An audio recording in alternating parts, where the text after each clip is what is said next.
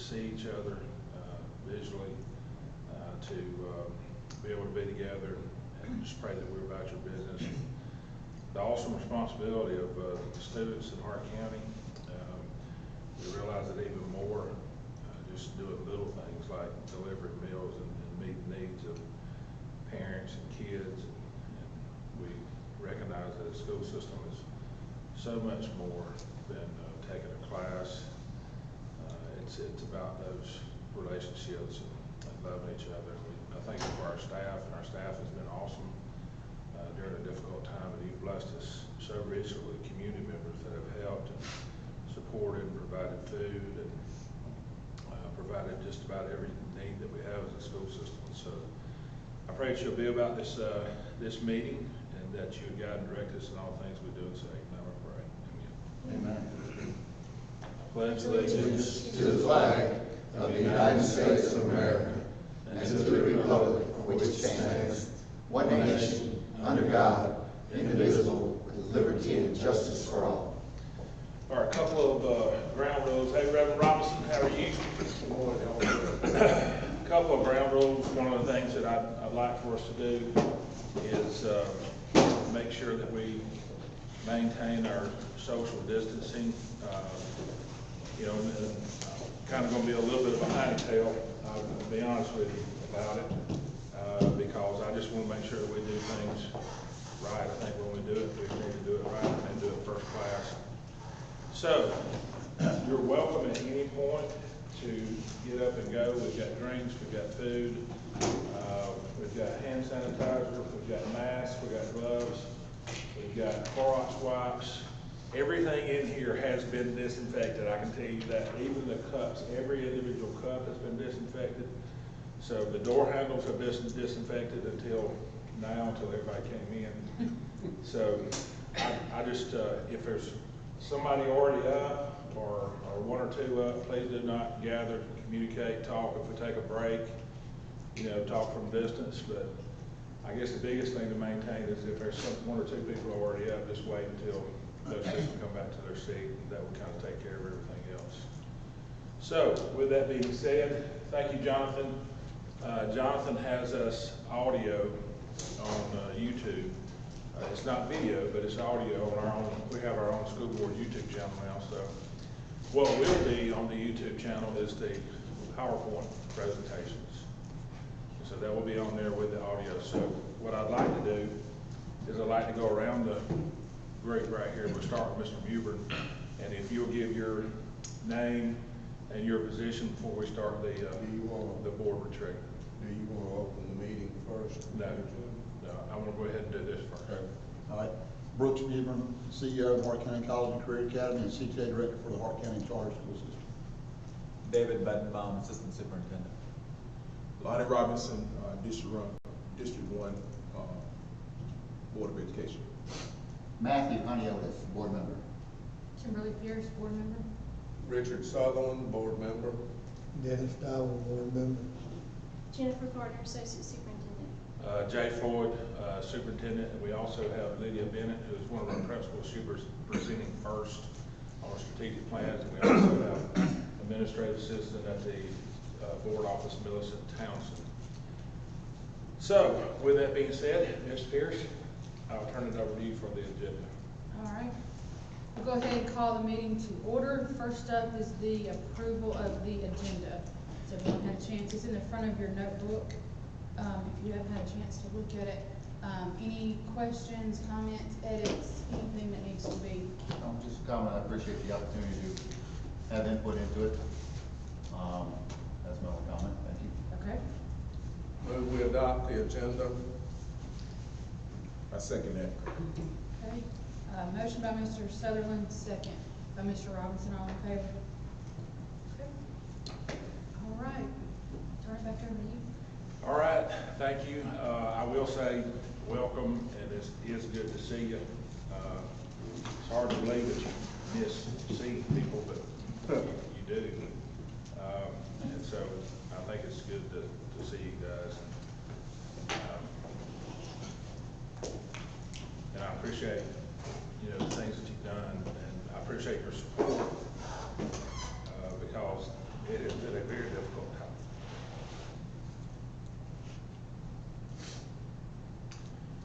It has been a very difficult time.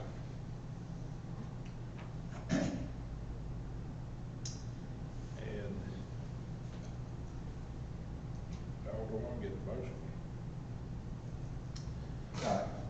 It is. It's a time to be emotional. Yep. It's normal. That's why I came in here today trying to be cheerful, you know, because it's what's got to be. Either, you know, you just gotta, But it continues to bother me, for our kids, for our parents, for our staff. Because there are so many unknowns. You'll find out today as we, try to make a presentation to you about the school system. You'll find that there's a lot of things that we don't know. And we're kind of day by day, I do feel like we've been blessed in the fact that we have people in positions that we've been able to get priority information, and we do have priority information as far as the DOE and as far as the governor's office, and those things have been very helpful to be able to have input on how this is going to happen. But what's the goals for today? Goals for today is just to have some open dialogue, answer questions that you have. You've got to have a ton of questions. We've been immersed in it on a daily basis. And so a large section of the retreat, I label coronavirus, but that's what it is. And so there's a lot of questions about that it has impacted us financially. It has impacted us how we operate. It has impacted us for the future. It has impacted us moving forward. It's impacted our kids. It's impacted how we teach, remediation, all those kind of things. And so I know that you probably have some questions. We need to make sure we do a detailed discussion in that area. We'll provide as much information as I have. I feel like I've gotten some pretty good, reliable information that I think will be important to us moving forward. I want to make sure that I go over things like the CARES Act, that you understand from a standpoint of a community member, how to explain, how some of those finances are going to go down, and what's going to happen. I hope that you can be able to explain after today, because I know you got questions, because I've heard them, about what's going to happen with SPLOST, and where are we, and how much money do we have to have come in the next 3 months just to be able to make our payment that's going to come due. We're in a little better shape than what I thought, to be honest with you. I didn't go into it with doom and gloom, but I did go into it, not necessarily the most optimistic. And so once you start looking at the finances, I got David coming, he's going to give a detailed report, and he's going to let you have the opportunity to make some decisions on how to prioritize as money becomes available.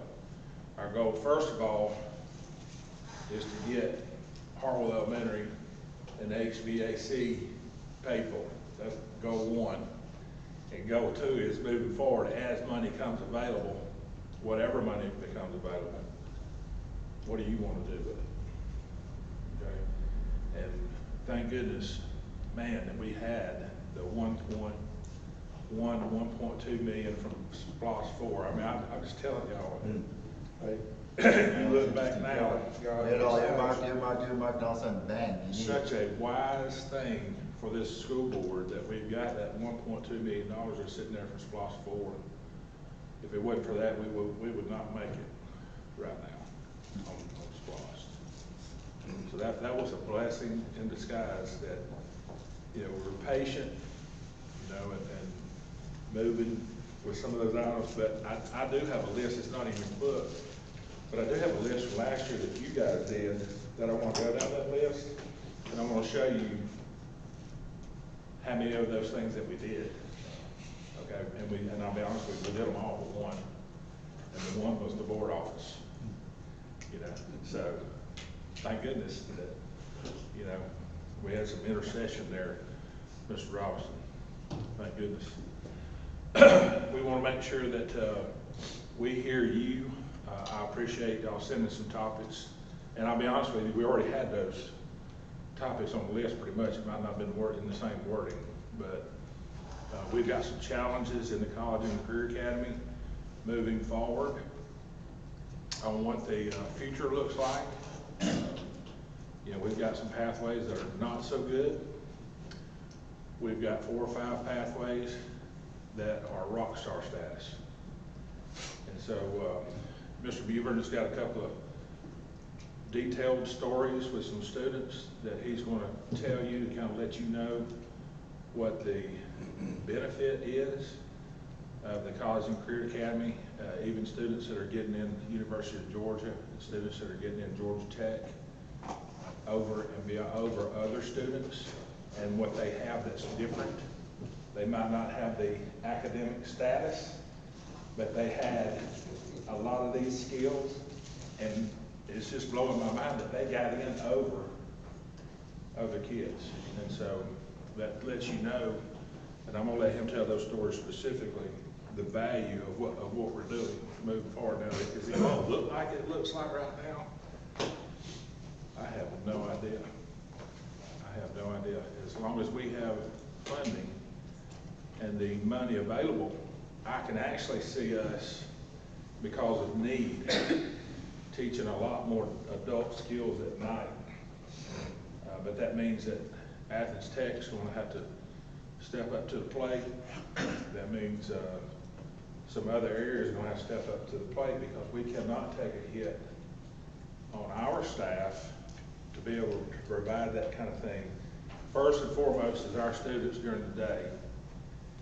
But if some other people would step up to the plate based on a need, because I'm assuming that there's people going to need skills to get jobs once we get back on a regular schedule. So those are all kinds of things we need to talk about. We'll have a miniature budget discussion. I know you got some questions about that. You probably need to know all the dialogue that I've had. I don't know how I got thrust in the middle of the budget thing with the DOE and the governor's office. I guess because I asked more questions than everybody else. I think I know something, I guess. I don't know. So we're not the only ones. I've been bombarded with questions about the budget. I talked to Amy Rowell, who is the Department of Education Finance Director, yesterday, and she was actually asking me questions because she thinks I'm going to give her some inside information, I guess, from the governor's advisor. But we were just talking, and she's pretty much, you know, to be honest with you, Jay, I don't know how you're going to move forward. I don't know what we're going to do, because there's no such thing as a public hearing for a budget. There's no such thing as that. Even if you count Zoom, if you do it virtually, there's no such thing as a public hearing, because it's not available to everybody to make comment. We could make it available where you could have public comment. We sign up for public comment, we do one at a time coming in the building. That's a possibility, but basically from her, you know, there was, people are trying, she said, but I talked to your lawyer, there's really no such thing as a public hearing right now. From in the finance world, I guess is what she was coming from.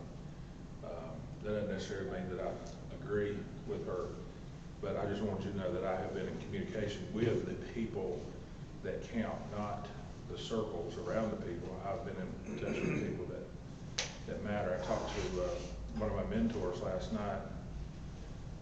Oh, he's been in education probably 45 years at least. He helps me with our budget.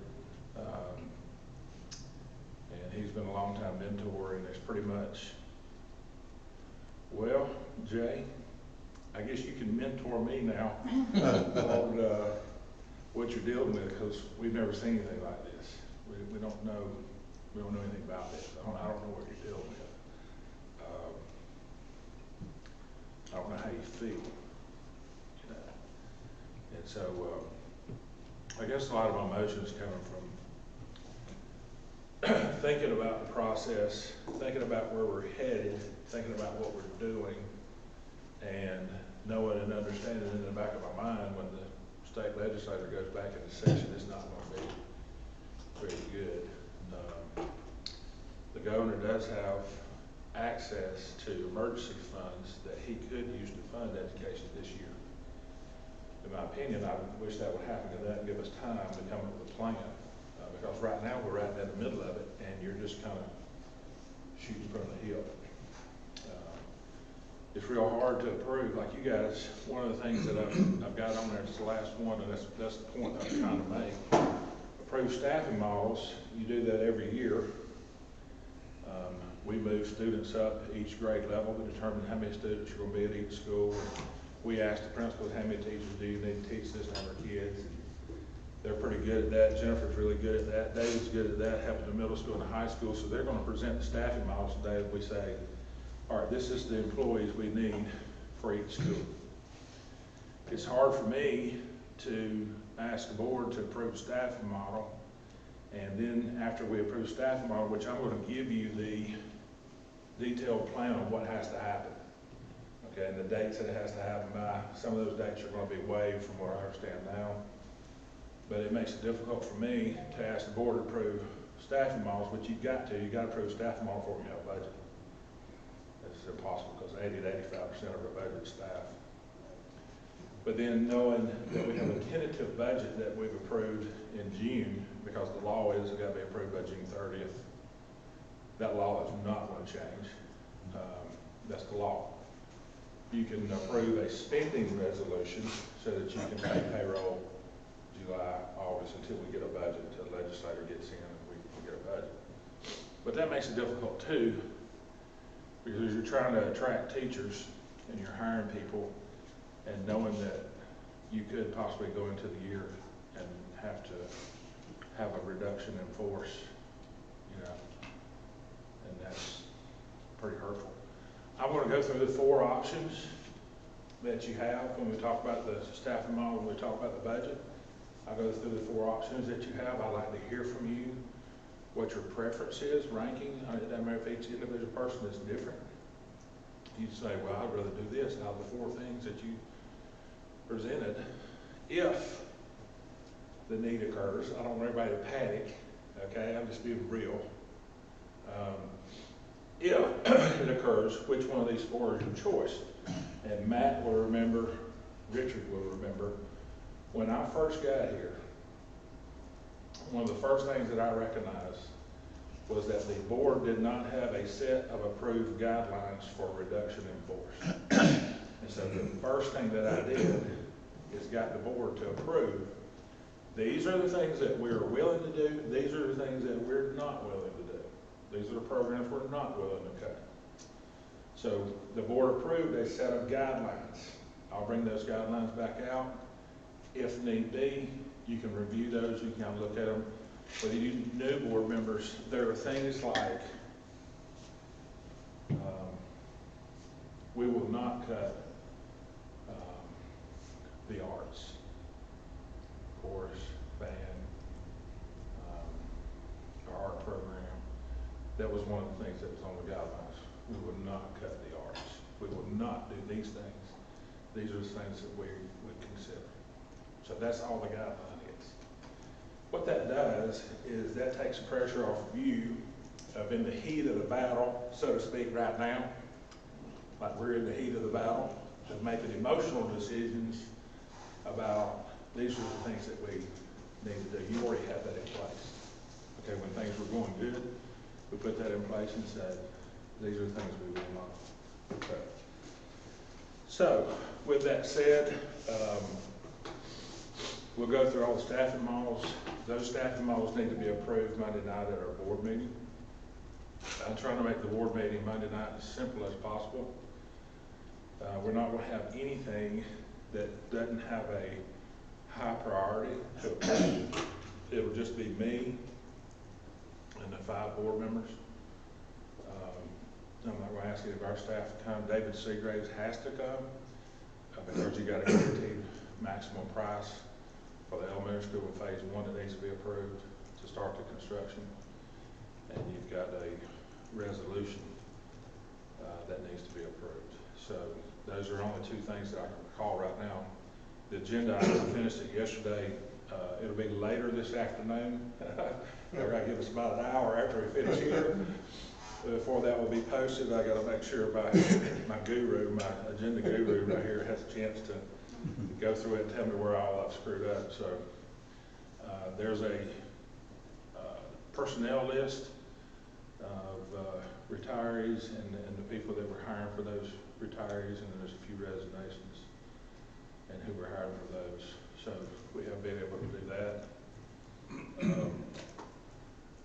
And so that will cover Monday night. So, and we'll be right back here. And like I said, it'll just be me. And HTC will be here for the board meeting Monday. And it'll be me and the 5 board members. And we'll be doing a abbreviated agenda just to get approved the things that are a must. And so that's kind of where we are. Anybody got any questions before I move forward? I'm sure you have this on the agenda for Monday, but people are asking about graduation. People are asking about award ceremonies for the seniors. And I know We've already communicated that with them. Well, they're still asking. So we need to do that again on Monday. I need to hear it. All sorts of different people need to hear it again. Would it be possible, I thought I'd seen something in the paper, but it might be, that would be a good article, that we're going to have those things. It was in It has to be when we're in a If you position. look in your notebook. Well, maybe the answer is, we're still planning on having it, we just don't know when. If that's still the answer, that's what it needs Yeah, to be. we send personal I know. messages to the senior parents about that. Okay, that's the first I've If heard you're about looking, that if piece. you're looking at your notebook under coronavirus, Okay. Jay, I don't wanna skew where we're planning on going. I don't No, need to you're talk not. about Monday's agenda. this is what we want. This is probably the most informal meeting we'll have, so. Okay. But, again, there are, for me, more important things further on down. I'm just trying to get that across, that we need to discuss that. Maybe we should. If you look at the coronavirus tab, the first page is all the things that we had questions about. And then the second page is the end of the school year closeout procedures that we sent out, that Jennifer sent out on a voice message and email and on our website. And graduation will be postponed, not canceled. Once public gathering with permission of graduation date was established and announced. Kevin's even talked about going ahead and having a prom too. So, if a parent or community member asks you anything about those things, then we haven't planned on canceling anything. It hasn't been apparent. You know who it's been? It's been the kids. I go into Tractor Supply and the kids who are working there are like, the biggest disappointment I have is that I don't get to walk. Oh, they're gonna get to walk. Yeah, I know. And see, I will. I've told And that's parents. what I tell them. I said, we're not canceling it. You're gonna get your opportunity. It's just gonna be different. Yeah, we put it on our Facebook. I've done it everywhere you think of on social media, and I've told them, I don't care if it's next November, December, whenever we assemble back, first thing we're doing is schedule a date for our graduation. Get some of those political signs and put them down 29 and said, there will be a graduation at some point. No, I've kind of changed my MO on that a little bit. I think that we were spoon feeding them a little bit too much. And now the expectation has become that, hey, you drive up to my house, knock on my door and tell me what's going on.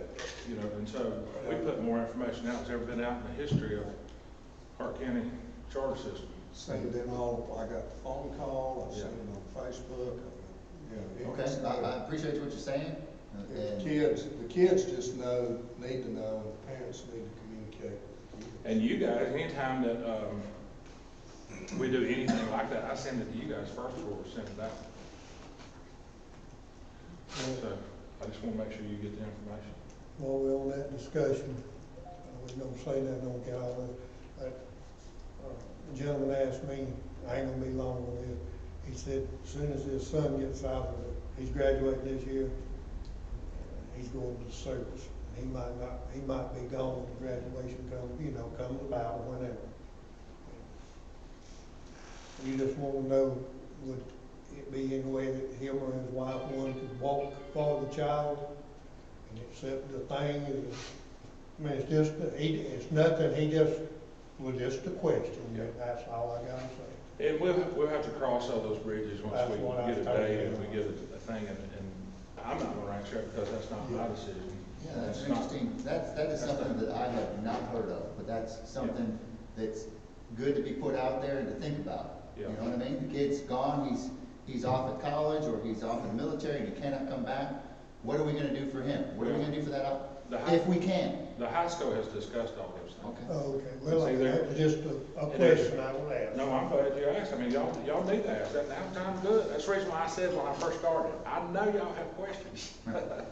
All right, but see, there's a lot of other things that go along with that too, the things that you can do.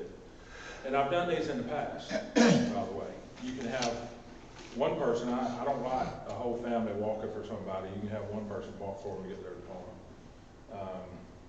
You can also have, one of the things that we've done is after the fact, when a kid is in town and is able to do it, and you have a board meeting, you start scheduling graduations at board meetings. To where a kid walks in with their cap and gown, and principal, school board chair, or whatever, gives them their diploma. Shoot, I've done that. I like that idea. I've done that, all kinds of stuff. So there's a lot of different ideas that are out there about all that. And so that's what we want to do. So moving forward,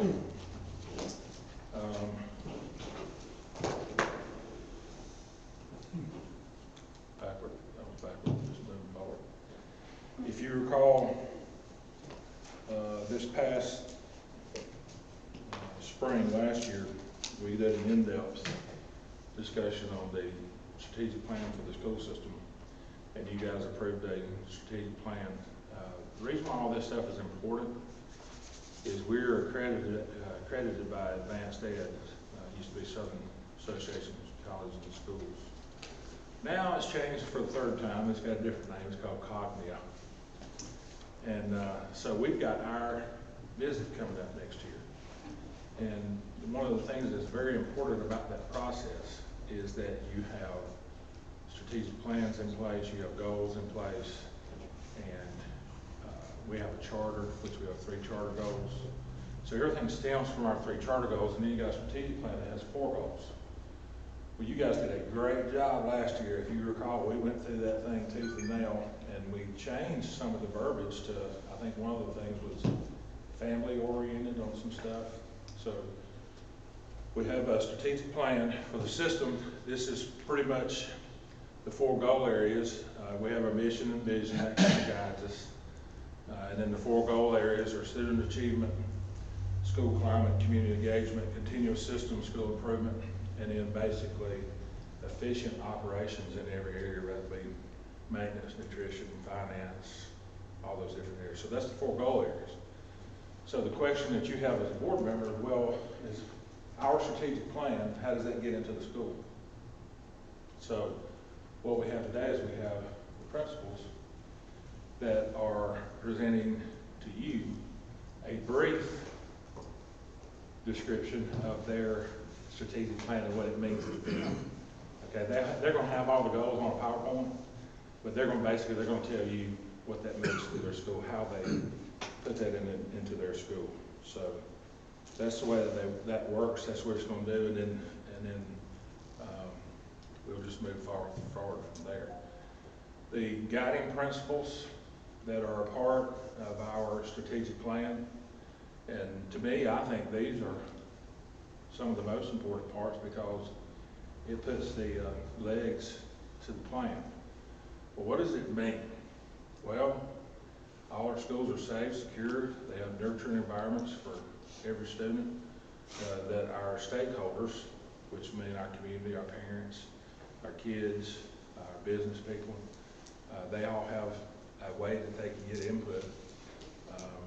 And they also help us foster an atmosphere that's good for our kids, and I think that's happening. Each individual is valued and treated with respect. You gotta have a plan in place for dealing with even employees. Each individual has a right to be educated and the responsibility to learn. The way that it works, and sometimes we get a little crossed up on this because people, they like to tell you what rights they have, especially when they get this one. Every student has the right to a free public education. They have that right. They do not have a fundamental right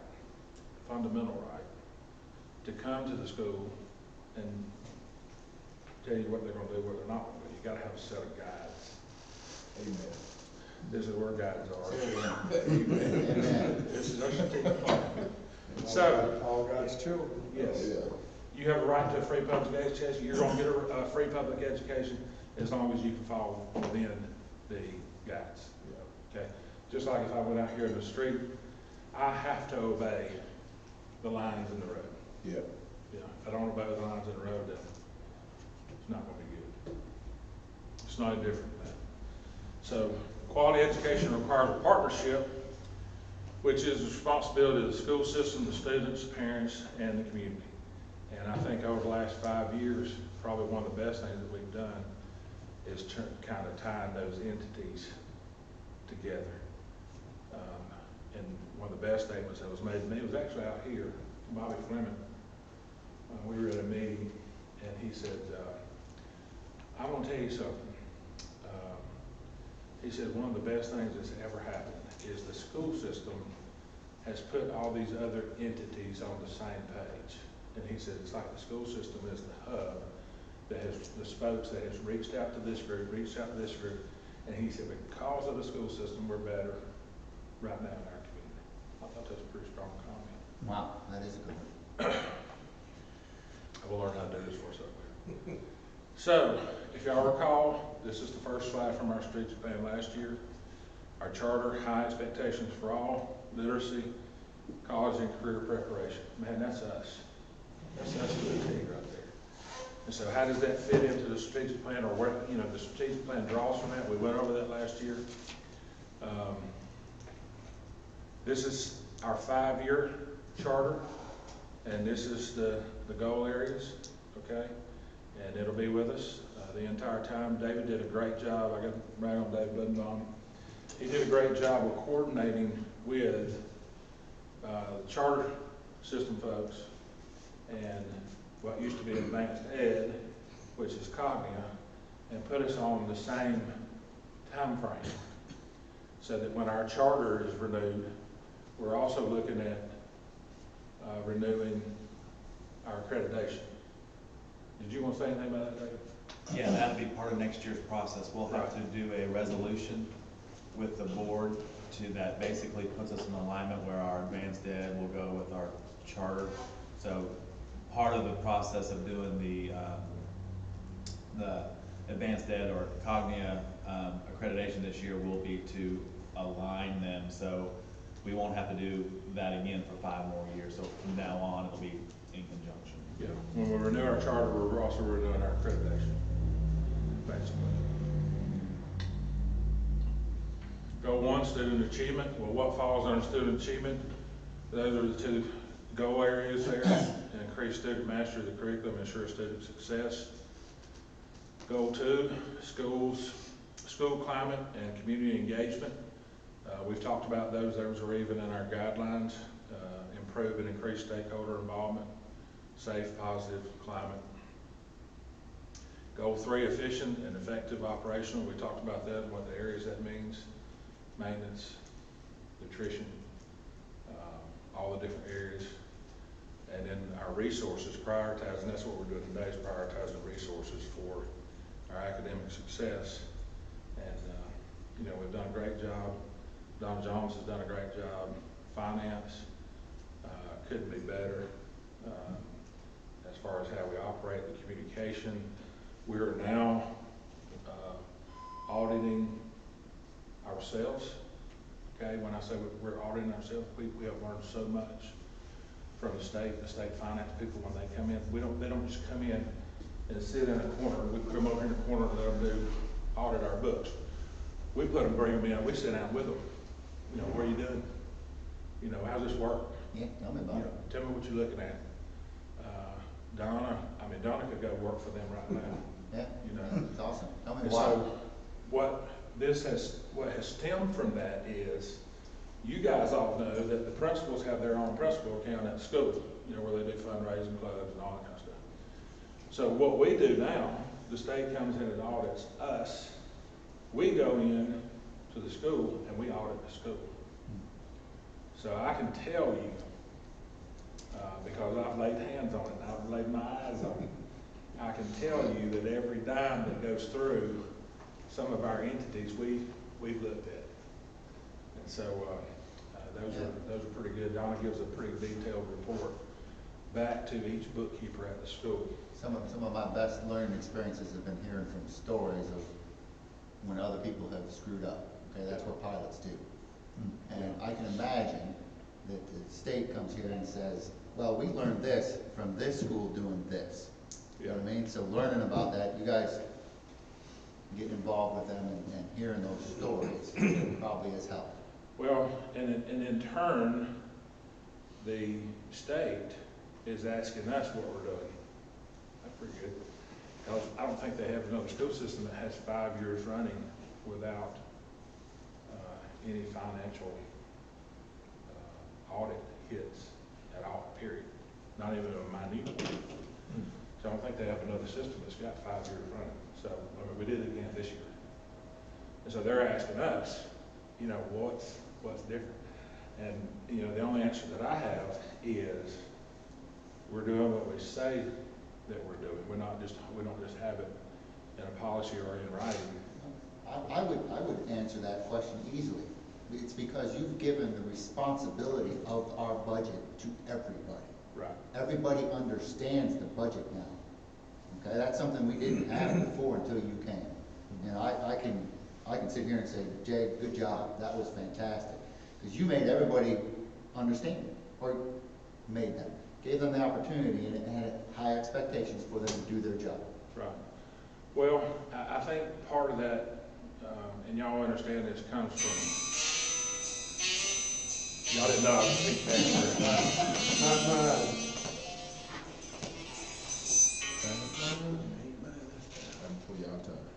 I can give you 3 guesses on who it was. I'll give you 3 guesses on who it was. The first 2 don't matter. And if you guess my mama, that's right. You better answer that. She calls me every day, every hour. So, I guess the best thing to say, it happens over time because I was not able to do this as a young administrator because I felt like I had to have my hand on everything. But I'll be honest with you, David Budenbaum handles charter funds and he handles technology. I couldn't tell you what the technology budget is. I can tell you what the bottom dollar is because I do the main budget. I do the whole budget. But David takes that and our teachers do the technology budget.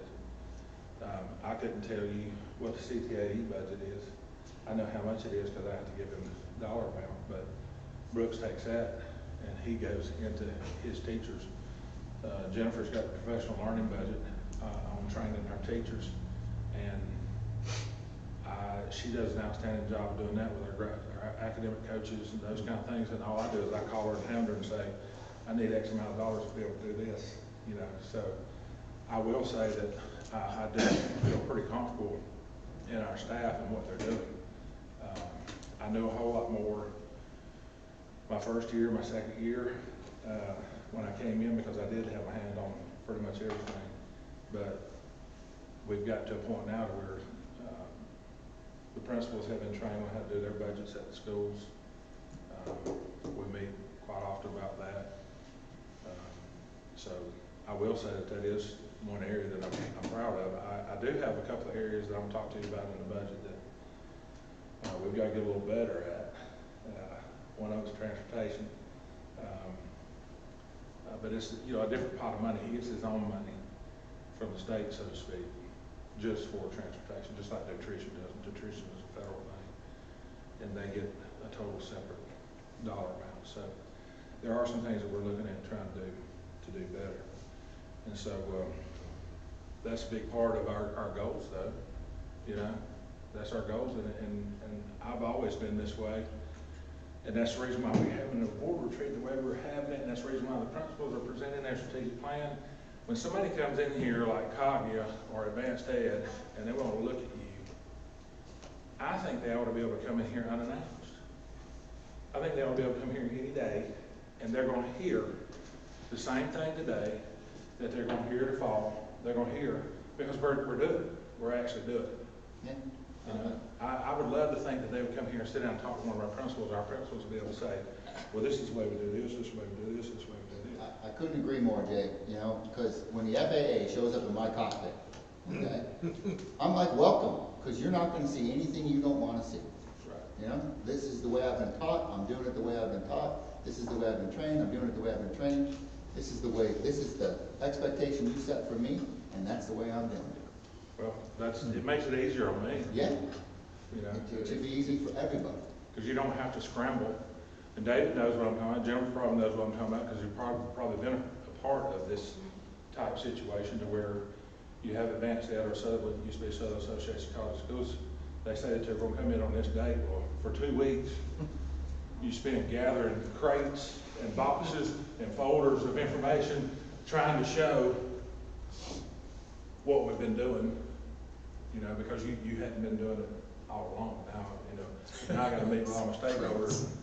I got to brainwash my stakeholders and, all right, do we do this, we do this, we do this. Richard does. Okay. Y'all see what I'm saying? I don't like that. Either that or you're hiding some stuff that you don't want them to see. I don't like that. So, sustain a high quality workforce. Y'all know how I feel about that.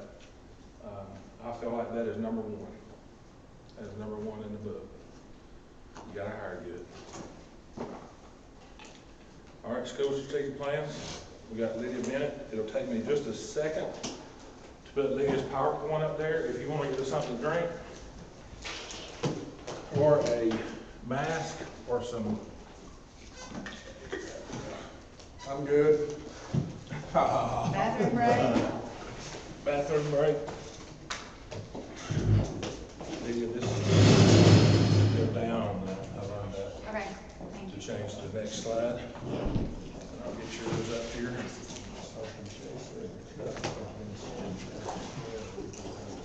You're right.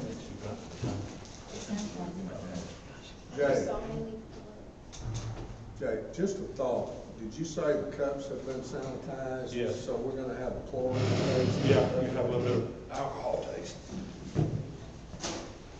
I found out those Clorox wipes, man, they'll clean anything. They'll clean the chrome off a bumper. They're not just for sanitizer.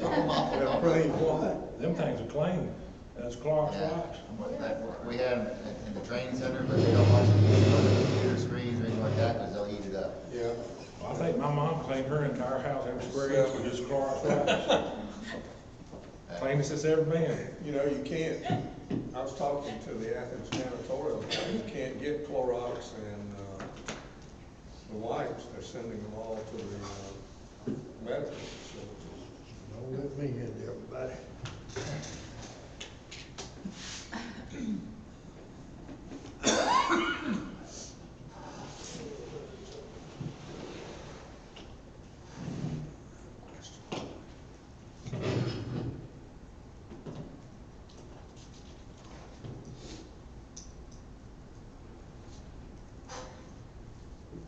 I'm sorry, we're waiting on something like that. Excuse me. Food getting away going. Oh, Right. for it to come up? Oh, there we go. Kudos to our musician staff. Great. Okay, over the course of the next hour, I'm gonna talk. Ms.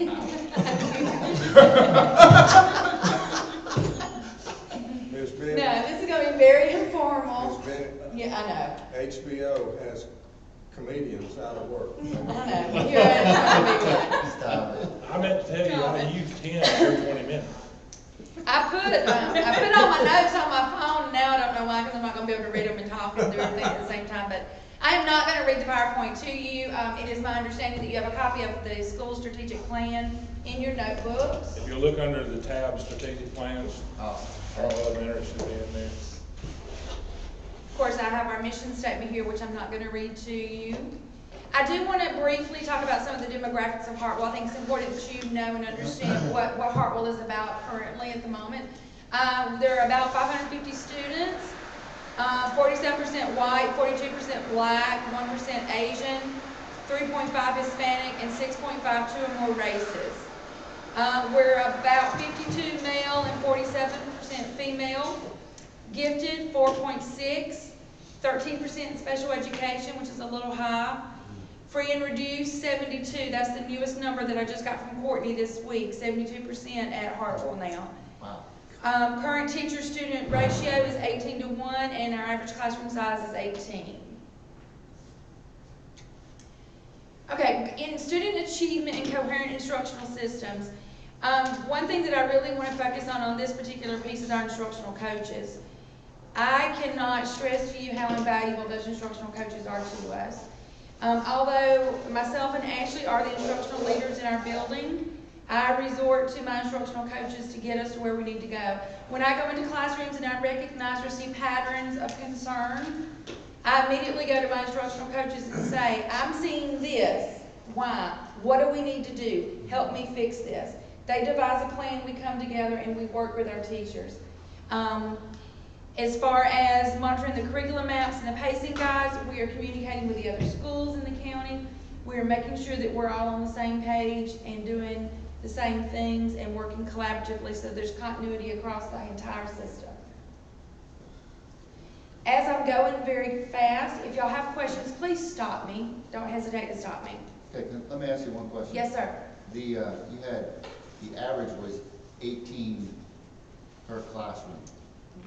What class might have more than that? This past year was our kindergarten class. It grew tremendously. We're actually going to be adding another class for first grade next year because of that. Okay. And we're hoping to start with 5 kindergartens this year, based off, if registration allows us to have that. So it's okay, great. Thank you for that answer. Thank you. Literacy, achievement teams, that is a big initiative at Hartwell. We meet at least twice each grade level per 9 weeks. We are looking at our MAP data, we are looking at our Georgia Milestones data, we are looking at both formal and informal assessments that the teachers are given in the classrooms. We are leveling our kids from day one, seeing where our kids are at, where they need to go, and what we've got to do to take them to that level. Lucy Calkins' reading and writing model, we work very strategically with Ondina Oglesby, who is our literacy coach. And she works with us and provides professional development to all of our ELA and reading teachers. Guided math, through the use of title funds, we've been able to buy our guided math training kits, and those are in the classrooms with teachers. Amy Adams, our math coach, provides professional development and training on those. It puts manipulatives and hands-on learning in all the kids' hands, and every teacher has those kits available to them. Increasing student literature and increasing libraries. One of the things that Ashley and I recognized when we got to Hartwell was that the classroom libraries, in our opinion, were lacking some. So we used a lot of our title funds this year to beef up our classroom libraries. We ordered a lot of more books for the classrooms, and we also ordered a more wide variety of text and books to incorporate into each of the content areas. Through Elaine White, who is another instructional coach, the social studies instructional coach, we've created an integration document which has various literature resources associated with various topics in social studies, and it lists all the texts that go along with it, and we've been able, through our title funds, to purchase a lot of those materials. So like, if we're talking about World War I, we've got books in science, social studies, math, everything related to World War I that we can talk about with that content subject area. And those are available at every grade level. We've still got some more purchasing to do, and we hope to continue that through our title funds this year.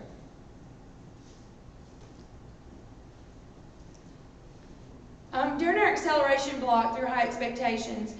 During our acceleration block, kids are fluid, meaning that when we have our data teams and we do level the kids, and during acceleration, you may have the low, you may have the mediums, you may have the highs, but our kids are able to move and work on their needed areas.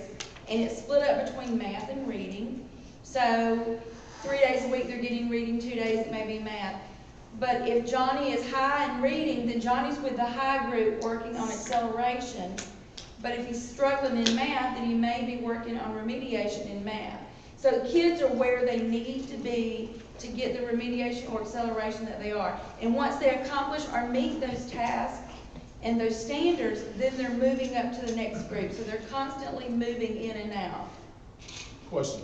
Yes, sir. That reading and writing model, how does that differ for, it has K through 5, so that model, give me an example for kindergarten, let's say 2nd grade. The model itself is pretty fluid for each grade level. However, the amount of time of independent reading and independent work that kids are doing is different at each grade level. Okay. Does that make sense? It does. I was just wondering versus. So basically, if you go into a kindergarten classroom or you go into a 5th grade classroom, you should see the same components. Mhm. Well, my question is, for that kindergartner or a 1st grader where that teacher would read and teach them to read more so, that 2nd grader should be learning words and reading themselves at that point. Correct. So that's why I was asking about the model K versus, I'm hearing reading, writing model. Okay, how does that differ? So that's what I was asking. There's a lot of small group instruction now, Okay. as opposed to whole group instruction, so school looks a lot different now than what it used to. And you'd be surprised at how young They're reading. they're reading. That'd blow your mind to go in and sit down and you see kindergarten kids recognize words. Yes. Like we have discussed, if we're gonna intervene, if we're gonna make our students better at literacy, learning to read, we need to start at pre-K, day 1. As soon as they show up. This is the expectation, which I love what you just said, okay? Kindergarten is doing the same thing as 5th grade. Obviously, it is set for kindergarten, but when they get to 5th grade, they see, this is what we've been doing all along, here's my expectations. Well, the complexity of the words change. Of course. That's about it. Yeah. And that model even transcends into middle school now, because they're also doing the Lucy Calkins work there. But one thing that is different K through 2 and 3 through 5 is, probably 2 years ago, we changed the structure of the day K through 2 so that they had an additional literacy block. So they have 50 minutes of reading, 50 minutes of writing, 50 minutes of language arts. So they have 150 minutes every single day that's focused on literacy K through 2. And that means that every 9 weeks they're either getting science or social studies. They're not getting both every single day. But we're also, like she said, integrating the social studies and science content so that you can teach the reading skills using the science content or the social studies content. And then the change becomes 3rd through 5th. They get science and social studies every single day, and you back off 1 period of that. The commitment to that part of the literacy has enhanced the science and the social, because you wouldn't normally be able to talk about the concepts and the things that you do with science and social studies because they're a little bit further along with the literacy. Thank you. Well, along those lines too, I have a little different viewpoint too. But I think that since the expectations are clearly defined on pre-K and kindergarten, it's all trickled down to the preschools, and they're all doing such a great job of knowing the expectation of where the students should be when they do reach kindergarten, is what I've seen. Well, that's good to hear. That is really interesting. Yeah, and they were scheduled to come and visit with us this year, and then this happened. So they are very active in the schools and asking a lot of questions, a lot like Sardis, and I hope those preschools are. Just an example of what you said, the school sets the center and spokes out, and we're reaching further than, that's awesome to hear. We're reaching all the way into pre-K. And I had the opportunity this year for the first time to go into Head Start and talk to them about the performance of their children in kindergarten, in their kindergarten readiness scores, and we talked about, how they could potentially beef up some of their areas that seem to be weak across the board. And it was funny because I thought it was good, but it was good funny. We had several parents call that their kids went to preschools at maybe Sardis or the First Methodist or wherever. And they were just going crazy because their kid didn't have any work. So all of the assignment packets that we created, you know, we put online. So I directed them, they wanted to go online and print them up so their kids could continue to work at home. So we were able to share that resource with a lot of them too, and get that done. After-school tutoring, this year we provided after-school tutoring in grades kindergarten through 5th for 15 students at each grade level. We had one certified teacher and one paraprofessional working at each grade level. And that has been really good. We've seen a lot of progress with our kids. We started in October, and it would have finished on April the 27th. And we did it on Tuesdays and Thursdays till 5:30. Parents were responsible for the transportation, and we didn't have any issues with that, so we were very proud of that. But we look forward to being able to provide that. Once again, we were able to do that through our title funds, and we look forward to being able to do that again next year. That's exciting. College and career preparation, of course, increasing the reading levels and percentage. Am I okay on time? Oh, okay. I don't want you to rush through. Okay. Of course, increasing the time that students are actually spending with independent reading in the Readers and Writers Workshop model. Students reading on grade levels. Through our PBIS and our book vending machine, one of the things that we have found with the kids when they're earning their Starbucks with their PBIS, we aligned that so where they could get the coins to get a free book out of the PBIS machine.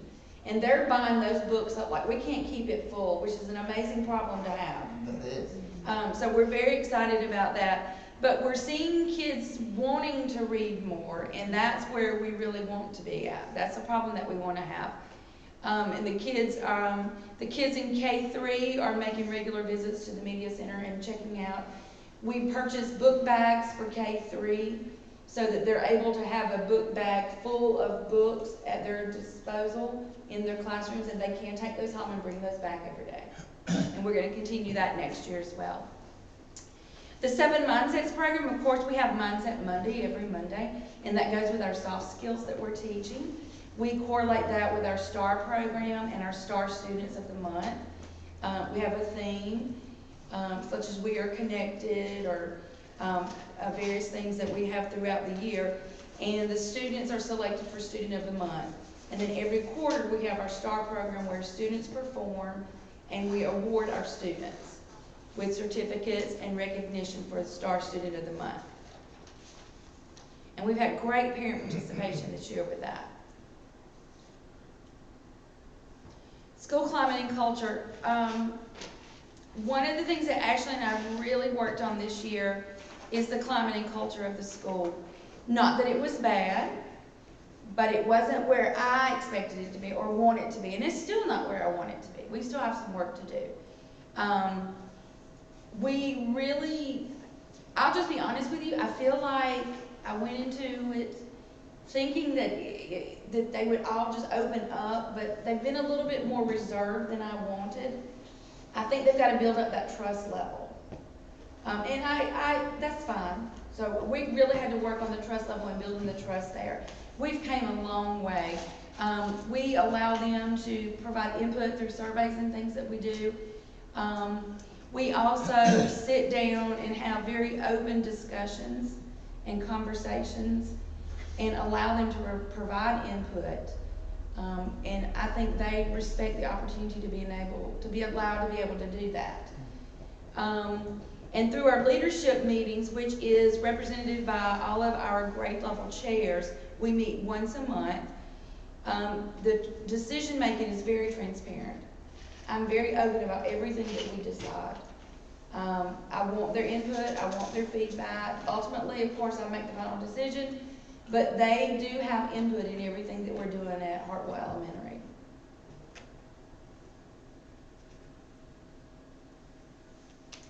Safety and security. We recently, in March 13th, at our last professional learning day, we were allowed, we had the opportunity to send 15 individuals at our school to be CPR trained. So basically now I have one person at every grade level that is CPR trained, so that if they're out on the playground, someone is CPR trained at all times on the playground when they're out there. So we're very proud of that. Of course, the nurse and some others are CPR trained as well. And then, of course, the Centegix system we will be getting in this summer after some of the renovations and things are coming through. Yeah, the Centegix, we were scheduled right before Corona Yeah, to do all our staff training. So by the end of this year, we would have fully implemented the Centegix. So yeah, we have all of the flashers. we're kind of set back on our staff training now. I mean, we have the clicker and we have our scan cards for the ones that have the scan locks that are here. But the staff training and implementation didn't take place because it was supposed to take place through the end of this year. By the end of the year, everything was supposed to be fully implemented. So we're just on hold. As you know, one of the biggest concerns that I have had this past year at Hartwell is that of discipline. I can't sit here and tell you that discipline this year has been better or has been worse because I don't feel like I have a baseline of data to share with you. I feel like after this year's my baseline data. I know what this year is. I know everything was recorded, everything was dealt with. So I think my numbers look a little high if I compare it to previous years. But I know that Ashley and I were very diligent in dealing with everything. And we addressed every behavior that came across. So we set this year as our baseline, and we're looking forward and looking to see what we can do differently next year. We have had wonderful experience and had the opportunity to have Dr. Charles Beeman come, who is an expert in behavior. And he has been with our school and working with us. He came and did an all-day training with us on March the 13th. He has provided us with a lot of insight and suggestions and opportunities to make improvements at Hartwell that all the staff were participated in the training in. And we'll continue to work with him. We also instituted the Starbucks, which is our PBIS tickets, that every staff member now carries and hands out for appropriate behaviors. And we have a PBIS cart, like a mobile shopping cart, that every week, one day a week, the kids get to go shopping. And that has been a huge hit. And we've seen a lot of positive things come out of that. At the beginning of the year and at the middle of the year, we had PBIS expectation stations where we literally took the kids, put them on a school bus and said, you can do A, B, and C, but you can't do this, this, and this. We showed them what appropriate behavior looked like and what inappropriate behavior looked like. We took them to the cafeteria. We said, we threw food at each other. We had a good time. We made it fun. You don't do this, you do this. And we did that at each area throughout the school. And that was really successful for us. But they needed to see, this is what we do, this is what we don't do. And we hope to continue that again next year as well. And then we communicated with our parents and community stakeholders. We did some PBIS flyers and handout sheets that we sent home with all parents and students that they had that they could have for reference.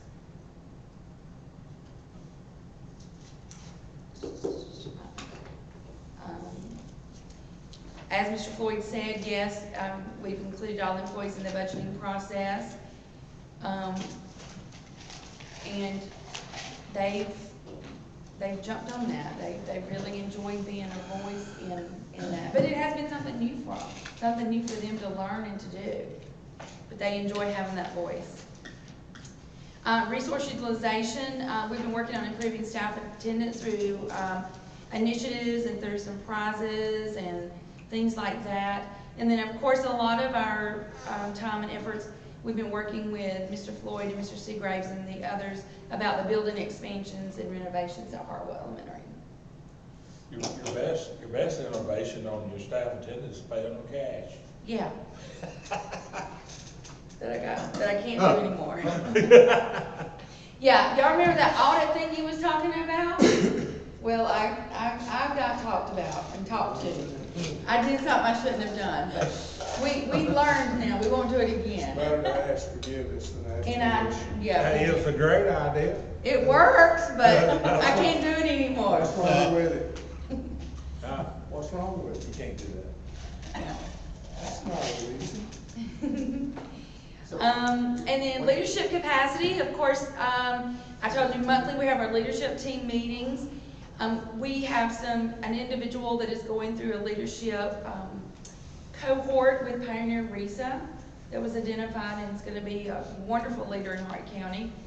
Our GLISSY cohort, we had some individuals go participate in that and identified the fact that vocabulary seems to be a weak area at Hartwell Elementary. And we're working on coming up with a plan for remediation at working with vocabulary deficits that we currently have. They actually had a meeting yesterday with Dina Oglesby, the instructional coach, to talk about some possibilities of some remediations and things that we could do, along with our Lucy Calkins model that we're already doing. And my prettiest slide, where'd it go? It said questions or comments. It's okay, I'm just kidding. Do y'all have any questions or comments? I know that was really fast. I do. Questions? No, what? I do. Yes, sir. Go ahead. Go ahead. You was talking about the students, what they can and cannot do, you know. Is that just in your, or in all the schools? I think you'll hear that it's in every school. I think what you're gonna hear today, and this is one thing I said to Mr. Floyd when we were talking about doing this, I said, I just don't want them to hear the same thing over and over. Because you're gonna find, we work very closely together, JT and Haley and I, and a lot of what we're doing a lot of the same things. But that goes back to what Mr. Floyd has always said, we want to be a school system. You know, not just a system of individuals, so we're working together on That's that. awesome. So. Yes. I just want to compliment you that I heard your ability to zag when you thought you would zig. Does that make sense? I really appreciate your ability to look at something. I think you said it, your expectations for your staff and how they were going to approach something, and you backed off a little bit and said, well, they need time to adjust and get used to me. Right. Okay? Which is perfectly acceptable, and that's awesome that you're able to go, hey, I can wait, or I can zig instead of zag, or I can zag instead of zig. So, excellent. Thank you. Piggyback on. Hang on. The other thing is, can you explain this attendance strategy thing? Why? And here's my question. I believe in using sick time if you need it, if you need to be home someplace else or whatever, you need to be able to use that. You've always said that, family first, all that stuff. Absolutely. So, when do we get past that threshold where someone needs an incentive to show up to work? It Or maybe I'm wasn't, misunderstanding that. no, it wasn't about that. I think what you would find, or what I found, is oftentimes I would have some of the same individuals that would happen to be sick on a Friday. Uh-huh. And you would develop some patterns or see patterns over time. Right? Yeah, I'm all about it. If you're sick, you got a sick child, you take care of your family first. Family is first. And I preach that from day one, as well as Mr. Floyd. That's what I wanted to hear. I want to understand that, okay, Friday, someone's taking advantage of that. So, and that should be, I think what you're doing is, that's unacceptable, guys. Right. Okay. Well, they need to know, they need to know how that impacts, because, I would rather not have to pay huge amounts to subs each year. That's an additional cost that you don't have to have. So imagine how that's rolling downhill and how that's affecting the So if the students. teachers understand, Yeah? if the teachers understand how that impacts the budget, and then, we could continue to have all these subs, but we're going to end up having to risk somebody, we're going to lose an employee if we have to continue to pay subs. So if they understand what the impacts are, then that helps. And so that's all they're trying to do is to.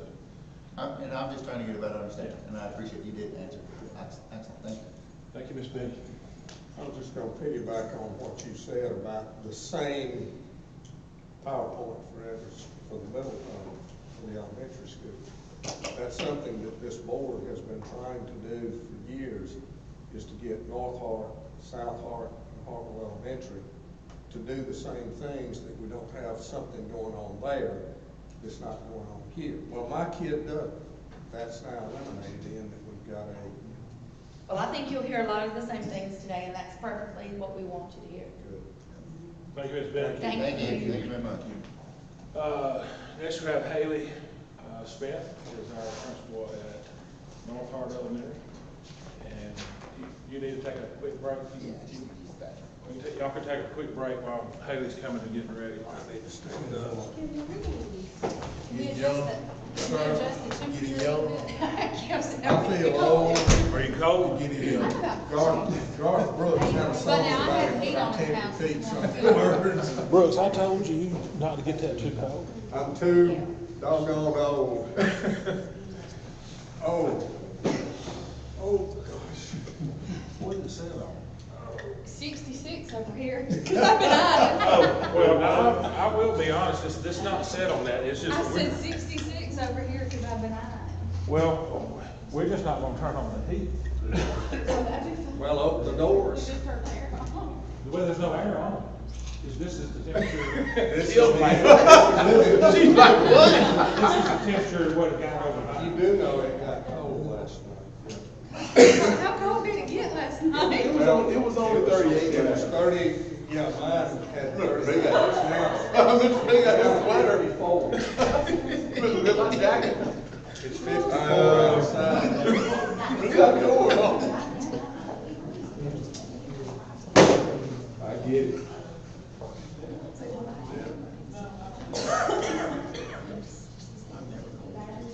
I'm not either. I've never called. Me, I'm normally hot. It probably feels good to have this. Good to use the layers. I'm okay. Well, you're also not up moving. If True. you're up moving, you'd do better. Well, you haven't been in. That's right.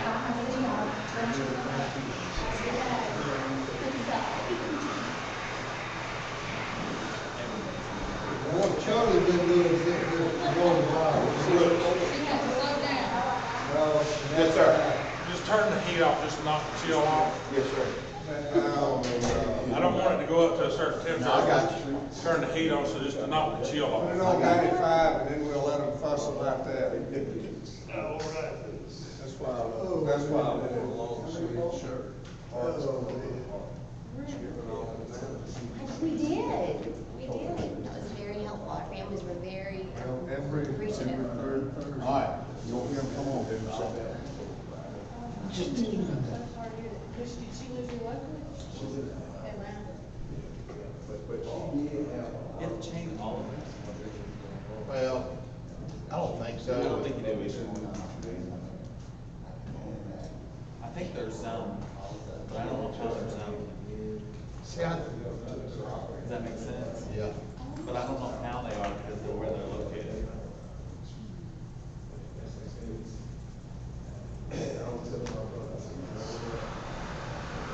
I would shake your hand. I know, I talked to Zach, big good. Yeah, tractor supply.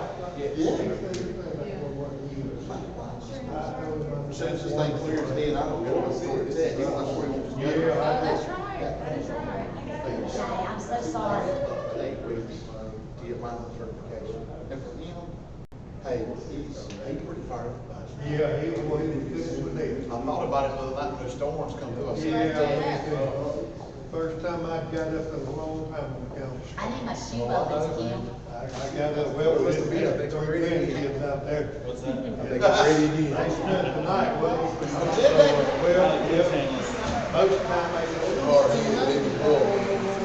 they'll leave about 18 o'clock. they didn't leave all night, did they? I got up I can imagine. It's harder, I think it's harder on. Who said it? Yeah, he's got. Take you out. I'll give you some, did you get it, what'd you get? Right for salad, right? An extra I'm cheese. trying to talk my daughter into. I never get called that. Did you know what it is? It's cold. We visited this year, we went on a college trip this year, Yeah. junior, Now, what she wants to do. My shoe called, but I got flip-flops. and that's why I wanna go. Sorry. So he's went I'm sorry. sports medicine. Well, I almost forced them to, but then right up to your pants. Don't tell Todd I have. I know. I agree with you. I agree with you. Some depends. Administration, something like that. Some. But he's got away from the medicine. You'll figure it out. Yeah. Right now, he has to be able to be, well, back to where he used to sing in his grade. I think not to my knowledge. Let me ask you. Just first around five, I believe. Big Al. Got him around here. He was like,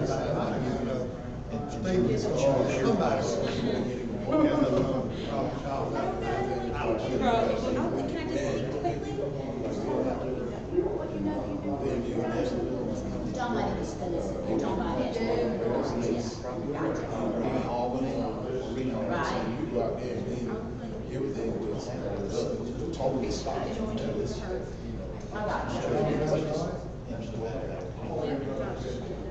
They're not, we're not, nobody's going in. Except for. First one, And I'll post that. I'll post that. Kevin may post it. I got a lot of accomplishments, what the boys do do. Give me opportunity. That's what I was Fruit's good. Yeah, I like the fruit. I like the biscuit. That didn't get to you on time. Yeah. I think that's where it was. Absolutely. okay. See if I won the lottery. Yep, okay, sounds good. All right, man. You know, I like Twix. Can't win the school.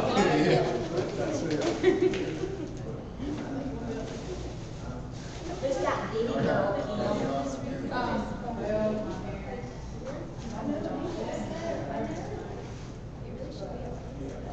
y'all started at other houses. We got the break. I just said it, glanced up, I didn't go by it, I glanced up that way. How's Elias doing? He's good. I was just telling Mr. B, stubborn, 19-year-old, don't want to sit still. We were at break last I feel you, man. Yeah, he Mr. Budbaum, did you have to put in a password? don't for like his Wi-Fi? bag. What, I didn't either. what, You go where it's. Our Wi-Fi? Is he back at home? which one did I connect to? Hart Wi-Fi? Yeah, he, and before, kids, you close the door. After, I was just telling Mr. B, when that was happened up in that work. Oh, yeah. That's where it's really bad. Got space. Yeah.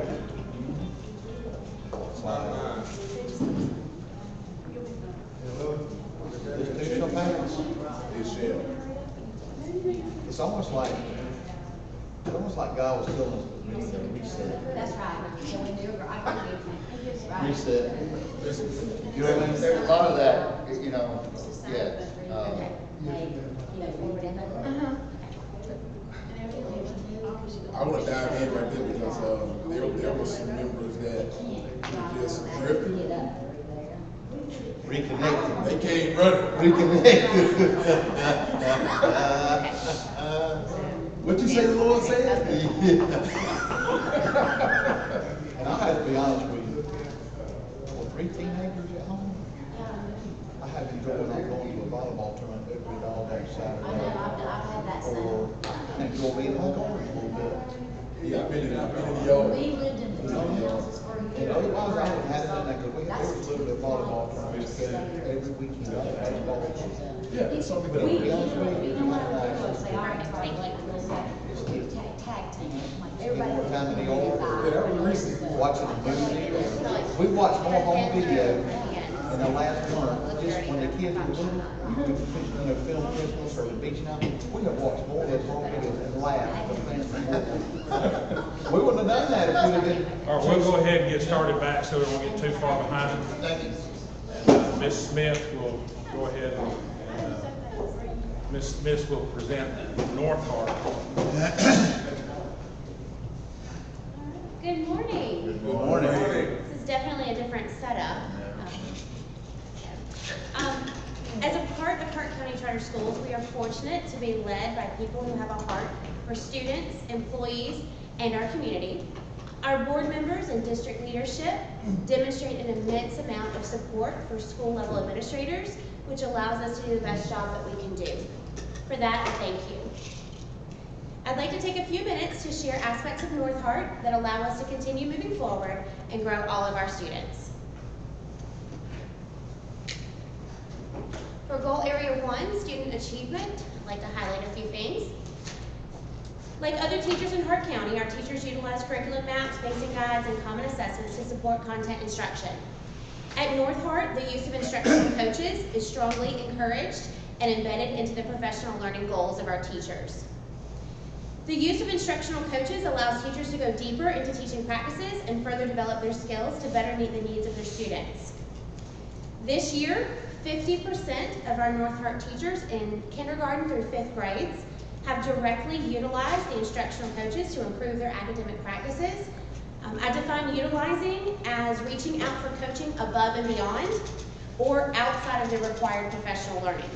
100% of K through 5 teachers are involved in coach-led professional learning embedded during the school day, as well as after-school professional learning offerings. Our instructional coaches are positively impacting instruction and student achievement at North Hart and across Hart County. Additionally, teachers have utilized the components of effective and engaging classrooms and the practice of micro-teaching to self-reflect upon their practices and make positive changes for improved instruction and student achievement. In this practice, teachers record a lesson and reflect upon their instruction using the components of effective and engaging classrooms document and the micro-teaching reflection form. This form asks teachers the following questions. How did you engage learners and facilitate learning activities? What aspects of your teaching were effective? What areas can you focus on for future growth? We also ask teachers to consider TEAC standards 3 through 8 and rate themselves based on those rubrics, and also to provide evidence and explanation for their rating. This practice has helped teachers become more reflective in their daily practices and make small changes that have made large impacts on their students. Teacher planning time is often used for IEP and RTI meetings, professional learning, and other requirements. Our teachers expressed a concern for the lack of time to come together during the day. So in answer to this, we implemented Team Tuesdays, which is a weekly protected time that allows our grade levels to come together to discuss student progress and implement the achievement team process in order to utilize student performance data and inform instructional decision making. So we do our best to prevent other meetings from being held on those days to allow that time to be just theirs. For literacy, like the other schools in the county, Lucy Calkins' units of study in reading and writing have become the core of our reading and writing instruction. Through the support of ELA instructional coach Andina Oglesby, teachers have been provided with consistent and targeted support for the units of study. Teachers report feeling more confident in their instructional practice and seek ways to become more effective at building a strong reading and writing foundation for our students. Additionally, we have utilized Title I funds to send 5 groups of teachers over the last 3 years to attend the Summer Institute at the Teachers College of Columbia University, as well as purchasing necessary instructional materials and literature to ensure full implementation of the units of study. Through the work of our social studies instructional coach, Elaine White, teachers have a comprehensive document that provides instruction on how to effectively integrate social studies and reading and writing. That's referred to as the integration document. The integration of these content areas help increase exposure to literature in all content areas and increase opportunities to demonstrate personal learning through reading, writing, speaking, and listening. By utilizing Title I funds, we have provided teachers with the necessary resources for social studies integration. With the importance of developing critical and creative thinking, problem solving, and 21st century skills, STEAM Academy participation over the last couple of years has put every kindergarten through 5th grade student in a position to receive STEM-based instruction through project and problem-based learning. All students, kindergarten through 5th grade at North Hart, receive this instruction through music, art, and media. Additionally, all students in 3rd, 4th, and 5th grades receive this instruction as part of their daily core content instruction. We also have a kindergarten class that is immersed in STEM-based instruction. This class was strategically formed to offer an opportunity for academic advancement for our strongest kindergartners. I'll talk a little more about that in a few minutes. All K-5 math teachers have participated in year-long professional learning provided by elementary math coach Amy Adams to incorporate guided math into daily instruction and ultimately create a stronger foundation for math understanding.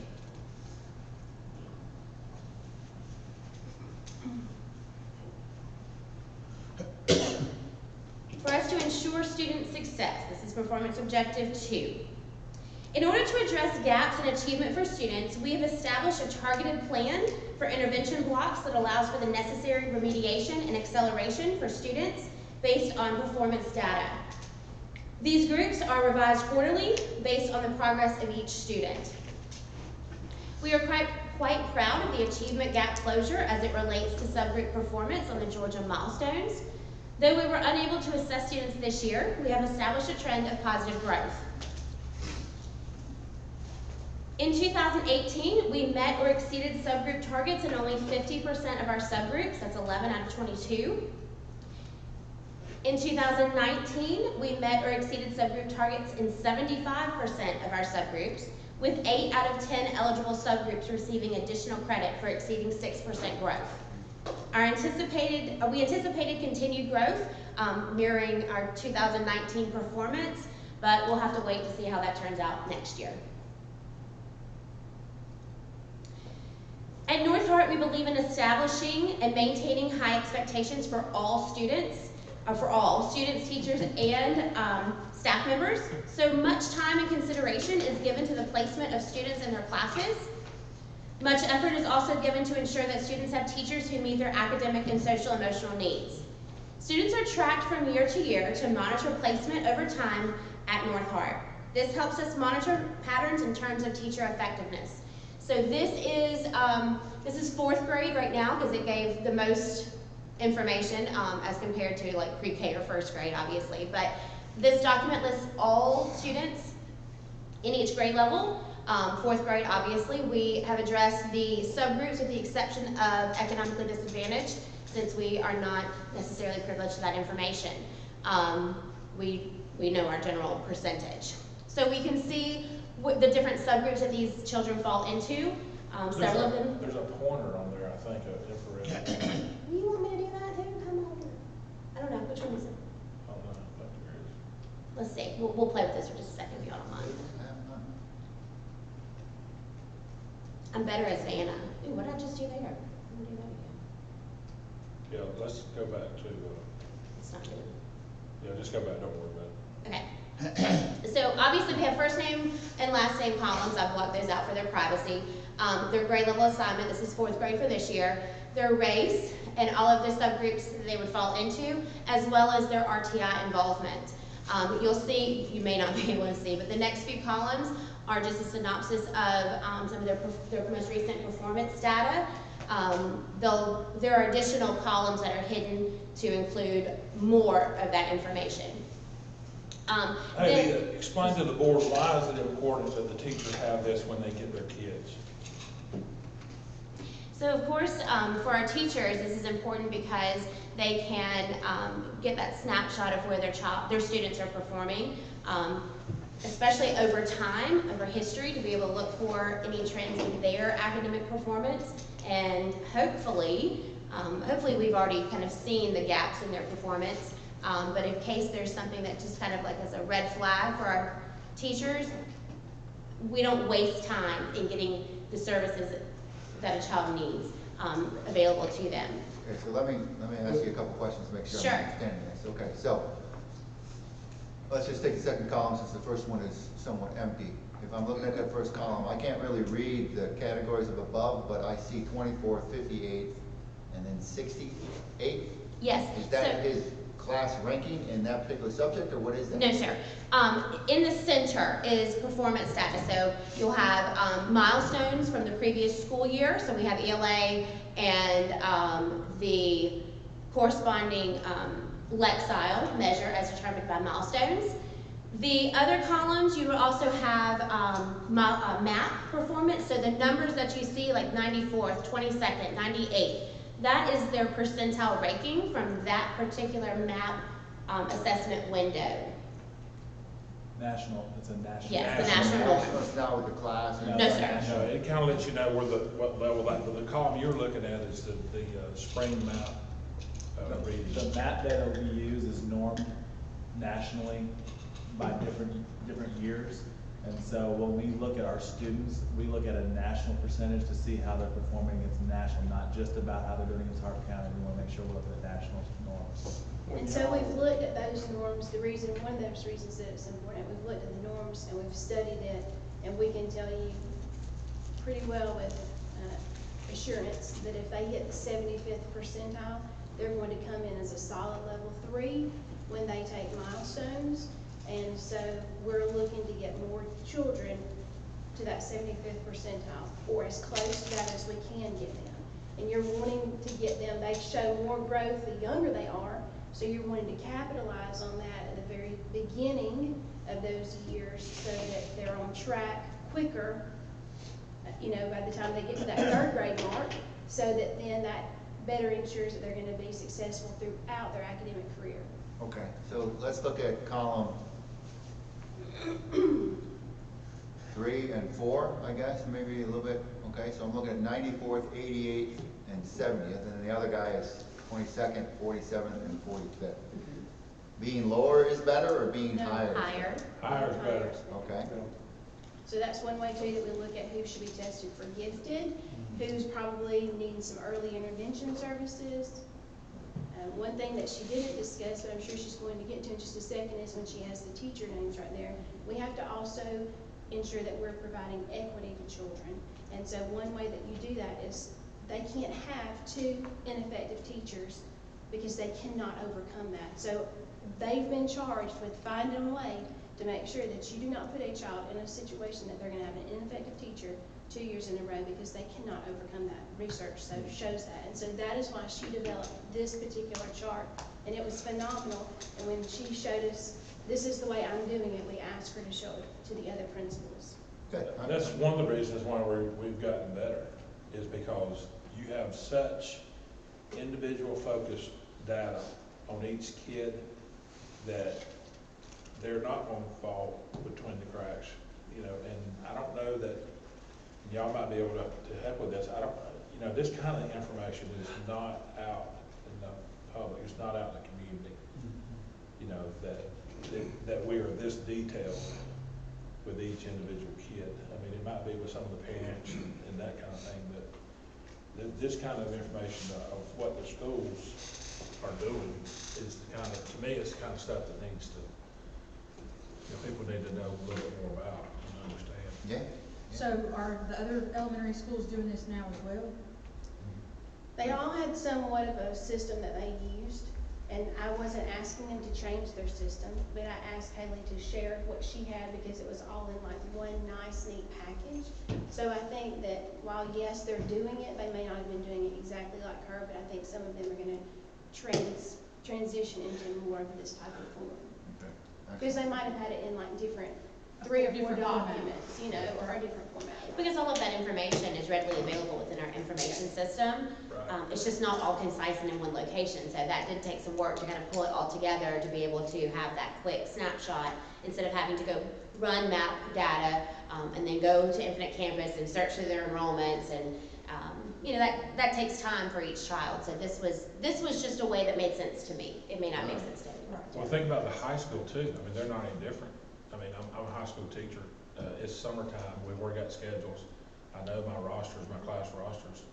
I mean, it'd be great if I already knew every kid that's sitting in my classroom and what they're good at and what their needs are. And I can go ahead now and I can go ahead and start planning for this class, this individual, and I don't just teach the same way that I taught last semester. And you're not waiting to kind of learn students come August. You already have that picture of who's sitting in your classroom, so you can kind of jumpstart the school year to maximize instruction. That's exactly what I just heard. You jumpstart to be ahead. Instead of spending the first month learning who those guys are, now you already have a good base point to start at. Last question, sorry. Why are some of the blocks completely empty? So some of the students that have empty spaces are kids that were not enrolled in our county. So they're either come from out of county or out of state. So they wouldn't necessarily have MAP or milestones data. If they're in state, they'll have milestones, but if they're from South Carolina or North Carolina, they won't have the same comparative data. So I've instructed those teachers, that's when you go pull that permanent folder and really look at those kids and see. You know, I'm not an expert on every state's testing system, so to be able to try to correlate that for the teachers is within this one document very difficult. So yes, there are some that have gaps. Those other boxes, though, what those. Oh, the subgroups here. I'm sorry. Were you referring to the ones with the percentiles? Well, no, yeah. I Okay. guess if we look at column 1, first guy, I mean, there's some empty boxes. He's not. I'm gonna pull Dan up right here. Okay. Yeah, he's talking about the percentiles. So here are all the subgroups. So we have economically disadvantaged, English language, students with disabilities, and then we also have, I've included our EIP students and our students that are participating in RTI. This is our testing data, and then this becomes our classroom placement information. So the columns that, for example, number of the first column, all the way across the top of the 20th, 58th, or whatever, why is Dash. Yeah, why is there a Because dash? that student Because they weren't is there The for one that day? above that child, the very first line, Very first one. they were enrolled in Elbert County, and Elbert County doesn't Okay, so provide. that's that, okay, all right, Yeah. I'm with you, all right. Yeah, see, map testing is something we do internally, there are other districts that do it, but that's our choice to do map testing as benchmarks, to find out every so often throughout the school year, all right, where are our kids now? Where are our kids now? That's the reason why we already know before they take the state mandated test, we already know how they're gonna perform. And we're looking for growth between every testing window. And when the growth is not there, that's when you have conversations with teachers about why is the growth not there. And when you have a teacher that has no growth regularly, that's a different conversation. Yeah, and continue, please, it's brilliant, it's really Can I add cool, something? because now you've got, for lack of a better term, evidence. Yes, well, I was fixing to say it works both ways. Yeah, It works both ways. We can track the kid, but at the same time, we also kind of know with the teachers that are not being effective. So that means, and that's the reason why I was telling you guys about when we start dealing with personnel, it's not that we don't know, we have specific information. You know, go ahead, Dave. The only thing I wanted to add is that Haley's done a great job of this, and like I said, this is her format, and it's a great format. One of the things we are working with our data analysts at the central office level is to make it a centralized view where we have this for each student. So we're working with our MTSS coordinator and our data analysis coordinator to make where we have a sheet like this basically for every student. We kind of have it in all different parts. It's all over the place. It's not in one easy spot. What we really want is a database where I can pull up Jay Floyd, and I know everything about Jay Floyd over his career, and I can see it real quickly.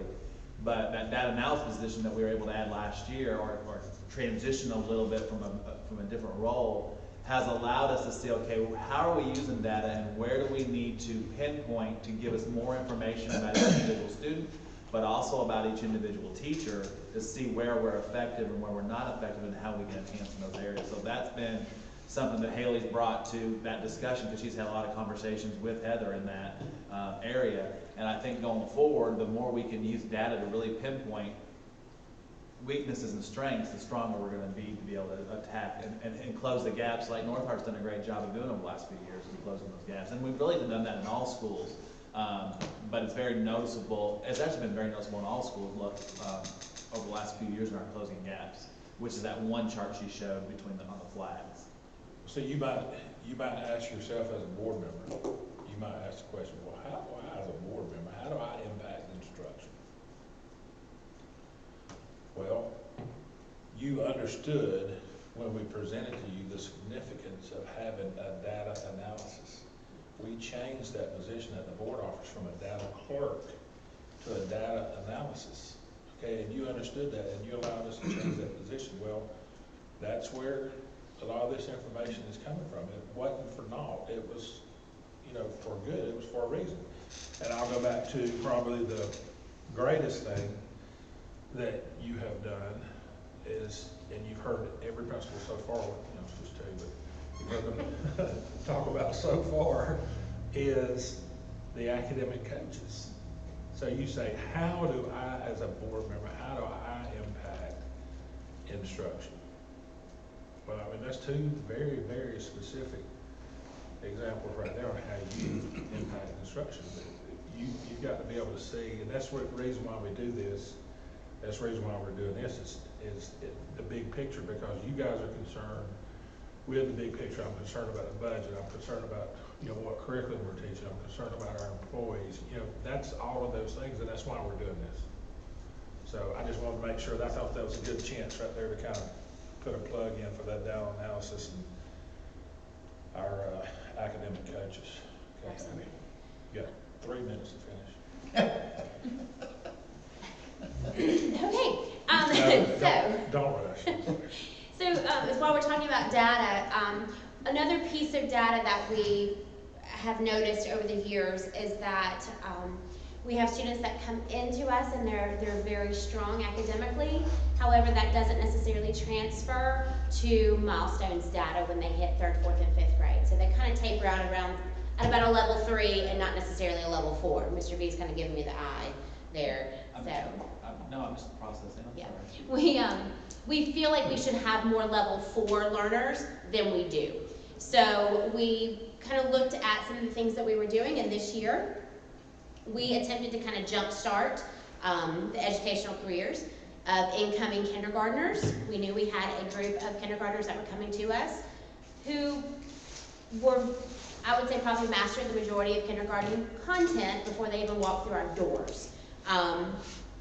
So we took those students, placed them with a gifted endorsed teacher who is also participating with our STEAM Academy in order to provide a learning environment that is commensurate with the level of skill they had when they walked in the door on day 1. This teacher also has worked closely, and by closely I mean she has gone through full coaching cycles with all of our instructional coaches. So we don't have our full picture of data that we had intended to have, but we can say that on average this class is performing above their grade level peers, significantly for some. So we feel like that has been a good kind of push for those students, that it wasn't going to be necessary to have some of the kids sitting in there reviewing the letter of the week exactly when they already were reading on a 1st or 2nd grade level. I don't remember what I'm doing now, sorry. Come on. Hold on, we're having technical difficulties. You've taken over my screen. It did, well, here. Maybe that flash that you said. Yeah, that's probably the flash that I did. Try now.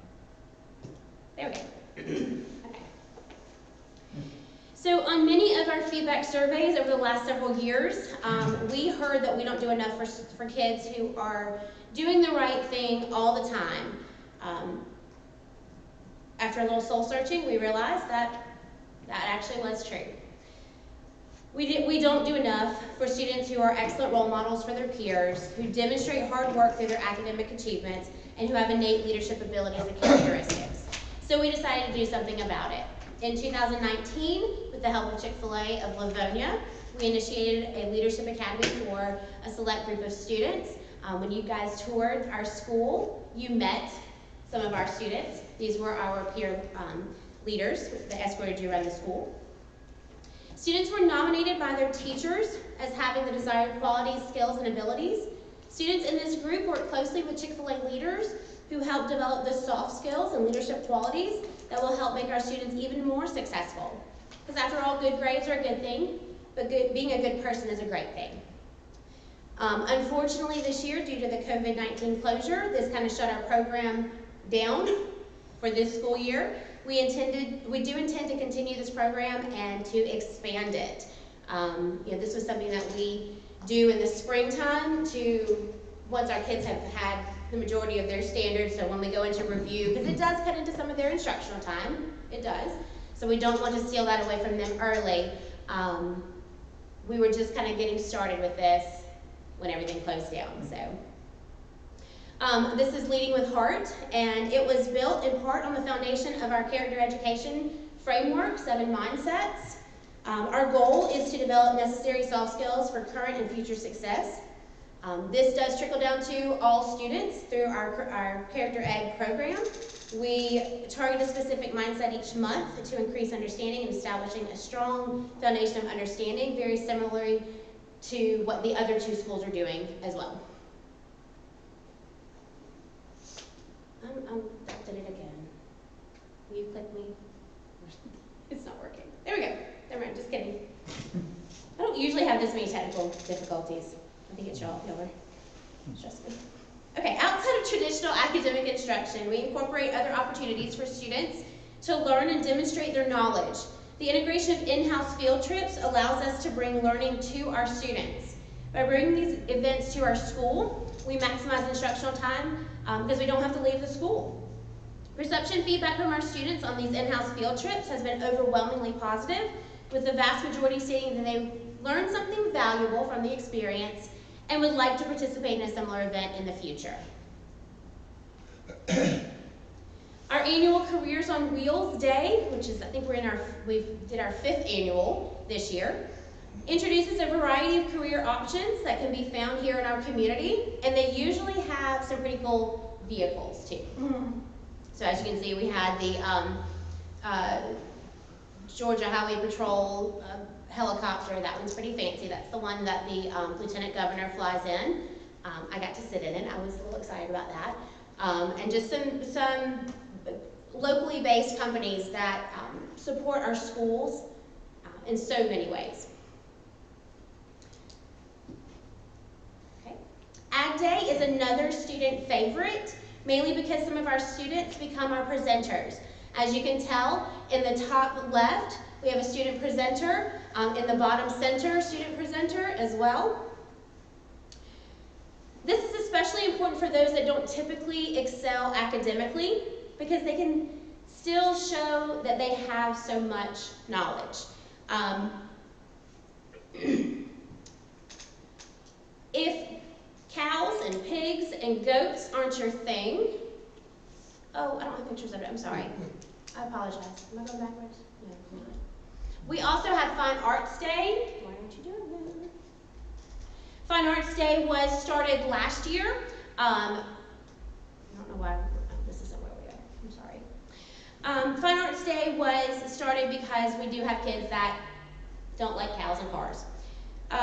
This has been very popular because, again, we utilize our students to do the presenting. We have dancers and singers and drama. We've utilized high school students to come in and teach our kids. Fine Arts Day is especially special this year because it was actually the last day that we all were together. So we left on a happy note, very much. Okay, so now that I honestly cannot do this thing here. All right, I don't have this screen for 2.1, I'm sorry. As a result of internal reflection and work completed through GLSSI, we have identified that at North Hart, we have an issue with collaboration. Our grade levels, using some of those GLSSI activities, came to that realization themselves. Our team determined it, and then they brought it back, and it was amazing that the teams then developed that understanding on their own, and it increased some buy-in into ways that we can fix that. Through this and other supports that we put in place, teachers have become more willing to work together. We are less siloed in our grade levels when it comes to the things that we're doing, and across the board we have improved collaboration. Through Title I, building staff capacity, we have also focused on building relatability for our teachers and staff. Parent surveys and conversations led us to this focus. We often heard that some of our families didn't feel comfortable. You Didn't- keep pressing the pointer, don't press the pointer, Wait, but just this side one right here. That's what I was doing, I was clicking this up one. No, just do the side. Can you go back? Yeah.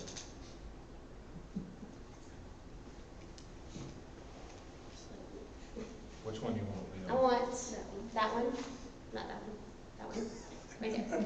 Just go down. Okay. And it is in this, Oh, no. I'm sorry, what were you saying?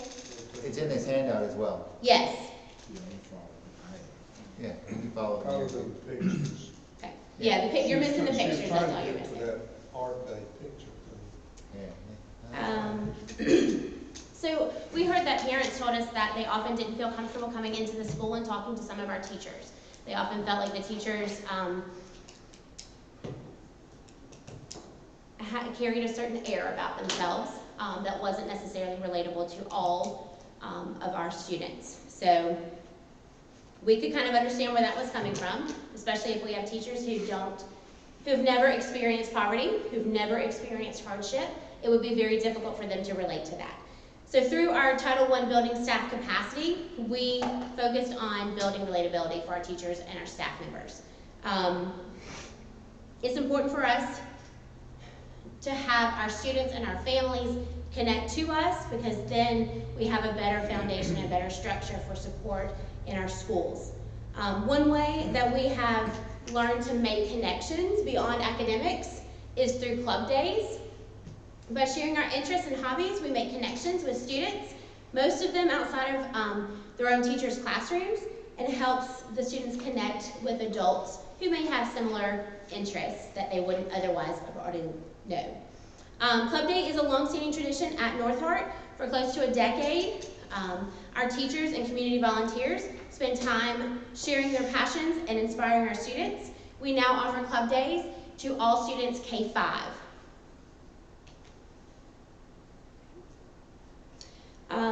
Excuse me. Okay, it's not working for me. Here, I'll do it. Just tell me. It's really not click.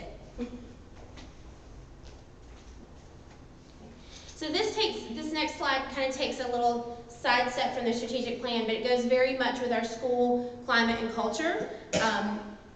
We are very fortunate to have a highly supportive PTO. We, in conversations with our PTO, we wanted them to center their activities around family-friendly activities that all of our families could access. Our Color Run, our Glow Party, and our Spring Fling are examples of these family-friendly activities, some of which were of zero charge to families. They just had to come and participate. So that was very important to us.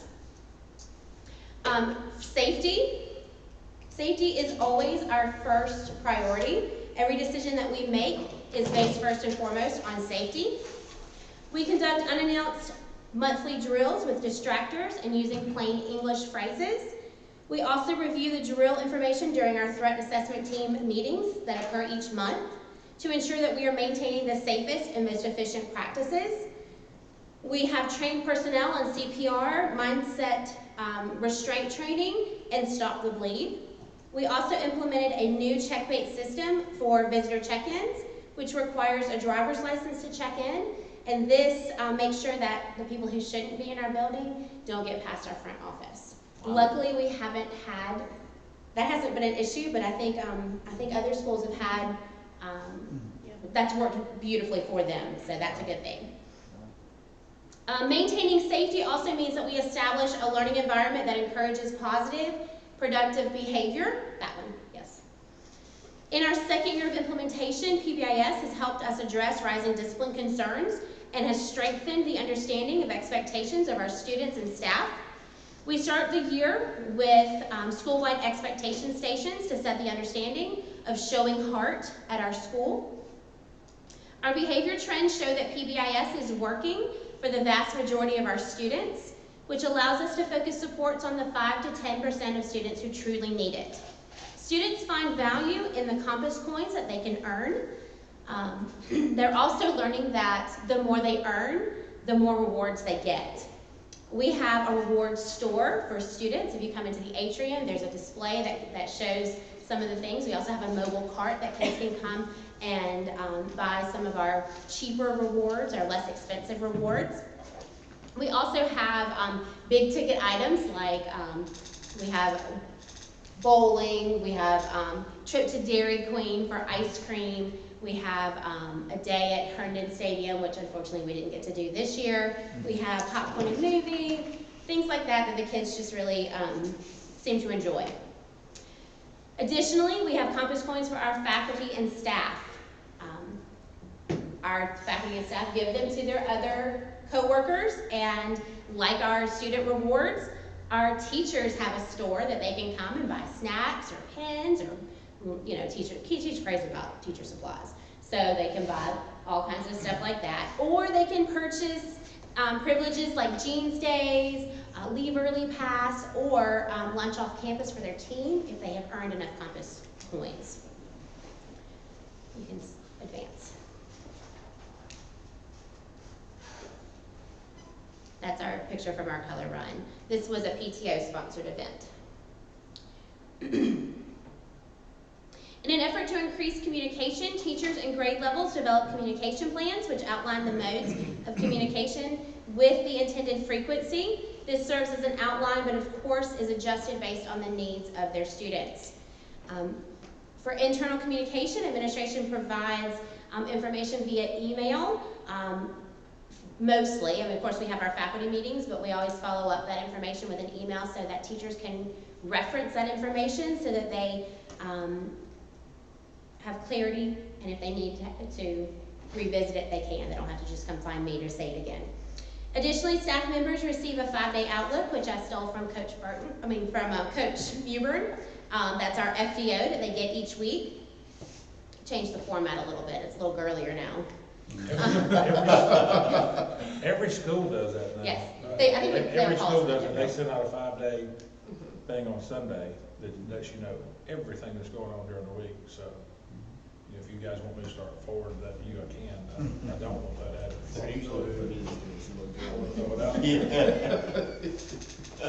So our FDO just highlights events and expectations for the upcoming week. We also have a running event calendar so that it just adds on to pages for our FDO. So in case grade levels are planning events, they can reference that for to see if it's conflicting with any other grade level. North Hart families receive a weekly call with highlights and reminders for the upcoming week on Sunday evenings. We also maintain the second most followed Facebook page, school Facebook page in the county. Just gonna say that. The high school is the one behind us. We do get a lot of interaction on our Facebook page, and actually our parents prefer that over any of the other social media offerings that we have. Teachers send home student work and school information in the Tuesday mailbags to provide a scheduled form of communication. We utilize Miss Anna Hall to help share events in the Hartville Sun. Additionally, phone calls, emails, reminds, seesaw messages, and home visits are common modes of communication for our school. We do plan purposeful parent and family engagement opportunities. We try to make them as inviting and fun as possible in the evenings. That was something that when Coach Mewburn and I came to North Hart, we had a goal to increase our participation at those events. They were not well attended initially, but we boosted that attendance over the last few years. So these events, such as our Reading and Social Studies Night, allow for families to participate in academic-based activities that also help parents learn tips and strategies for home learning, which is especially important these days. You can advance.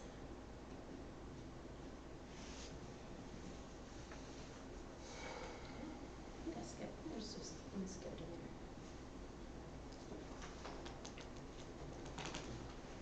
Can you go back one?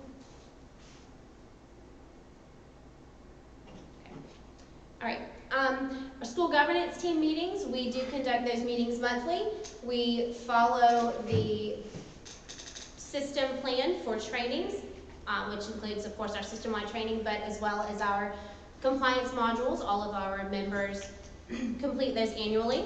We also review, amend when necessary, and approve bylaws annually.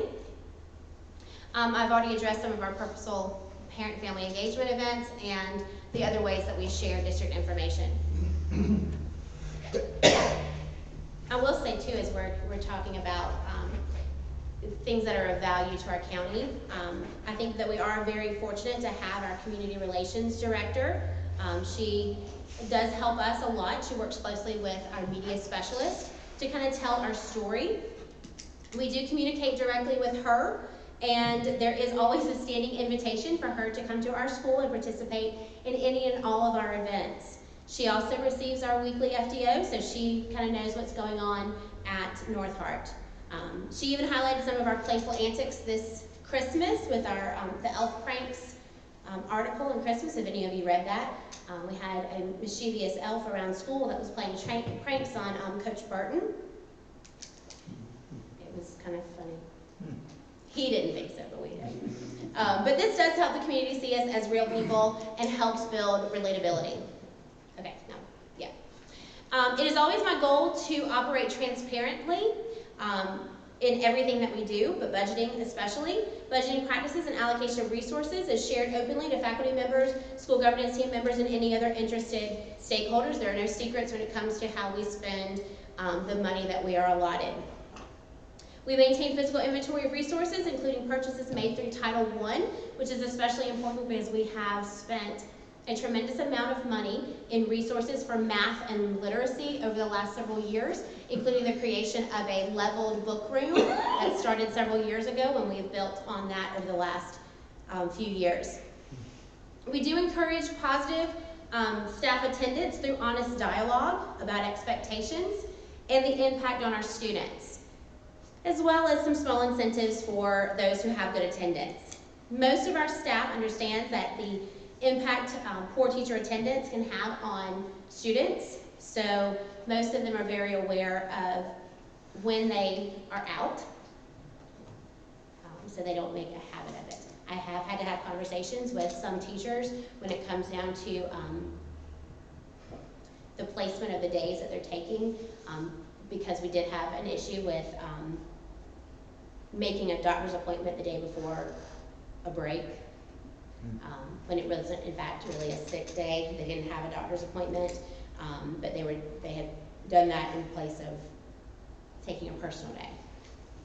Oh, we had a board policy, We did. or school policy about that. It relates to personal Of though. not This- taking days before or after. For the personal work. day. It's not a board policy, you can't do that. But, This was a sick day that the person took. They Yeah. took- They really wanted it to be personal, but they, we discourage before and after holidays that they have to get approval from me before or after for holidays. personal. Personally. That's the board policy. But taking a sick day, Right. when it's not a sick day, that's an ethical issue. So we have a few things that kind of stand out at North Hart. We have a sound garden. Our music teacher for the last few years has built our sound garden. Some of you have experienced it and played in it. Our students love it. She uses it for music instruction, but our science teachers use it also for sound units. So it is a great learning area. We also have a greenhouse on site. Once we addressed a few structural issues with our greenhouse, our 4th and 5th graders, as well as our greenhouse club, utilize it to grow plants such as lettuce, tomatoes, and flowers. Students developed miniature agribusinesses within their social studies units to sell their plants to their family members and friends. One lettuce sale that we had was actually used to make a donation to the Honor Flights program that our 5th grade students made, that was made in their name during their study of World War II. We do have plans to construct sensory paths on the sidewalks of our school, primarily in the playground areas. We do have some of this started, however, with potential renovations for our playgrounds. That one has kind of been put on hold until we don't want to put forth the resources and then have to to dig them up if we had to. So our skip playground has some sensory paths that allow some of those students to kind of interact outside a little differently. You can advance. Almost done. Our new to the system teachers are connected to a school-based mentor to assist them in the transition to our school. We do have plans to continue to strengthen this as we have received feedback from our current teachers who feel that sometimes having just the one person puts an undue burden on that mentor. So we're trying to create a system where it's not just that one person that's a go-to. So that's a work in progress for us. As I mentioned before, our leadership team, through our GLSI work and some additional mentorship, is developing some shared leadership skills to make decisions for our school. Leadership teams are no longer sit and gets. Currently, leadership team members are evaluating the programs that we use and the data associated with them to determine the impact and necessity of use. This work will help us make better decisions as we're moving forward with budgeting for the upcoming year. Making this shift to a more distributive leadership approach to our leadership team is supported through the principal mentorship that I'm participating with, as well as the other elementary and middle school principals provided by Ms. Jennifer Gaines. Ultimately, my goal is to grow internal leaders. Leadership cannot reside within one person and must be inclusive of multiple perspectives. As we grow into our new roles, teachers do report feeling that they have a voice in decision making and that their concerns are truly being heard. I touched on this before, but I'd like to revisit for just one moment. The work that we have done with GLSI has been especially personal for North Hart, simply because outside of the things that we have discovered as a county through like our literacy initiatives, we really were able to hit the root of a lot of the issues that we have at North Hart. When Coach Burton led our group during the 18-19 school year, the work that they did determined that we have not only the literacy issue that the county faces, but an underlying issue of collaboration. Our teachers generally were not collaborating and not relying on each other to serve all students. We brought that back and we spent one of our staff development days doing some of the work that was done at GLSI. Our grade levels and our departments went through a lot of those activities and they determined the exact same thing that our team had determined. So that allowed for that buy-in and so for that change of focus for our grade levels and for our departments. Along with some shifting of personalities within grade levels, we have been able to strengthen some of that collaboration, and through the help of instructional coaches, all three of the elementary instructional coaches, we are actually seeing that collaboration is on the rise, and our students are benefiting from better practices among the teachers. That's another one of those questions that you ask yourself. How do I, as a board member, impact instruction?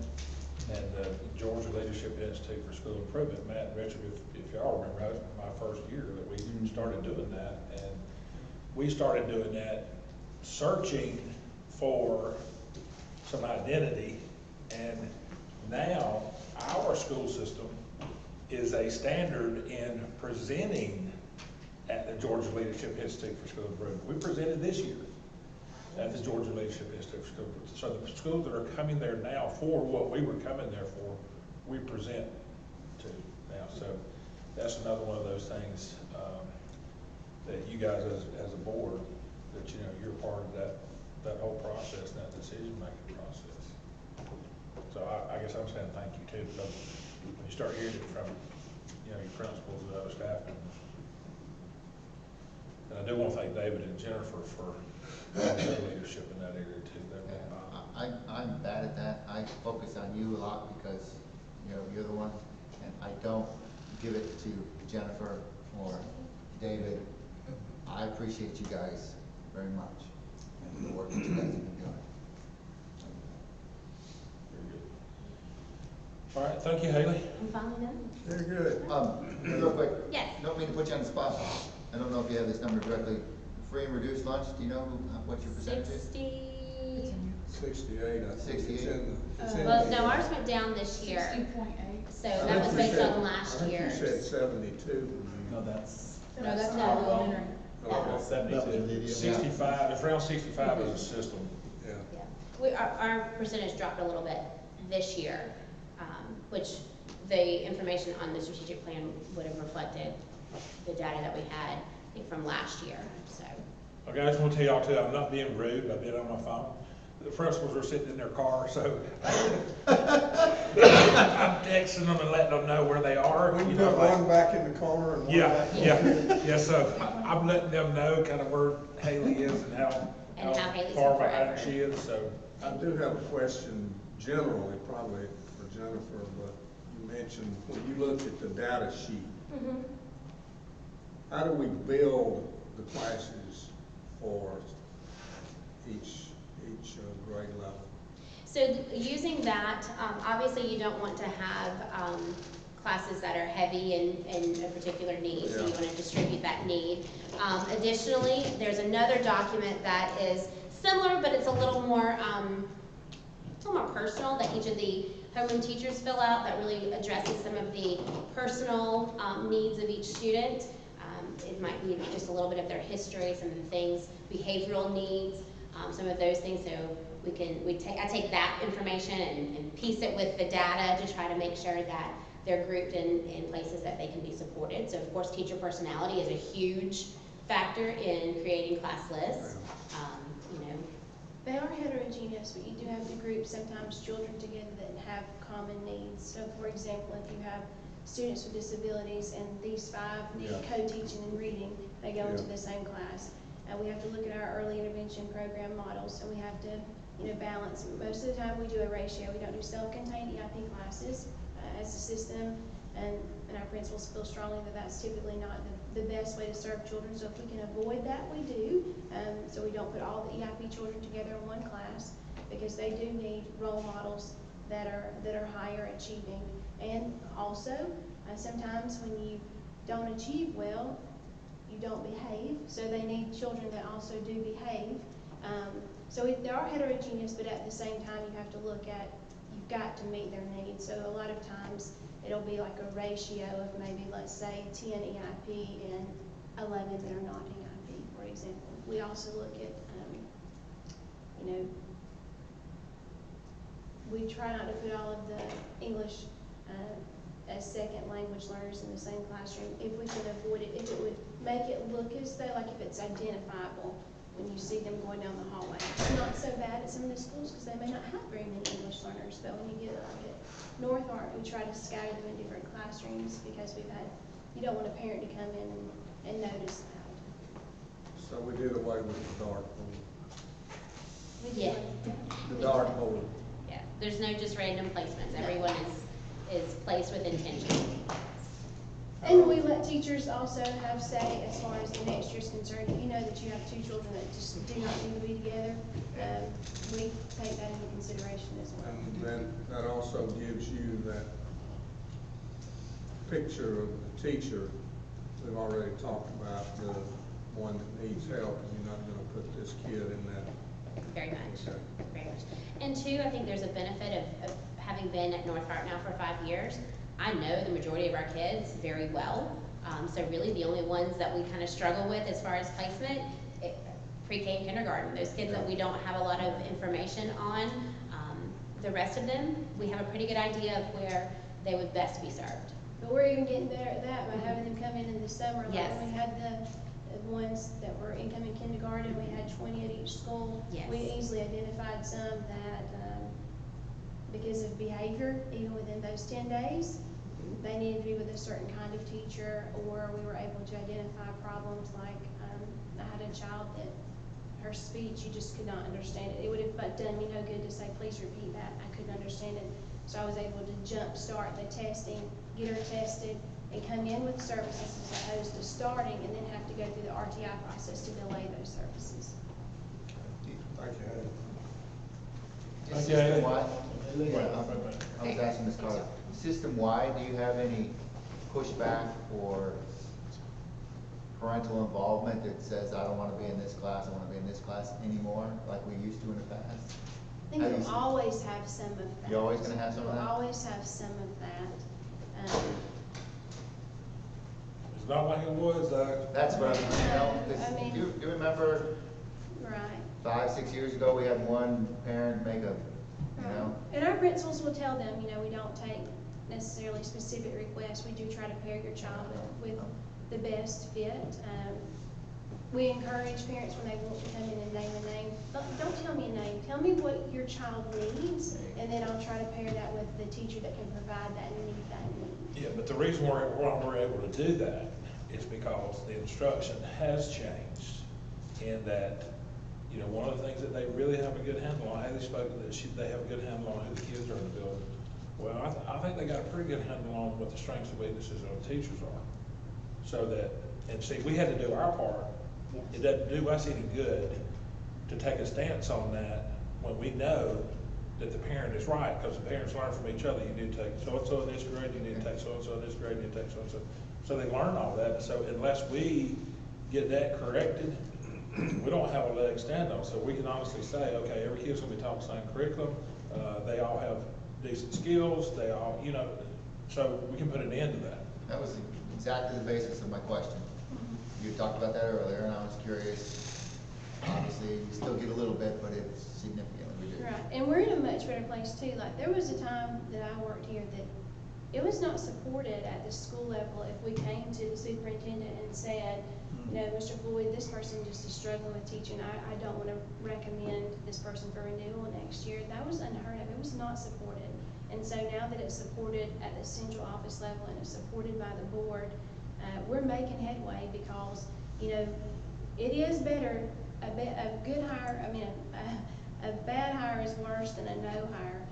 But sometimes you just can't always know. You can't always know. And so when you get somebody in and you try to school them up and you try to make it better, and when you just can't, we're allowed to cut ties now, and we couldn't before. And that gives us power. We're not done until I can say to you, my child could be in any classroom in this school system. And I really am sincere about that, and I feel like our principals are too. If it's not good enough for one of my boys, it shouldn't be good enough for anybody's kid. I hear you. Well said. Thank you. Well said. Dr. Stewart, Yes, sir. appreciate you coming, buddy. Yes, thank you all for giving me the opportunity to speak to you this morning a little bit about South Hart and You what got we're able 5 to do. minutes. Hey, this is Carter time. She's still ruling over you. Okay, that's fine. I'll just bow down to let her take the glory, and I'll Keep just going. go My as quick as bladder's I can. just small. Like I you hear said, you, brother. I had to go too. Don, we just pray the best for us. Okay, well, we can look at it that way too.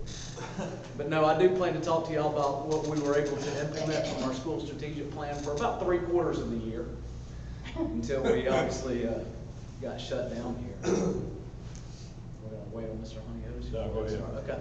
I went ahead and put in our mission and vision statements in here for South Hart. These mission and vision statements have been in existence with South Hart, I think even before Lydia was principal.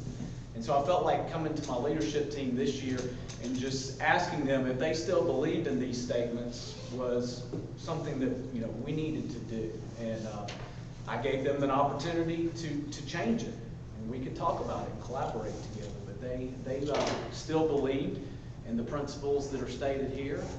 To prepare all individuals to soar above tomorrow's challenges of providing quality educational opportunities. And you see our vision there. We want to be known for educational excellence. All right.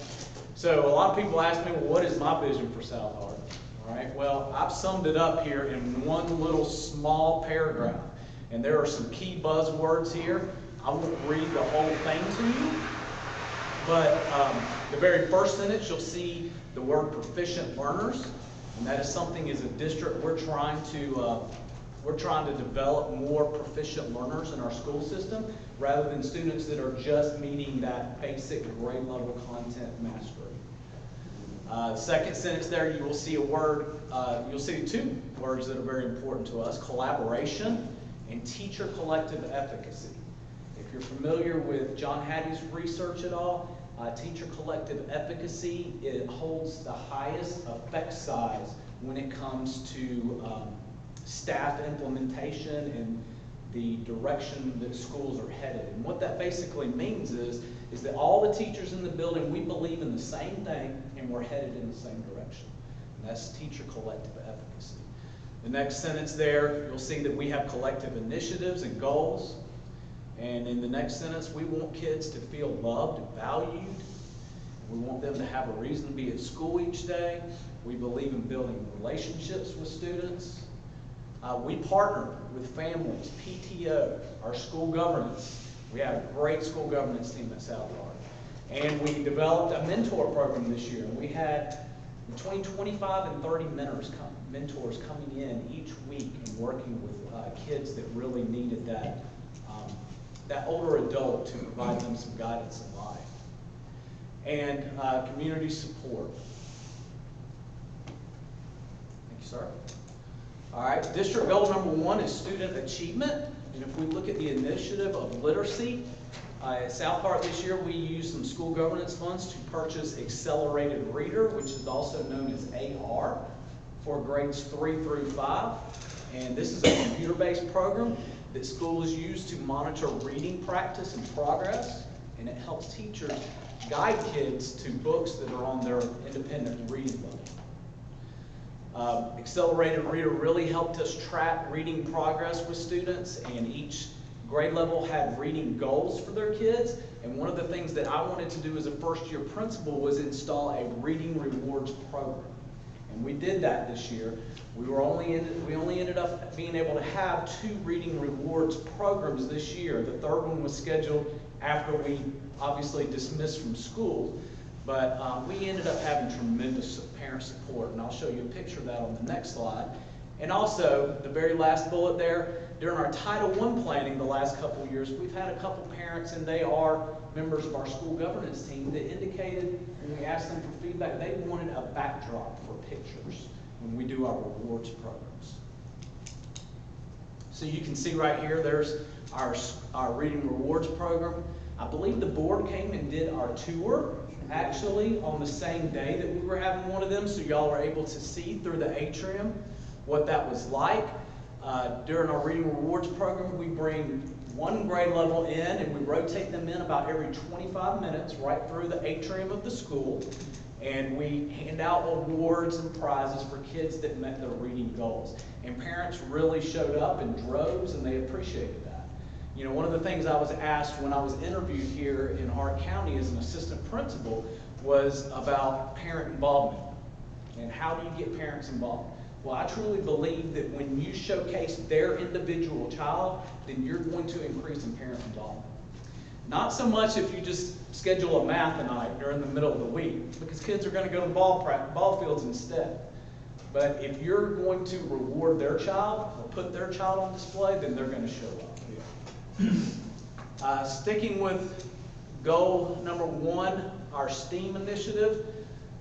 If you do not know, we have a Mind Twisters robotic team that competes in the first Lego League. And the 3 bullets here are awards that they have won last year and this year. So last year they won first place in Project Division at a regional state competition.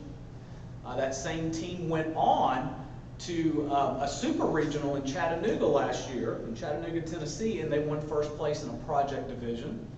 And then this past year, a different group of kids, they went to a regional tournament in Blairsville, and they won first place in Project Research.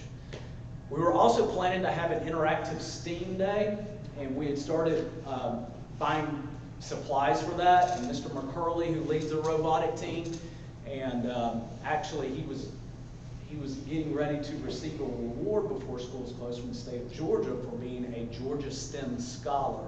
Yeah, it was a big scheduled, deal. I mean, that next week, we were supposed to go to Atlanta for a big award ceremony for him. Right. And he was going to be recognized for his STEM teaching. Exactly. He was leading our STEAM day, but unfortunately we didn't end up having that. The next slide will show you Did this. you have a question, man? No, I was just gonna say, he still got the award, just didn't get the We ceremony did see itself. that, the ceremony. Yes, sir. And he also got a nice stipend, not a stipend, but a, He got a grant Grant. to use with STEM rights, yes. Well, to me, that's the reason why, you sit there and you ask, well, why are the competitions that we participate, why are they important? Well, like FFA, like any of these other academic areas, it's kind of a, you know, a guide, because when you go compete, you're talking about the best of the best. And so it's a good indicator of if you're headed in the right direction, or you know, and when our kids go and compete, and you win as many state championships that they've won, and you go and compete, and you're competing in the whole Southeast, and you win, you know, it kind of lets you know we might be doing some of the right things in this area. So I think all of those things are important. I don't think that that's it's a meet-all, but I do think it is important that our kids get out of Hart County, and they get out of Georgia, and they go and see in these competitions, they see other things. I think that's important. I think that whole deal is important. Will that be published somewhere, saying that award? Josh? I'd actually asked Mr. Floyd if we could recognize him as a STEM scholar after he had gone and accepted. Bring him to the board, we should have him in front of there, Yeah. you know. Yeah, we were gonna, after he got his award out of the ceremony at the next board meeting, he was gonna come to the state form and, you know, present his award and all that kind of stuff. So we're still on track for that whenever we get back. The next slide is just a picture of that group. On the right-hand slide is last year's group. And then on the left-hand side is this year's group. You'll see the student at the far right of the table. That's Representative Allen's son. Isn't it? This is grandson. Yeah, his grandson. That's Oh, right. It's his grandson. grandson. Yep. I was gonna say son. His grandson. I'm sorry. I'm a little bit nervous. I apologize. You see them? All right, still sticking with goal number 1 for the district, the initiative of college and career ready. We had an agriculture and career day. Mr. Dow joined us that day, and Mr. Buttenbaum came. We invited out the Future Farmers of America. We had probably about 30 vendors there. One of the, I just named a few here, the State Patrol, I guess I put that twice, Hart EMC, just to name a few. There was, you know, a pig truck, and there was goats, and there was Blue Haven sent some bee guys out there, so we had plenty for the kids to see and do. Also, we have club days at South Hart. We ended up having 4 this year. The 5th one obviously was canceled because of school, but our kids really enjoy the opportunity to go and pick clubs that they're interested in and participate and learn more about those skills. This is some pictures of a couple of the exhibits at the Ag and Career Day. On the left-hand side, you'll see Hart EMC, and there's Angie right there on the right. And then on the picture on the right-hand side, the State Patrol actually sent out a helicopter and its pilot out to South Hart, and the kids enjoyed seeing that. They were pretty wowed by that. Going to district goal number 2, school and climate and family community engagement. I really wanted to look at school climate and culture, is what we kind of invested a lot of time in. And I'm sure you've heard the other principals already talking about PBIS. And so we put a lot of money into PBIS, and students earn tickets, and they collect those tickets, and they trade them either for small things like maybe having the teacher's chair for the day, or going to, you know, having the teacher give up their lunchtime with their peers and coming and eating with the students, those kind of things. They can trade them in for bigger items, which are our glow party, our basketball parties, our ice cream social. We ended up having Harry Dog come, and we paid for him to come from UGA, and the kids just ate Harry Dog up. Harry Dog. Yes, I got a picture of that as well. I think And the only one. that was more about him. He ate that up. Yeah, Yeah, we enjoyed that for sure. they get their longhorns from Texas out here. Bevo? We did not make it to the movie and popcorn day. And we were scheduled to have our yearly water day, which is a PBIS incentive for kids as well. And unfortunately, we weren't able to have that. We usually do that the last week of school. And we also have a field day. But we did do a bus magnet we wanted to recognize a bus that had the fewest referrals. And so we purchased a bus magnet, and we were going to do a bus of the month, and we were just getting started with that when we ended up closing the school. I like that, because my dad drove a bus the whole time I was in school. He'd love that if he was, That's kind of cool. he was still around the bus of the month, that'd be cool. That's placed on the side or the? Yes, sir, it's a magnet, it's about this big, it's a circular magnet, and it had like maybe an eagle holding a trophy, and it's like bus of the month. The next slide here will show you some of our PBIS parties. On the left-hand side, you can see some students enjoying our glow party. And on the right-hand side, you'll see our picture from our basketball party and a principal that thinks he is LeBron James playing with the kids. I didn't recognize it until I saw your bald spot, you know? That's just vertical, right there.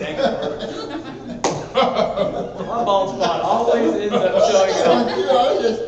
The day we had school governance training, Dave was sitting right behind me and took a picture right through the back of my head and put it on social media. The question begs, did he make the shot? There's no way he made that shot. Did he make the shot? Oh, no, he dunked that. Oh. He's on the rise. He's on the rise. But our older students especially enjoy playing the games, and we set it up as a tournament. For the younger kids, we just bring them in and just let them shoot, dribble around the gym, and they have fun with that too. There's a picture of Harry Dog. It's probably not the best one. It's a little bit dark, but you'll see him interacting there with pre-K students, and he got to visit with all grade levels that came into our ice cream social. So what does PBIS look like at South Park? Well, it's really worked. On the left-hand side, you will see last year's referrals, and I compared them by month to this year. And as you can see, in August, we dropped 11 referrals this year. Last year, we had 35 in September, and this year we had 24.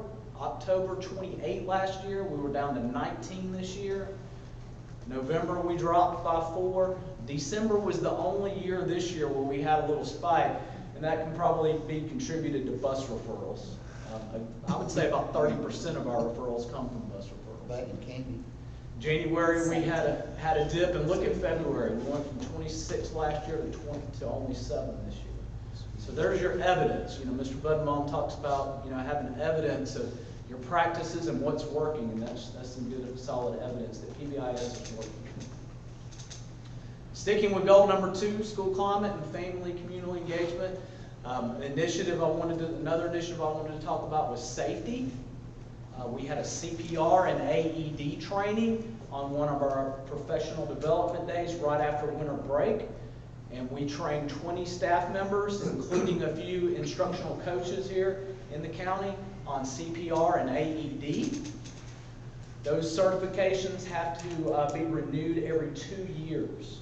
So we used some money to bring in some trainers, and we used that to beef up our safety a little bit. One of the important things, and I mentioned this to y'all when you came around the board retreat, was one of the first things I wanted to do as principal was I wanted to make an SRO parking spot directly in front of the school. Right there by my office and in front of the library, where that police car is completely visible to anybody that comes on our campus. And that was very important, and we were able to accomplish that. And I appreciate Mr. Seagraves helping me set that up. But now Officer Reggie backs right in front of the school, and there's no way that anybody with bad intentions would not see that there's a policeman on campus. I want to tell you, Officer Reggie, was when we had that manhunt out there, he was significant now. I want to tell you, he was significant because I didn't seek him out. He sought me out. He sought JT and I. We were in my truck at the entrance of the school. And he came to us and said, I'm an employee of the school system, but the sheriff wants me to be able to do this. If you need me right here, I will stay right here. And immediately our response, JT and our response to him was, no, you stay right here. So it was shortly after that, he went flying by my truck running, and the guy was right there. So it was, you know, I can't imagine if Reggie hadn't have taken the initiative, if he hadn't taken the initiative to come to us, you know, and that decision was different, then JT would have had to use my gun. Reggie actually got to put the cuffs on. He did. He was right there. He was right there. It was kind of surreal how all that just happened right in front of us. And you know, the thing about it is it all went down at like 8:05. And you can imagine students are in the building, late bell rings at 7:50. Had school been open, Late night. 15 minutes later after we started, and you got an armed man that came out of the woods right in front of South Hart and got arrested, you can imagine what the parent panic would have been like had you had those kids. That's a great example of this hub and spoke school system reaching out and being a part of it. Yeah. Another thing, you know, the nutrition staff, they come in early in the morning, you know. Yes, sir. And they've been there by themselves. The school anyway. They would have been there by themselves. Yeah, they've been there by themselves. I mean, there's lots to think about. That was a good call. No doubt, no doubt. Goal number 3, efficient and effective operational support functions. So when I looked at the initiative resource allocation, we did schedule some in-house field trips this year to support our curriculum. We had a science guy come in who did an assembly for all of our students. And I had actually seen him in a former school system that I used to work in, so I've actually seen him 4 times now, and he's fantastic. He does all kinds of experiments right in front of the kids, and you know, makes smoke go everywhere, and the kids just really enjoy it. So we were able to have that. One of our school governance members, Hannah Kelly, she was working with, her husband is actually in the Sons of the Confederacy, and they were working with a guy from South Carolina who has a cannon and muskets, and they were bringing him in for a Civil War reenactment. That was scheduled for April. So that's another piece that we were using school governance money for, was we were going to pay for his travel expenses and for his gunpowder. And we were going to, you know, light South Hart up after milestones testing one afternoon and let the kids experience that. That's cool.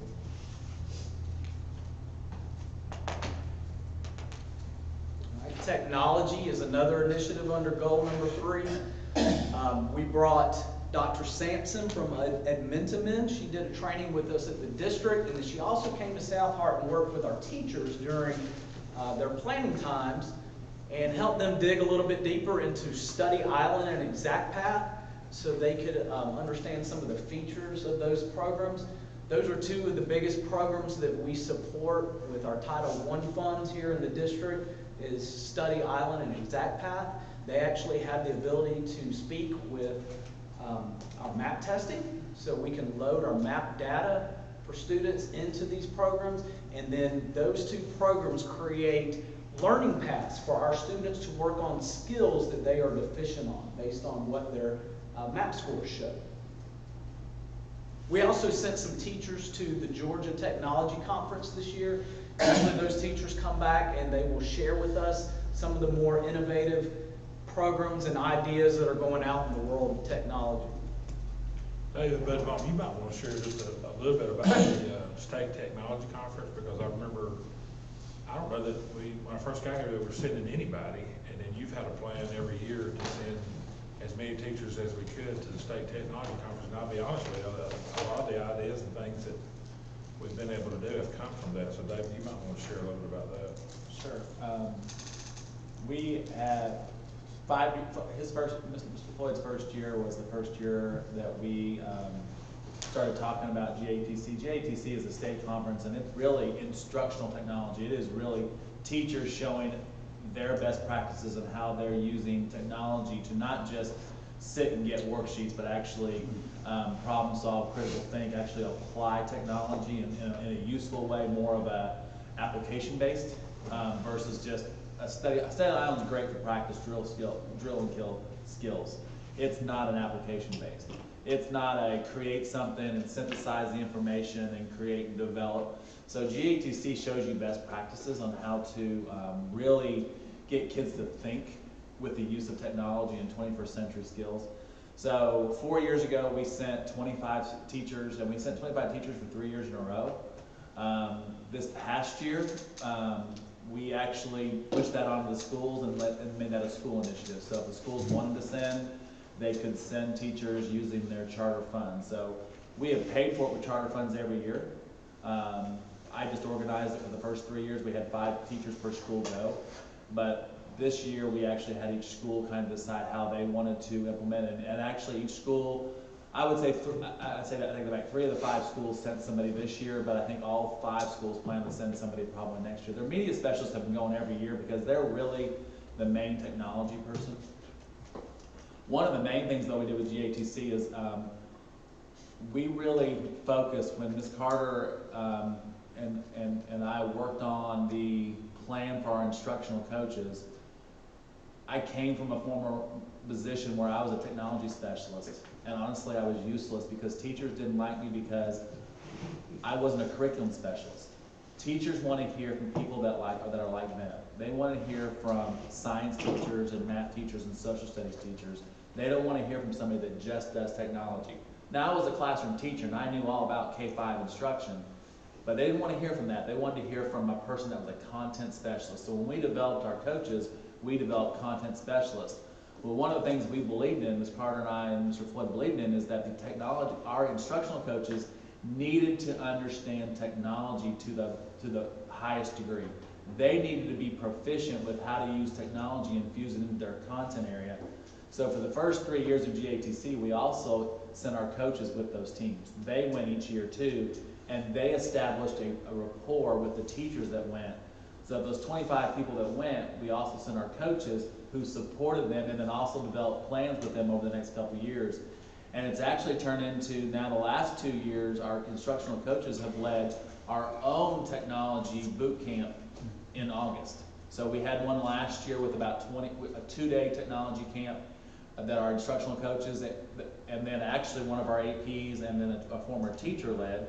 And we have another plan to do that again this July as well, because what we've seen is it's been very effective. Our teachers want to learn it. So we've actually transitioned from doing GATC to now having it local. And so our teachers are now teaching how we're using best practices in the school system. So it's been very effective. That's one of those things where you talk about ownership, and we're at that point, because at first it was a forced thing where we said, okay, now you're going. So they go, they start to see value, they start to learn, and then all of a sudden we were able to start weaning off and saying, okay, it's up to the school, here's the charter funds, it's up to you, and they're the ones now that are, making the initiative, say, oh, we got to go to this, we can't miss this, we got to go.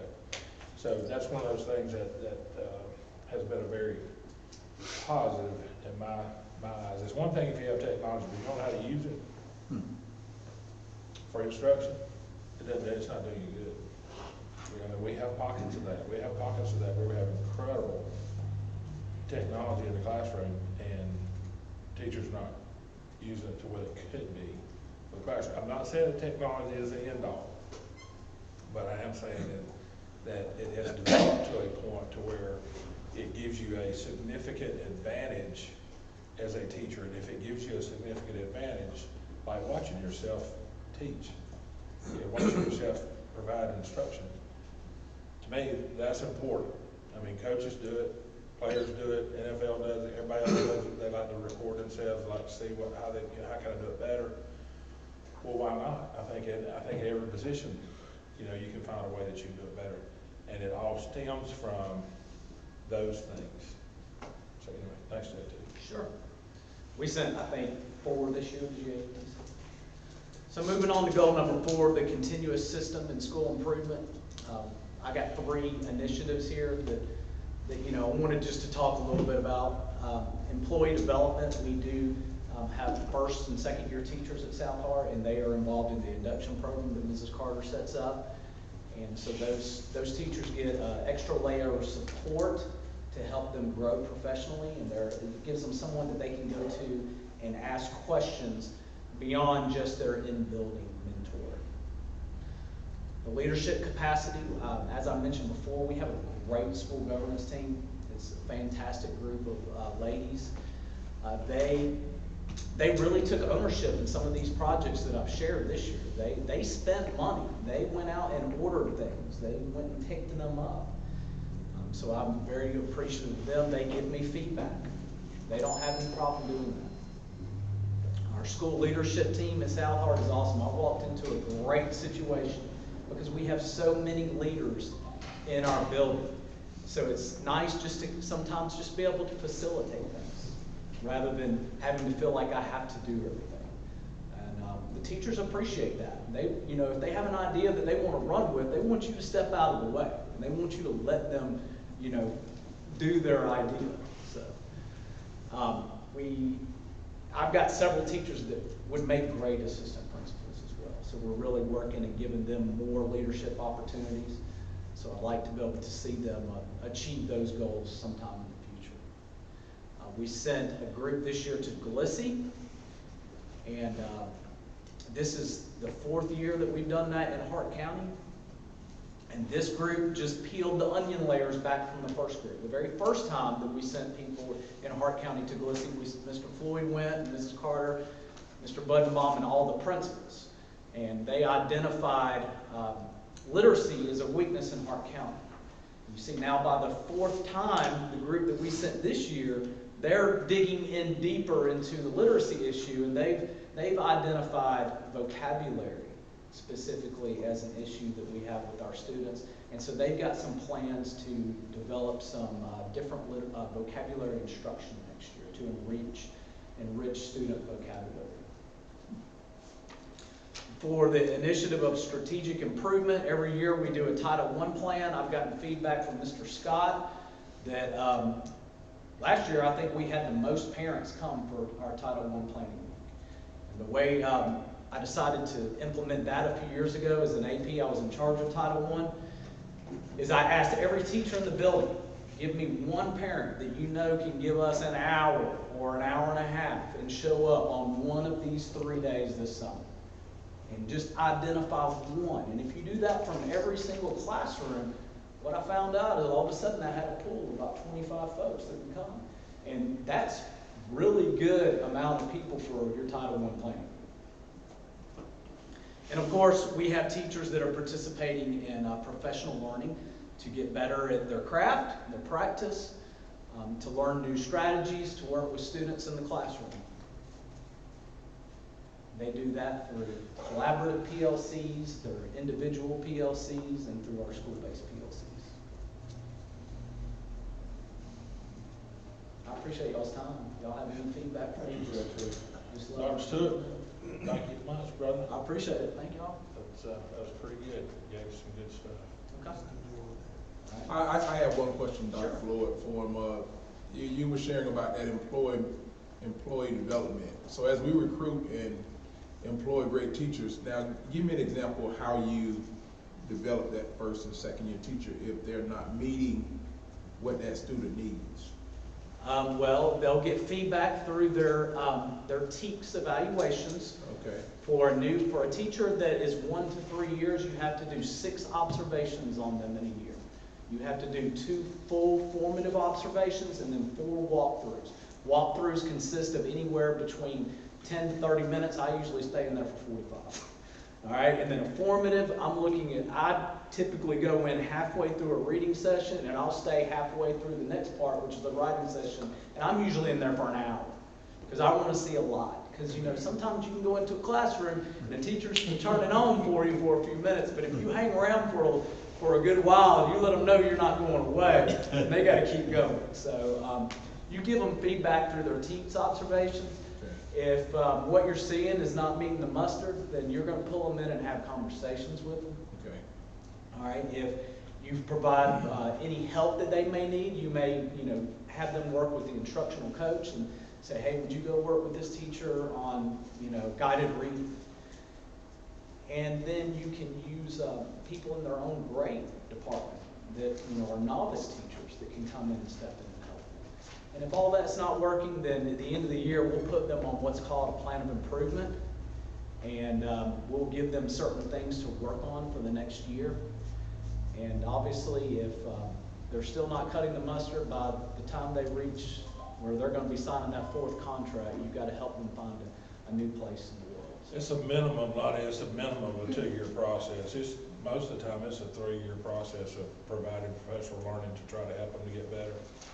And the majority of the time, you get to a point to where they're either gonna do it, or you're gonna get pushed back. So, Yeah.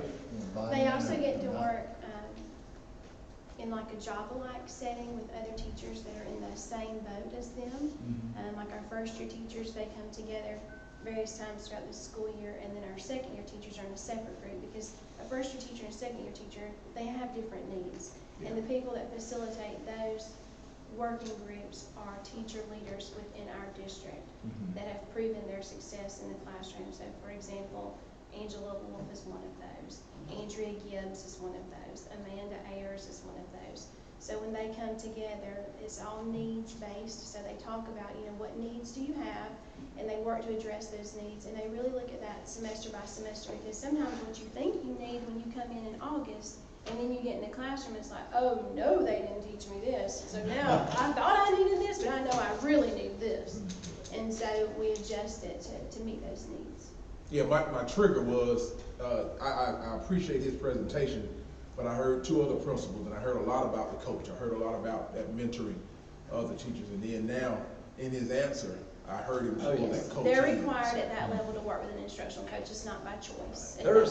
There's a lot more I could have put into this presentation, but I was trying to keep it, reasonable and short. Oh, I appreciate it. See, what I want you to understand is where we're coming from as a district, and there is a fine line in there.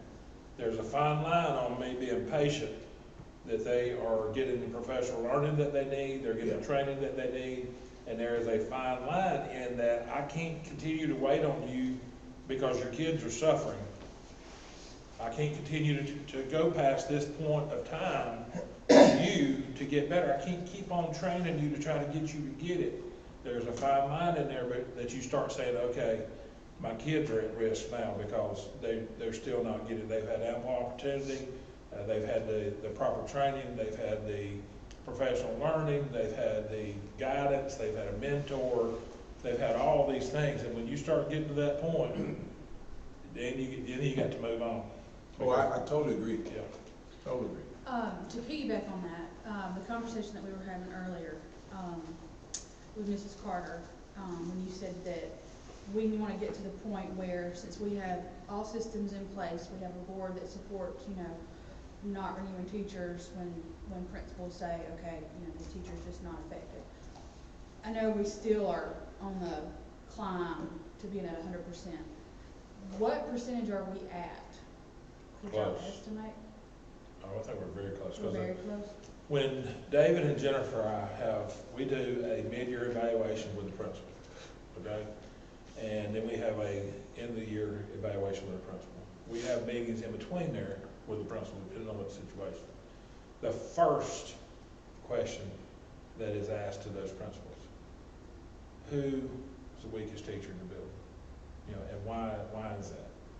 So we have those conversations constantly. It is not that they're not good people. They're good people.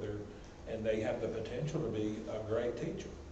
But you have to make up your mind as a teacher that this is the kind of teacher I want to be. And that takes a lot of effort, okay?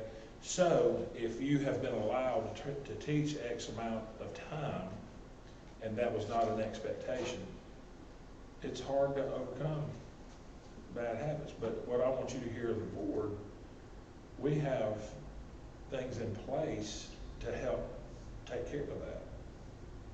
We have a lot of things in place where we help teachers to train. We have the EduCount 360 where they can video themselves and look at a lesson. They send that lesson to an academic coach. We have academic coaches that coach them. We have a lot of things in place. They have to make up their mind that I want to be a great teacher. I don't want to just be a good teacher. I want to be a great teacher where I reach every kid. We'll follow on with those two. I've written one about how are our first and second year teachers in the system that from your mid-year. Well, I'll let David and Jennifer speak on that too, but from my perspective, the quality of teachers that we've been able to hire, because I will say that when we have a job opening, we get a lot of applicants from nearby counties. And so I would say the quality of the teacher that we've been able to hire, a lot of our best teachers are first, second, third year teachers that we've had. I mean, they're quality. Yeah, our first and second year teachers typically are quality. A lot of times you gotta think they've already been in our building because they've been our student teachers. And so we've told them, if you're smart, you'll treat this like a job interview every single day. I'm figuring out, do I want you or do I not want you? And I do think it's easier at elementary. The programs just have more candidates in them, period, than for middle school and for high school. But typically, those candidates are very good teachers, and they're willing, sometimes even if you're not the best, the heart that you come to it with is what makes all the difference in the world. How can you accept feedback and constructive criticism? What do you do with that? And then how eager are you to improve? You know, if you've been with us and we've been trying to make it so that we want you past that fourth contract, and you don't show me what you got and put forth effort until like the last minute of that third year, I'm sorry, but no thank you. You know, I also hate to say this too, but the school, you know, the School of Education is in competition just like the law school, just like any other med school, just like a lot of times you can, you know, what school did you go to? You know, where did you learn? And they can tell you what university they went to, what education program they've been in, and you automatically know, oh, heck yeah, I want that one, if that's where you went. So we now have contacts with these places, and we know what kind of teachers they produce, and they're in contact with us. What do you need? You know, that kind of thing, because they're obviously telling their students, man, you need to go to Hart County. And see, that's exactly what I was getting ready to say. The partnership between us and our surrounding colleges, you have no idea. So at Emmanuel, I serve on boards there, our principals do, and then it's a back and forth. Like, for example, if I'm having professional learning here, I offer it to their instructors, because if their instructors can figure out what it is that we're wanting, then they can tailor the instruction at the college to get a better candidate for us. Similarly, they have shared with us that the final thing that they do now in student teaching is EdTPA. They record a lot of the lessons that they teach. They're graded on rubrics. So they share with us how their students are performing on those rubrics. And they ask, you know, do you have anything that you think you can do to help us get better? Well, it turns out a lot of times their weaknesses are also our own teacher weaknesses. So our instructional coaches have already created things for our teachers to help make those things better. And so our instructional coaches have gone to Emmanuel and presented to their sophomores, their typically juniors and sometimes seniors, but especially those junior candidates, to say, you know, yeah, our teachers are struggling with providing feedback to students too. And so these are some things that have made it better. And we'll see their EdTPA scores go up so much more. So what we are going and teaching is working there, as well as working for our own teachers. And our request to be a student teacher in our district has gone way up. And it goes through the central office. It's not at the school level. And now it's not like, yeah, I want to be with Miss So-and-so, Mr. So-and-so, or Mr. So-and-so. No.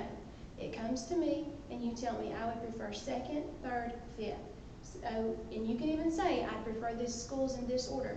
That's fine. I'm going to go and I'm going to put you with somebody that I would hire another one just like. So I'm giving their student teachers the opportunity to be with the best of the best, as well as someone that has that ability to mother you and mentor you. Because sometimes great teachers do not make good cooperating teachers for student teaching if they don't have some of those characteristics about them. They have to have that want, that desire.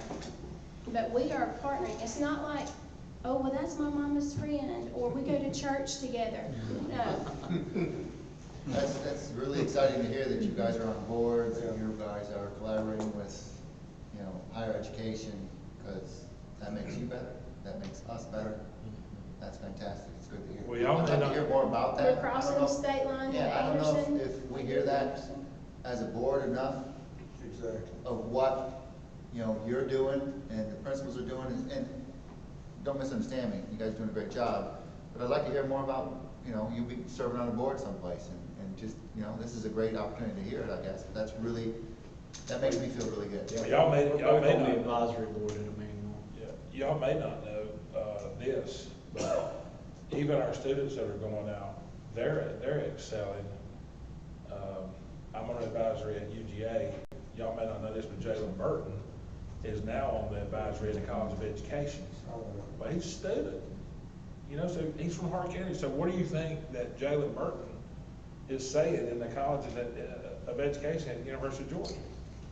You know, so to me, that kind of stuff is. Yeah, and what a great person to have there doing it. Yeah, it's big. I mean, I had the luxury, and the kind of way it works, and it does work this way, but I had the luxury when I was at Cartersville, I was right beside Kennesaw State.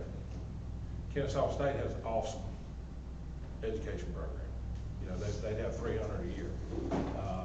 I had the luxury of going and speaking. So I get up in front of all their education graduates, and I got to go and speak. So what do you think they think? I'm working at Cartersville.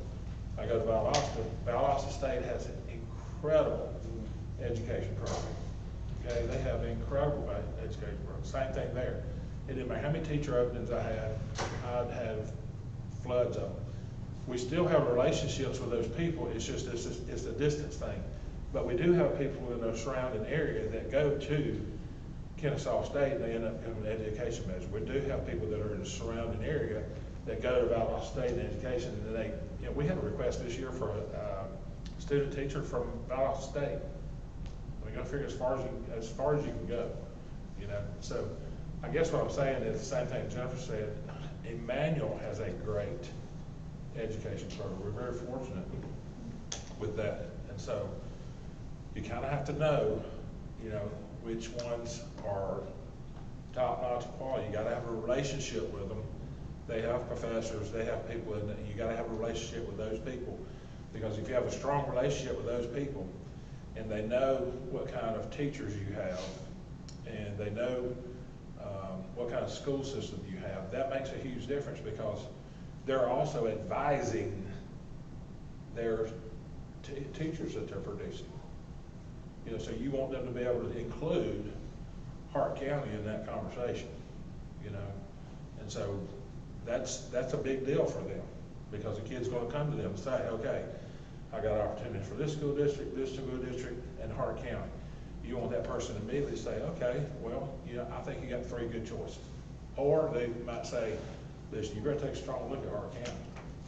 You know, that's what you want them ultimately to say.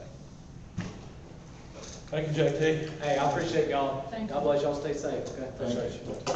Dr. Brock, we're going to take a quick break if they want to get something to snack on, or a bathroom break. And we'll take the middle school. You've got to finish before 12 o'clock. Oh. We're eating lunch at 12. Dr. Brock. I'm not gonna. Are you gonna click for me? Oh, yeah. You're the clicker. When I get tired of one screen, I'll click the next one. You just automatically, It's been, That'll be my hit. yeah, it's. you just automatically start talking about the next one.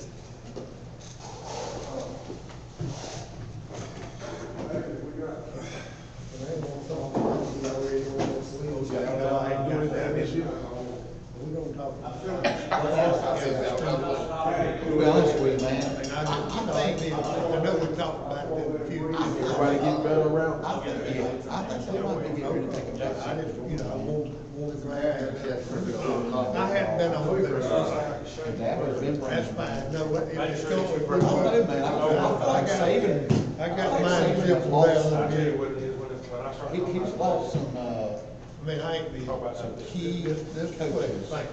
or key staff. His staff, Yeah. strength and conditioning coaches. That right here, I'm sure that guy, what, one of the main. Did she read a script? Cogs in the wheel for the success he's had in the last. Saving don't have that drive. She rated that screen somebody.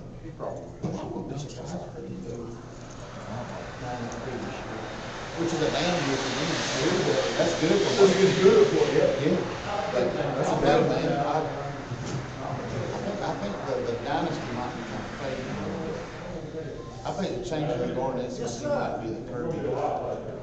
Kirby might win him one this year. They might win the SEC title. I don't know that LSU will be years. No, they're not gonna be. They lost some dogs. But I don't know, man. I think they might be.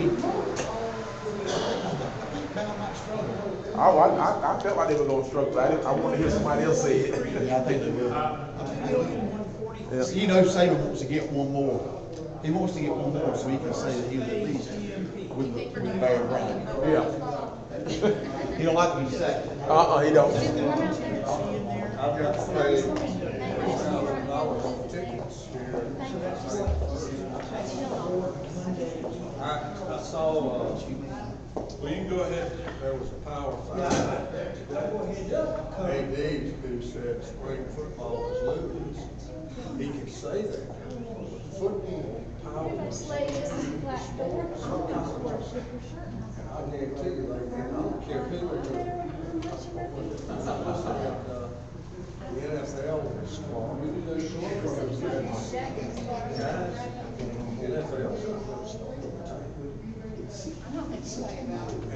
NFL. And the ADs, no.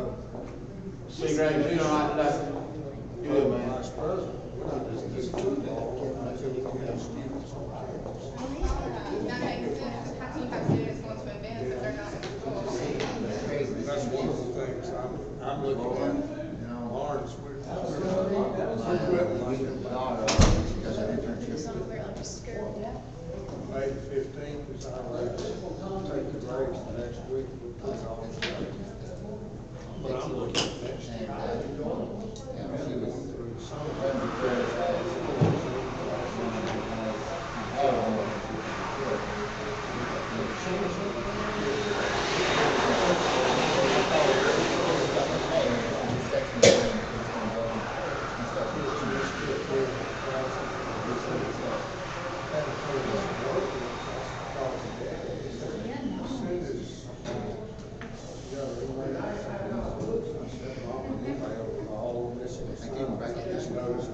You got them back now? The wind's blowing up there. It's definitely challenging time for sure.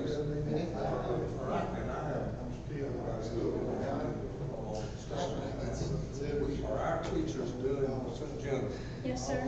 are our teachers doing face-to-face classes, or did we just send packages and we expect them to do? See, I get this homeschool mentality. Wait a minute, guys. Well, K through 2, they do have packets, Yeah. but it's not as though there's no contact whatsoever. Like, for example, Harrison's teacher is doing like read alouds online. I can go and watch that, and she's calling and checking every week.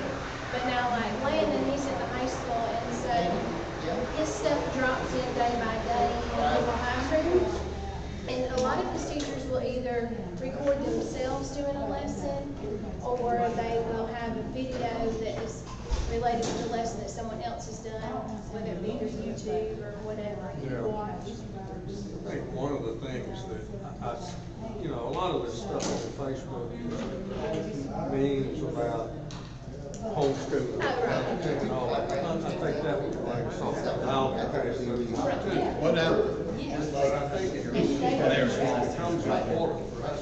Yeah, it is a little small. It really, that, I think you Put out It the does. information. You got more coffee, we're gonna start the coffee. Sir. Homeschooling that's huge. It does. 100%. Kevin and I had that conversation. No, they don't. I mean, Matter of fact, there's very minimal changes. This one's the last. very We are much. not. We just had some pictures. I've got to You figure know, out. we still had some students. We're that doing graduated Zoom 2 years classes ago in there. Lawrence. So Kevin and I had the conversation about what they about that. I mean, it needs to be honest. It needs to be. It probably needs to be. It needs to be And there's still that. communication But I think it's nonstop. important to make sure that the community knows that our teachers Yeah. still teach. Schedules of. Yeah. So I think this probably should be right. But they're, yeah. Probably the same font as College Curve. Yeah. Just below the line. Yeah. You can shrink Hart a little bit. Yeah. And fit it right in there. Okay, we're gonna get started back. Dr. Brock is gonna start with the middle school. Go ahead, Dr. Brock.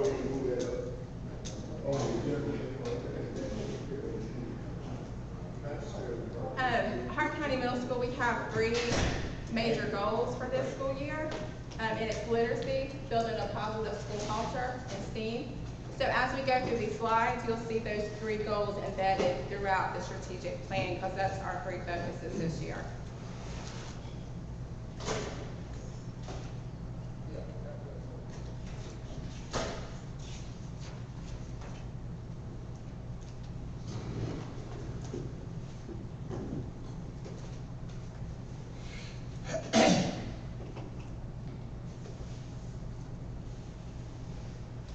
The first goal, student achievement. Hart County Middle School, we do the following to support the coherent instructional system that's established within our district. We do common assessments. We implemented that in all grades, all levels. Teachers are doing the same common assessments so they can analyze the data and make informative decisions about, what they're doing. And modify their instructions. If students are having deficits in certain areas, that gives them an opportunity to go back and revamp their teaching practices. The workshop model is another one. In the past, we always thought of that as just an ELA model, but in actuality, the workshop model is just best practice. So what we've done is expand that to all content areas. So they are using that model as well. Common planning. We use that time to disaggregate data to inform our instruction. And strategically using our instructional coaches. Every Wednesday, all of our teachers in our building meet with instructional coaches on Wednesday. We protect that time so that they know that that time is sacred. They know not to plan other things because we value that time with the instructional coach.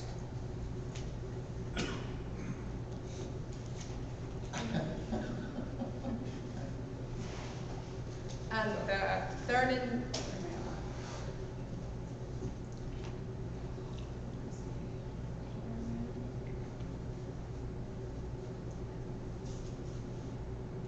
literacy. I'm out of order. We have literacy obviously is an initiative throughout our district. That's the area that we've really focused on. So students are reading and writing constructive responses every Thursday in study skills and throughout their school day. And we've really focused on making sure that we hold students accountable for their reading, and that's a major way that we assess that they're understanding what they're reading. Providing professional learning on the workshop model in all content areas, introducing book clubs and ELA classes. In the elementary school, they've been doing book clubs for a few years now, so I think it's important that we continue that continuity from elementary school to middle school. So we've continued and we've introduced the book clubs to help with that continuity from elementary school to middle school. Teaching reader strategies during study skills as well, and implementing and continuing the Read 180 program for special ed students who have reading deficits. For STEAM, that's another initiative. We have implemented the following. We have STEAM activities every month in all content areas. One of the projects we did is we partnered with the Career Academy, and students created restaurants and they created their own menus. And the Career Academy, they actually judged it, and then they provided lunch for our students in 6th grade. It was phenomenal. Our kids enjoyed that project. The 8th grade, they did a tiny house project that was successful. And we've also partnered with the U.S. Army Corps of Engineers, Hartwell Dam, and we're working on problems we can help them solve, like the litter issue. So we've really hit hard on STEAM this year, and we're looking forward to expanding it. I'm sorry, can you tell me more about the tiny house thing? What did they do? They designed their own tiny houses. They used math, they used ELA, a character story. So they didn't go out there and build themselves one? No. That's just a bit It is, but I don't know if that's a fad or something that's gonna take off, because. We need to get, I mean. we need to get Charlie to go over there and help. Maybe, I don't know, I think it's the county commissioners, they got all on board about these tiny houses, and they did all this stuff, and they put aside, we can do smaller lot sizes and all that stuff. For a fad? I don't know. I think it is. Sorry. Go ahead. Yeah. And we also have a consultant who works with our teachers on STEAM practices. And And we have several teachers that are involved in the STEAM Academy, that Mr. Benenbaum STEAM Academy. For achievement gap closures, we've created and implemented the following. MAP is our main assessment tool that we really use and harp on. We use that information to measure students' growth. So what it is an opportunity to make adjustments before the end of the year so we can look at our school's growth for the year. We can look at our classes, their growth. Then we can zero in on student deficits and weaknesses. So that helps us make adjustments and change our practices before the end of the school year. And one thing that I've implemented this year is we know what the research says about reading. The more students read, the better their academic achievement overall is going to be. So I have been monitoring the circulation of library books being checked out. The library should be the hub of the school, and I've also been monitoring the e-books checkout and making sure that we're always increasing those checkouts. High expectations. One thing that we've also worked towards is making sure that we're intentional in our questioning of students, and when we do instruction, making sure that we are tapping into those high order thinking questions and not just memorization. So teachers highlight those intentional questions in their lesson plans so we can teach kids to problem solve and to think on that high order, those DOK levels, at levels of higher knowledge. And they participate in vertical and horizontal teams to strategize and collaborate on curriculum. In the past, we've always just collaborated. Math has worked with the high school, 8th grade math, and 6th grade math has worked with the elementary. This year, we've expanded it to ELA, and our ELA teachers, our 8th grade ELAs have worked with the high school 9th grade teachers, and our 6th grade ELA teachers have worked with our 5th grade ELA teachers to help with that flow and just to have that continuum from elementary to middle to high. It's important to streamline that and we all be on the same page and know what their skills that they need to work on and skills that they're accelerating in. Can you elaborate for me? You saying 6th work with elementary, 8th work with high school. Is that some type of coaching that's going on there, the high school coaching or the Well, what they do is they meet after school a few times during the year, and usually the instructional coach facilitates it, and they look at their data, they look at standards, and then they look at, well, what standards are 8th grade students having issues in? So when the 9th grade teachers get these students, they know what their deficits are, so they can remediate and they can embed those skills in their lessons that they're already doing. Does that make sense? It does. And our teachers have also in those times done a lot of work looking at how standards build upon one another. So sometimes something that you learn in 4th grade will actually show back up again in 7th grade. But if you're a 7th grade teacher, you may never have realized that it was really introduced on some level in 4th grade. And so the more we can know that, okay, I'm building a foundation, this is where we're going, and then also come together about the vocabulary that we're using so that we're building on the vocabulary instead of you saying it one way and then I say it another way, and he says it a third way. Or you might have a 9th grade teacher that for some reason they're having to remediate this one particular skill over and over. Well, if you don't collaborate, the 8th grade teacher may not know that these kids up sent to the high school is lacking in this skill. Yeah. So now that they collaborate, then the 8th grade teacher knows, oh, they need to know this before they go to the 9th grade. So they collaborate. That's the reason why you have the collaboration. That's the reason why 5th grade is collaborating with 6th grade, and so that they swap that information. So. And it's been helpful, and they have that continuity from going from the elementary to the middle, and from the middle to the high. For school culture, we have utilized committees. Every teacher at our school is a part of a committee in which they attend every month. So they have some ownership, that they have some say-so, so they feel like they're part of the decision-making process. And we utilize parent, student, and teachers' feedback through surveys to gauge school climate and culture. And I've done surveys 2 or 3, and I think it's good perception data. So what I'm thinking may not mirror what's actually happened, so it's congruent. So my perceptions are accurate. It's a check on me in the school, that I always know what the temperature of the school is. It's a good way for me to gauge, all right, this is what I think the school's doing, this is what I think the climate is. How is that really? So I'm able to match my thought process with the perception data of surveys. We've done a book study with the counselors, the media specialists, and the assistant principals on Start With Why. That's another way that we build a positive school culture. The PBIS team provides opportunities for students to use their Bulldog bucks. They can earn by being honorable, accountable, respectful, and teachable. So students have opportunities to spend those Bulldog bucks. We have a Hart cart in the cafeteria twice a month where students can cash their Bulldog bucks in for different items. So this year we've actually expanded it to teachers. So we have teacher Bulldog bucks where teachers can earn those bucks for going above and beyond. And it's really taken off because we have a cart with different snacks that they like, different things that they like.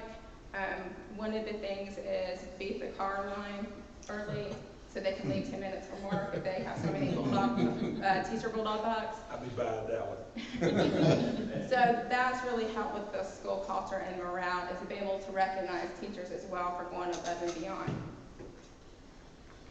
For safety, we have a threat assessment plan and we meet monthly to review and update as needed.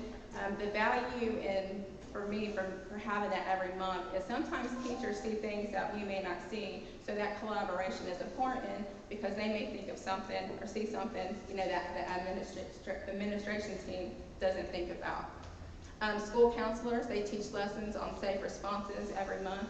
Our counselors are going into the classrooms and teaching those safe skills. All parent and community volunteers go through a background check, all of our mentors, so we know that they are good, that, you know, there's nothing out there that we don't know. And our counselors have given training to some of our parent volunteers as well. And of course we do safety drills every month and try to get better and improve our time.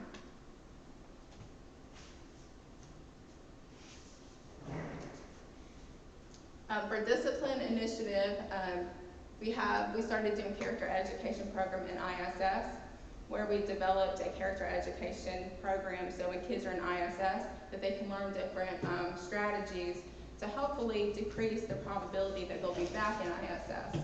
So I always think that's important when a student gets in trouble, you know, to not just, you know, let that be the end all, is to offer them some strategies because the probability of that behavior happening again is high. So they need to think beforehand, what am I going to do if that situation happens again? What am I going to do? So that's one thing that we've started this year. Monitor positive behavior interventions and supports through monthly impact checks and SWIFT. Just looking at our behavioral data and seeing where are our problem issues. For example, in the hallway there may be a spike in behavioral referrals. So that means, to me, we need to have some of our resources, our teachers in the hallway where those problem areas are happening. So it's a way for us to be flexible and be able to move people and to use information to make decisions throughout the school year. Communication, we update our school and teacher website on a weekly basis. Our media specialist is working hard on that. We utilize Anna Hall regularly to provide information to stakeholders if we have events. And we use the call out, the remind, school sign, social media to communicate to stakeholders. Parent outreach, we do literacy night, curriculum night, through our Title I night. And we share and do workshops with parents how to use those tools that the district has, such as Infinite Campus and system apps. One thing I'm very proud of is we really worked hard to build up our PTO group. So we've increased our number of parents involved in PTO. I gave them their own room, so it's theirs, so they feel like they have ownership in the school. So that's one thing that we're really working hard on, and where we've offered a lot of PTO events that we've never had in the past. Transition to middle school. I think more for the parents and the students, it's scary for parents for their children to go from elementary school to middle school. So we offer a transition program where we go in February to all 3 elementary schools and we introduce ourselves and we talk about the middle school. Then they come and tour the middle school and they see what the middle school's like. Then during the summertime, we actually have a transition camp where the kids come and they stay for a longer amount of time where they get to see the teachers and they build experiments with the teachers. They go through their class schedule. So it's an opportunity where, so when we get those kids in the fall, there's a sense of belonging already. They don't feel so scared that they know what's to come. It builds a sense of normalcy with them starting middle school. They get to see the lockers so that they know that it's a rumor that they're gonna be locked in their locker. They know how to fit in there. Middle school is just such a crazy age. I mean, isn't it? I mean, it's just, you're going through so much, and then you still gotta learn all that stuff. I love hearing that you're collaborating with the elementary schools and then also with the high school, because it is such a transitional time too, don't you think? And we've had I all don't of know if our I've heard that in the past. We've had our ELA teachers go to the elementary schools and observe the workshop model, because they need to know what the instruction looks like, what it looked like, and, you know, for when they get those students. So we've done that this year too, as well. Yeah, keeping that momentum going, getting them ready for high school. It used to be the ninth graders. I mean, not too many years ago, it was the trouble spot was the ninth graders. But because of social media, the internet, and the maturity of the kids at middle school, they're learning so much earlier that it's now the whole focus has moved from the ninth grade to the middle school. And so our ninth graders are actually a lot better than what it used to be. It used to, that was the problem child, but now it's like, just like what you're saying, it's just a difficult time during that middle school thing where they've got to figure out how to navigate all these friends. And then, you know, in our situation, our school district's got to realize too that you got basically three sets of communities that are coming together for the first time. And so that's like a whole nother world, you know, for them. And so that's where, you know, I said all along, I mean, the key school in our district is the middle school. Yeah. For efficient and effective operation, the way in which the middle school supports those goals is to improve staff attendance. And I've really focused on that this year hard. And one incentive that we do for teachers, if they don't use a sub all month, we provide them a sub lunch that month. So if you don't use your sub, you know, you're out for a day, we provide a sub lunch for teachers, and that's really helped. I would never imagine that a sub lunch would improve teacher attendance, but that's helped tremendously. Prioritize school projects that promote student academic success, and that contribute EduCam has been huge in helping with academics, because teachers can videotape themselves and reflect on their instruction. So without the threat of somebody else watching them teach. So it's an opportunity for them to get better with no outside judgment. Employee development, of course, we provide differentiation for professional learning, opportunities for certified staff and parapros. We've created a school mentoring program and monthly meetings with administration. So what we've done is at a school level, we have monthly meetings with all new employees, all new teachers, and we assign them mentors. And it's their opportunity to get to talk to administrators without other people around in case they have questions. So we meet monthly with new employees. And I've also had other teachers present to them, like the new teachers from last year did a presentation to our new teachers as well.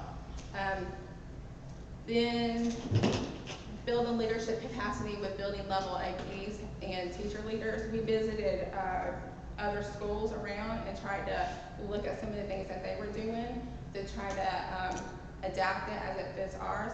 So my vision, my perspective is all teachers are leaders. So I try to communicate that to them when I talk to them. You are a leader. So I took a group of lead teachers and assistant principals to other schools to try to get their input about if there's any changes that need to be made. Well, what are they? What are some different things that we could do that's outside of the box?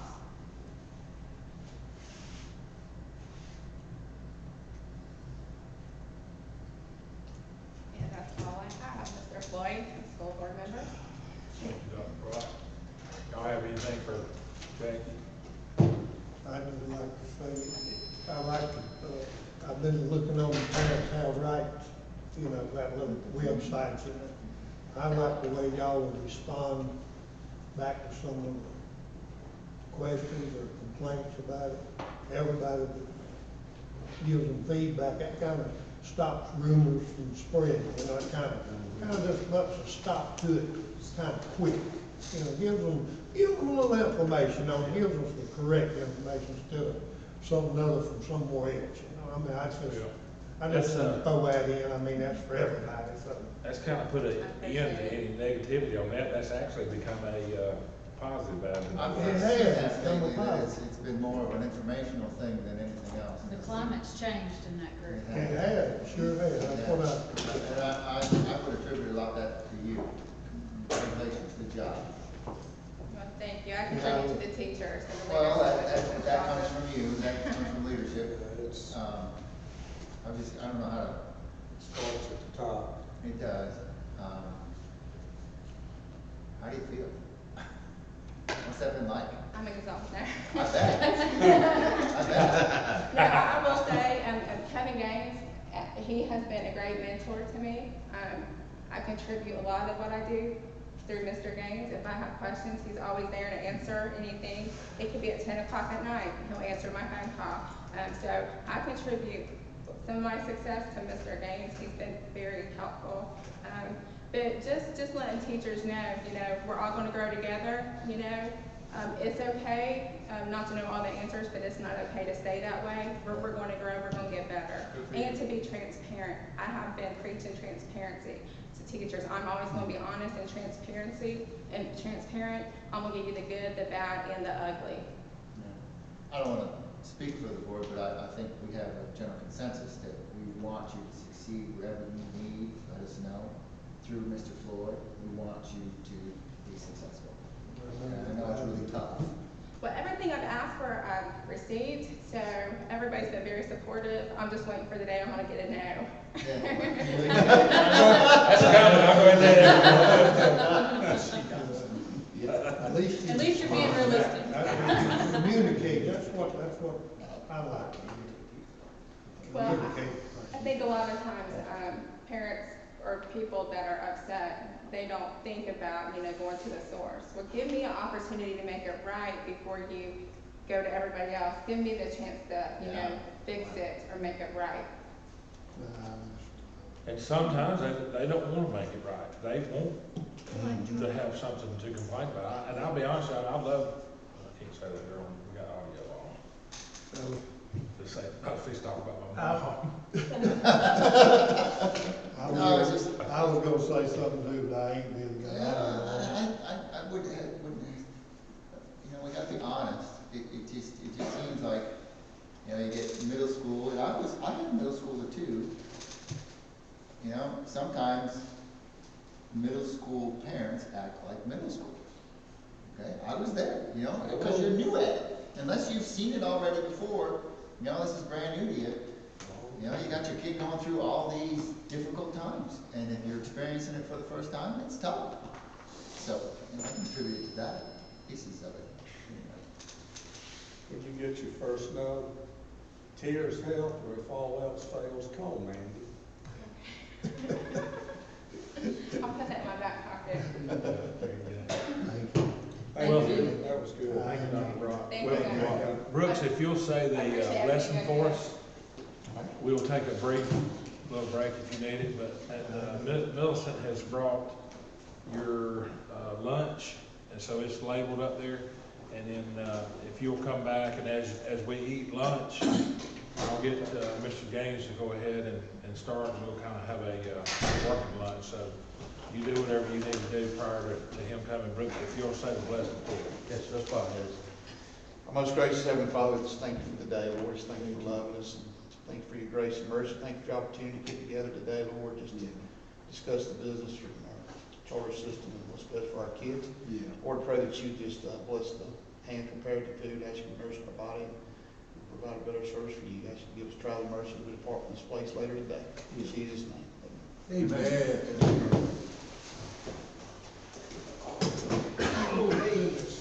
And mine. Sure. He said, oh, me. Youngest daughter. Nobody's over there. Nobody's there. Go ahead, Reverend. Wash my hands and get it all out. Did you get a sandwich or salad? I got a sandwich. Yeah. Janie's, she's been feeding me rabbit. She's keeping you on that diet. Yeah.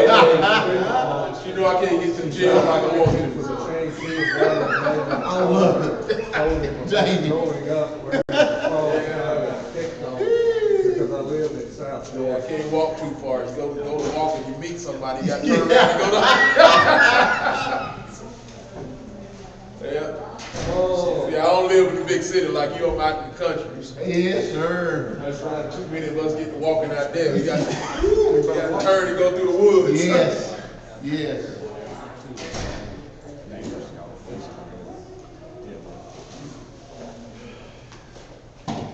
Appreciate it. Now, I need an address to write a thank you note for that.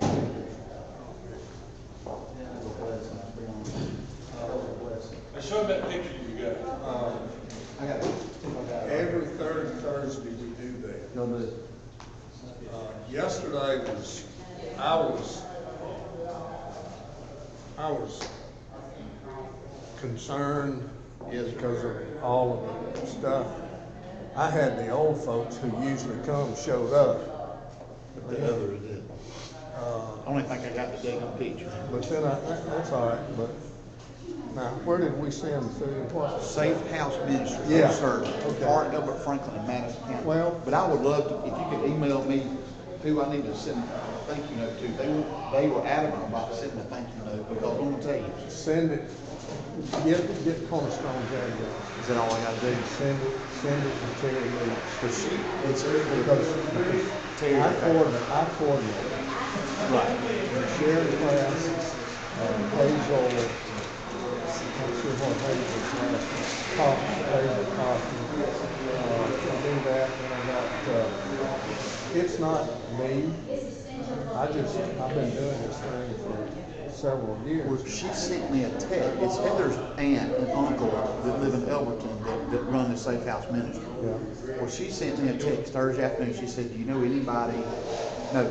No, Wednesday evening. She said, do you know anybody that's got any extra pantry items? She said, we can't get anything from Augusta, who's their local supplier. She said, we're having to turn people down left and right. I said, no, I really don't. I said, but if I find out about anything, well, it wasn't the next morning. He called me. He said that you had called him. I was like, that's just God working out there. Oh, you know that? Oh, she was in tears now. When I pulled up in there with that big Hart County, even I was in Everett County. Now they, like I said, they service our county too. When I pulled up in there, you know, like we started to load that truck. She had tears in her eyes. But she wanted me to get an address, so I just need to get Cornerstone address. Send it to you. Send it to Terry Lee. But yeah. I'll get it to her. Y'all do the third Thursday every month. Okay, but it's like, it's gonna be short all over, but the boys, I'm scared. Yes, Brooks. I've only like trimmed the boys like on the back and on the sides. They're gonna end it with bubble cuts over right?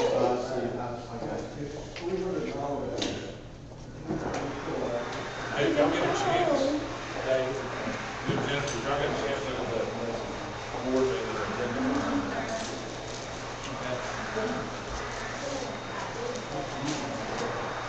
I know it was only 30 last night.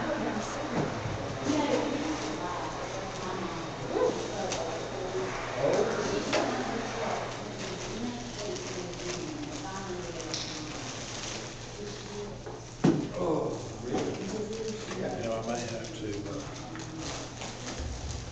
this.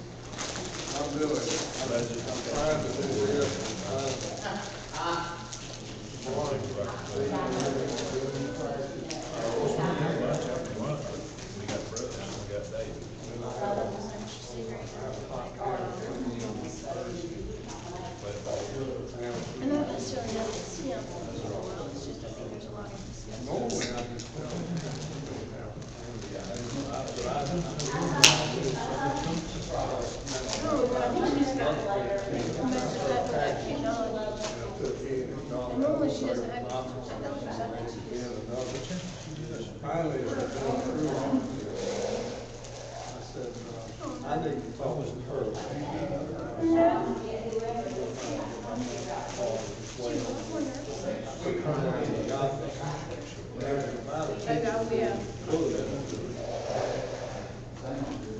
As soon as she got out, she sent me a text, she said, I'm sorry, that was the wrong. Probably should have said something.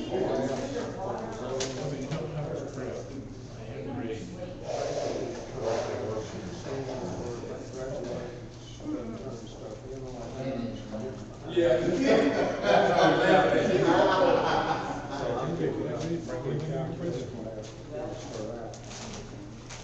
So I'm making a call on that. Right. I let him try that. Pretty nice little intro screen. Yeah, it's.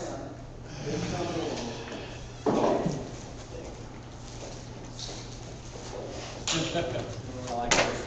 You know how messed up 2020 is? It's April 15th, and the IRS sent us money. That is messed up. That's Pretty good right there. That's pretty good. I I'm like the one that. that said I never thought I'd be wearing a mask and go to the bank and ask for money.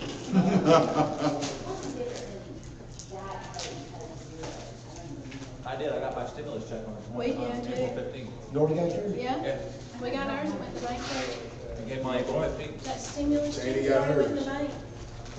Yeah, I haven't seen it yet. Michael said yesterday was there. I ain't seen mine yet. Came on the 15th. Yeah. My mom and dad got theirs Monday, didn't they? Did it? I was going to see Kim and get me a loan, man. Which I had to pay you. I think so. I think if you pay in, Yeah, it's all late, good. it doesn't mean you're not gonna get it. It means that the pecking order was people that got billed. I don't know why. You had to pay you to get. Well, the thought process, I'm sure, is probably that you have Well, money. I don't think probably. If you paid in, Right. See, my, Well, also, it could be that if you paid in, you probably didn't get your checking account with it originally. You sent the check, you did direct deposit it? yeah. I don't know. I did not know. Jerry, so you ain't seen it yet? What I didn't say was, You gonna see it? give those rising sixth grade parents a pair of scissors. Yeah. Kevin. Don't sew my I salad. usually sit beside you when we eat something. Yeah, you're sharing food. All right, Kevin's gonna go ahead and get started. He's gonna go ahead and get started, so we have a working lunch. All right, Mr. Gaines. All right, thank you. Appreciate the ability to be here to talk about our school and about our strategic plan, so.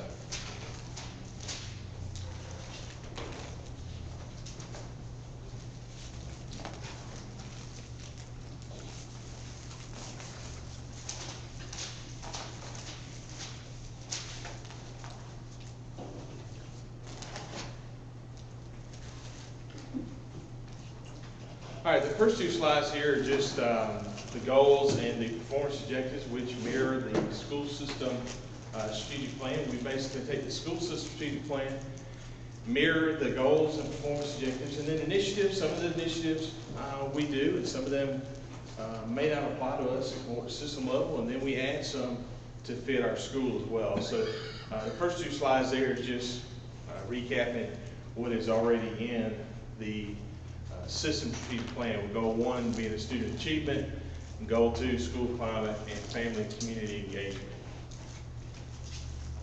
And goal 3, efficient and effective operational support functions with the performance objectives there.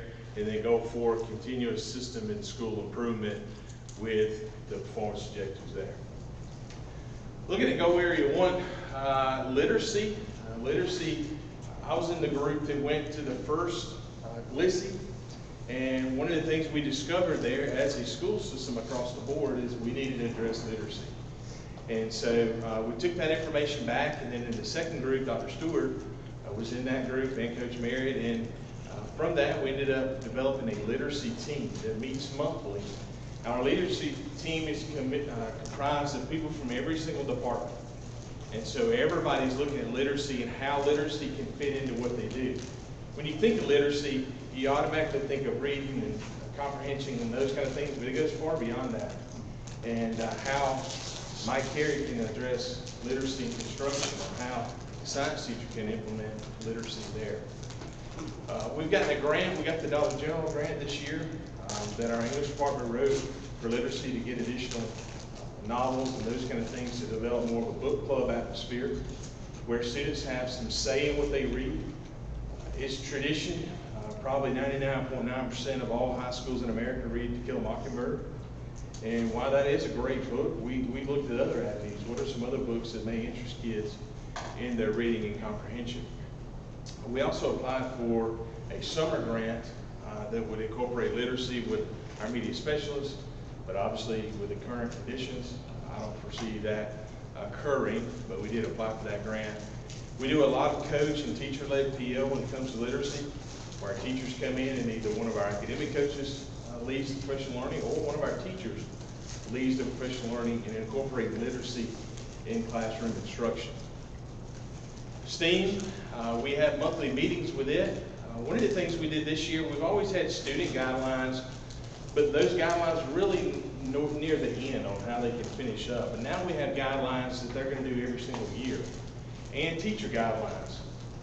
I went to our teachers and said, here's what we want to do. Here's the expectation with you teaching a STEAM class of what that is and what that's going to look like. And one of those things, obviously, they're going to work together with the person that they're assigned with, their pair, but they also have to do one project outside of that.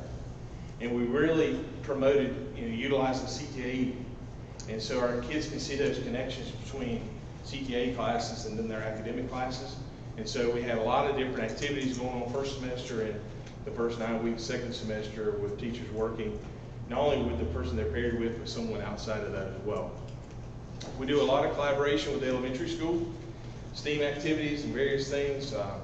I hate we missed the STEAM Olympiad. I know it come up on my phone the other day. It was just supposed to be last week, and I was like, because that's always a great day where all the elementary and 5th grade comes here and they do different activities with our STEAM kids, and so I hate we missed out on that. And we have our STEAM Academy where our teachers go through the training as well. And we had a STEAM night for the system plan in April, and unfortunately with what's going on, we won't be able to do that, but we're going to do some things virtually when it comes to STEAM down the stretch here in our conversation with our STEAM folks. Achievement gap closure, Bulldog time remediation. I'm going to talk more about that in a second. Credit recovery.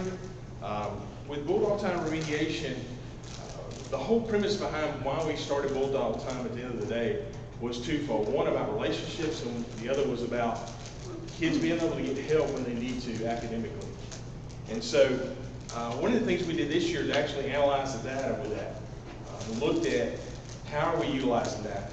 Now, obviously, we utilize Bulldog time as a time that, some students can leave early if they meet all the expectations as far as behavior and attendance.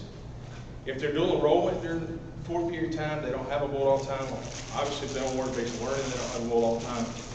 And so 122 of our students fit that category. They either had a work-based learning, or they had dual enrollment during 4th period, or they were able to get leave early. So that left us with 868 students. First semester, 25% of those students went to remediation at some point. They went to that math teacher and got help. They went to that science teacher and got help. And our teachers collected that data as students would come to them.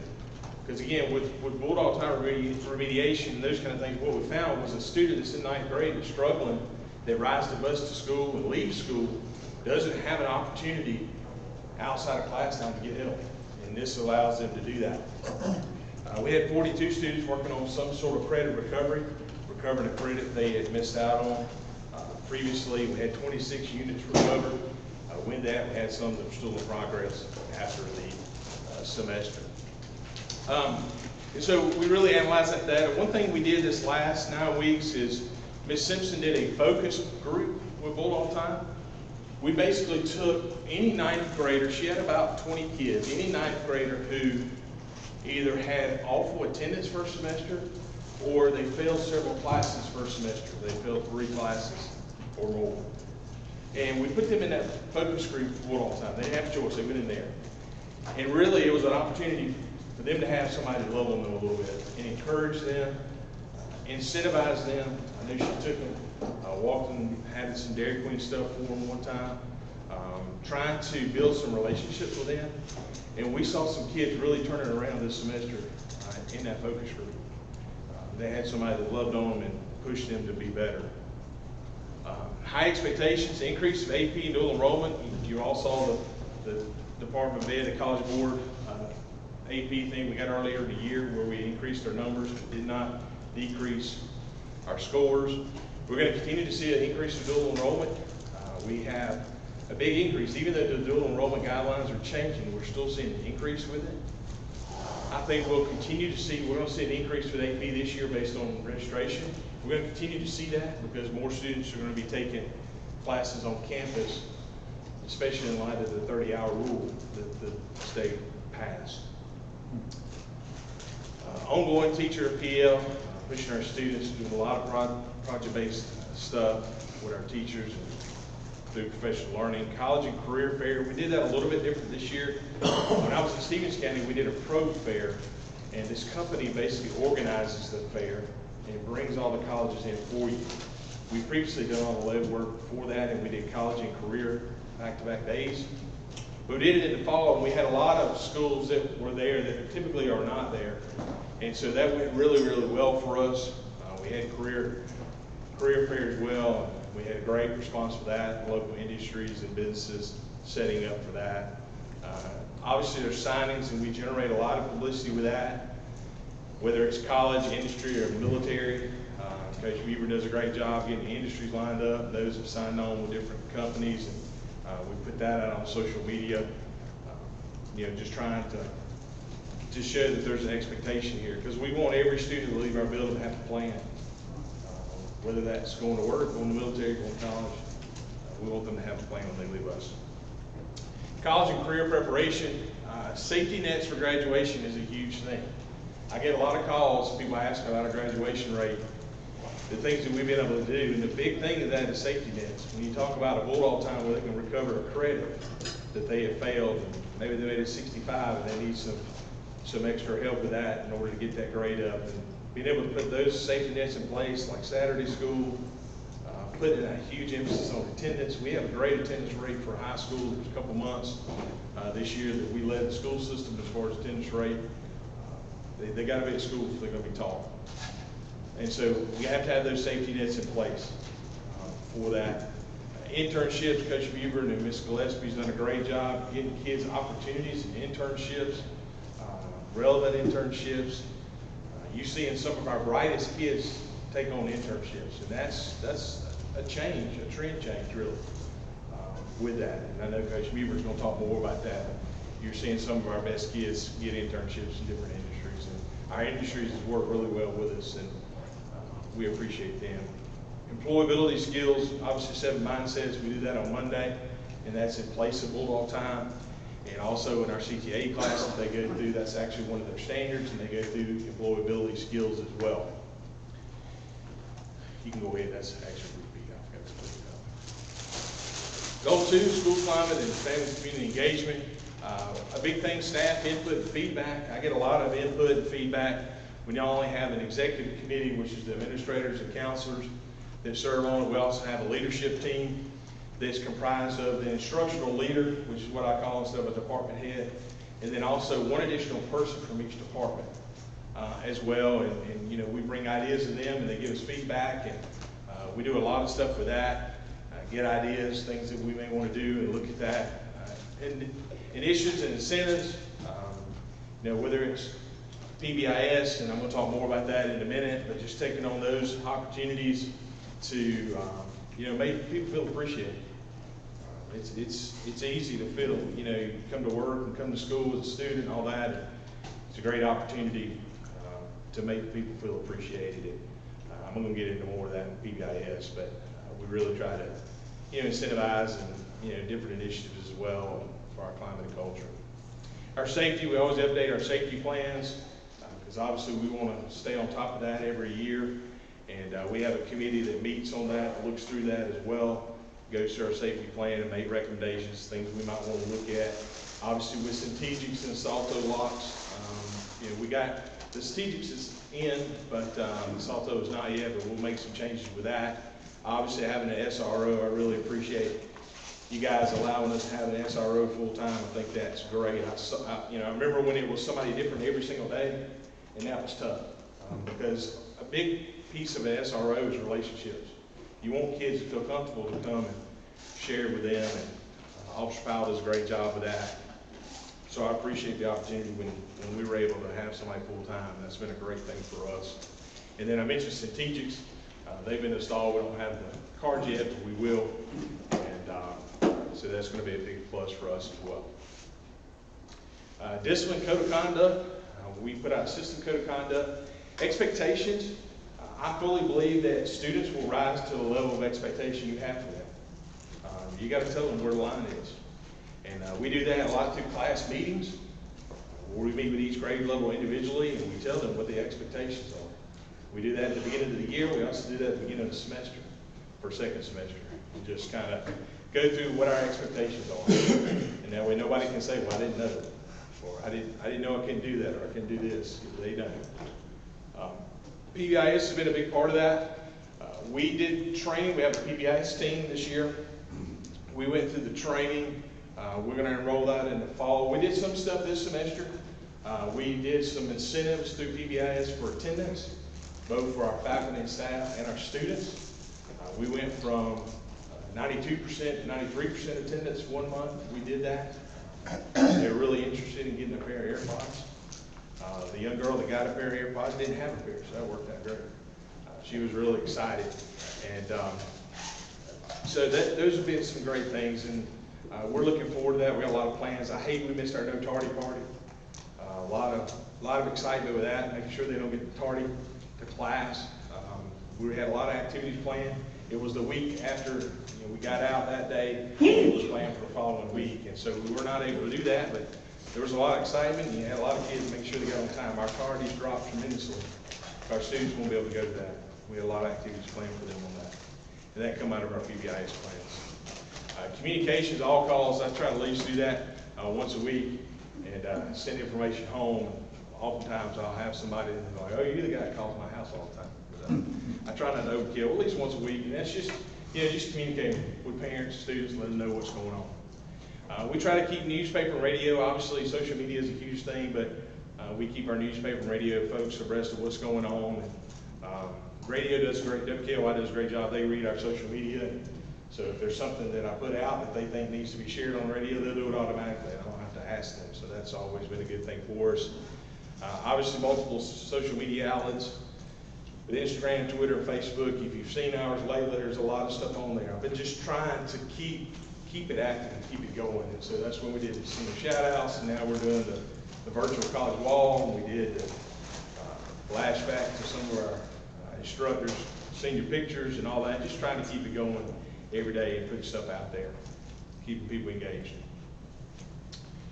Parent outreach open house, we obviously did that at the beginning of the year. We also did that second semester beginning as well. Parent involvement nights, one thing that we did with that is try to get our students engaged. If we can get our students active and engaged in what's going on, the parents are more likely to come. And so we've had a good response for that. We do, of course, early release meetings like everybody does. And then registration.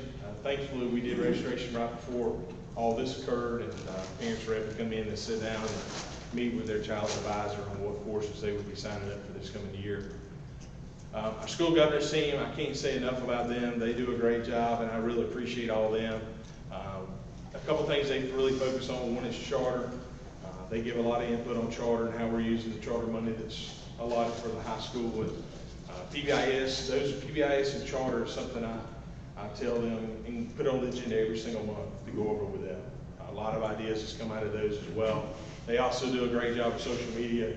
Whenever I put something out, they're sharing it, making sure it gets out to more people. Christine Blomberg is on our school governance team, so a lot of times we put something out, she shares it with the chamber, which hits another group of people. So I appreciate what they do for us on that. Our fiscal guidelines and budget process, when Floyd came here, we changed a lot of that. It's been a great process for us, and giving our teachers an opportunity to have some say in budgeting, and making sure we're planning correctly and using the allocations we have to get that. And then those are two of the other. Resource management, that was on the other one as well, I'm sorry. Keep on going. Technology, Chromebooks, I'm very fortunate, and I've heard from some schools that did not have the level of Chromebooks that we did, and were not able to distribute Chromebooks. So I've been very appreciative of the opportunity that we had to distribute Chromebooks in light of what's going on right now. I was talking to our principal the other day, and they didn't have that. They had to do paper on everything, and they didn't have Chromebooks. So very thankful in technology and what those guys do. Clear touch panels, we have a lot of that.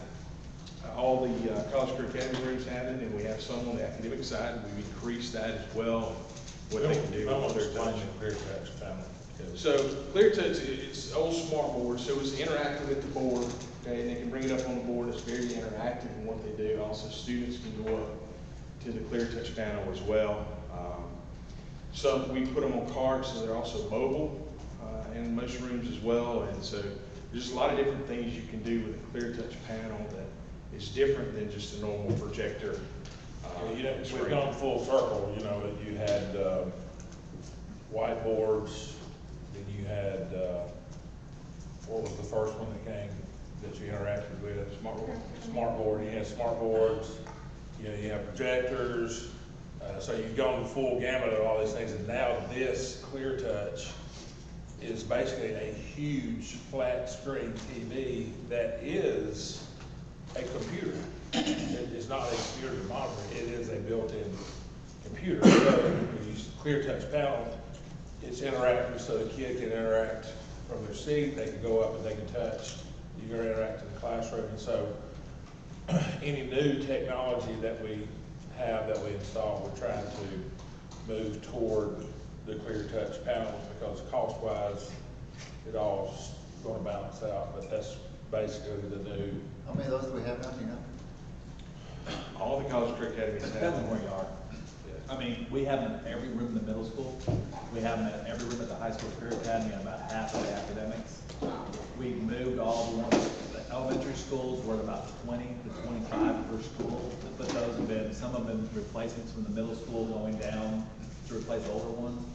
The plan is over, the plan was, or should still be as part of SPLOST 5, to replace each school, so all schools will have replacements over time. So that's been a huge tool. Google, I can't say enough about what we do with Google now. Google Classroom and all those kind of things, especially right now with what's going on. I told somebody the other day, I could not imagine if this would have happened when I got here in 2012. We didn't have Chromebooks, we didn't have Google Classroom, we didn't have all that stuff. We had computer gateways, and it would have been a struggle. We became a Google district in 2016. Yeah, when you came, it was basically, we were debating, and when you came, you said, let's do it, and we said, sure. We wanted to anyways, and that pushed us over the edge. And that's been one of the, like the Google Hangouts and all the stuff that teachers are able to do. I don't know if you've ever seen that, participate in it. Similar to Zoom. So it's been a real positive. The Chromebooks, of course, when you got the platform. Do they push the Hangout past 10 people? Google Hangout? Where you live past? You think more than 10 people now? Oh, yeah. I would say we have quite a few classrooms and teachers meeting with, the invitation's gone out for their entire class. Now, I can't say that all 30 kids or 25 kids are connected, but I can say that the invitation's been sent out to their whole class. Well, Ayers was complaining the other day, he had to get up at 8 o'clock in the morning to go to his, actually to his virtual classroom. I was like, you little. That's the only thing about there is a set time. How could you? Don't even tell me you're getting up early at 8 o'clock. Well, I can see even past this, that's going to become part of the norm. And I'll be honest with you, I hate to say it, but I think probably the most advanced group that we have with virtual meetings is the football team. I mean, I've been actually amazed at what they have been doing this summer. They got it, of course, Brant's got it from the universities. I mean, he and Kirby Smart were real close friends, and so he got, what are you doing? That, basically, the conversation started like that. Kirby, what are you doing? Well, all our kids are at home. Well, what are you doing? How are you doing that? Well, our strength and conditioning coaches have put together a plan where they can do everything they've got to do without a weight. It's all body stuff, it's all core stuff, and they can do it in the same room. So they have X amount of hours a day that they have to log in, and they right there with them virtually. So I didn't know until I started talking to Rance. I started talking to Brooks, you know, about, well, what are y'all gonna do? And then I started finding out, holy cow, they are, I mean, it's gotta be helping them in their classroom, you know, because of what they're required to do, the check-ins all day. And, you know, and I'll be honest with you guys, I haven't seen you guys, well, I haven't seen these guys. You know, it's not like that we've seen each other. We've had Zoom meetings, we had Zoom meetings with the principals and all that kind of stuff, but I can see moving past this, that becomes a little bit more of the norm. I mean, I can say that We've had Rotary meetings, via Zoom. Yeah. What else did I do? All sorts of different stuff, yeah, which I would have never have taken the time to sit down for 45 minutes it took me to get it all set up, so I knew I had it there. And now I've got it, but yeah, I think there are some positives we can pull out of some of this. We'll see. Sorry for the. No, you good. Resource management, obviously that comes with a lot of planning. We want to use our resources wisely.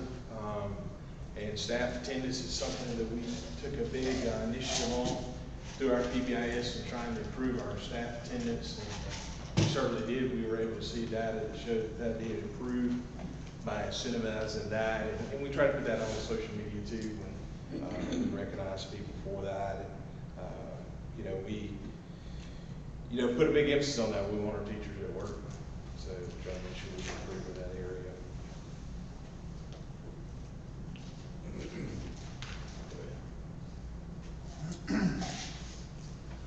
Employee development, one of the things we try to do a lot is differentiated PL. When we do professional learning, it didn't always, well, the way it was done in the past, it didn't necessarily fit every person. So we try to look at professional development as in a way of, it'll benefit everybody in our building regardless of what they teach. I know we're already working on, Mr. Carey's going to do a professional development next year when we get back. We talked about doing it the latter half of this year, but when we get back, he's going to lead a professional learning on some things that he's doing, and it's something that can benefit everybody. And so we try to look at that and what the needs of everybody is. Induction and mentor programs, obviously the induction for first and second year teachers is done at the system level, and that's led by teachers. I've got some folks involved with that. And then mentor programs.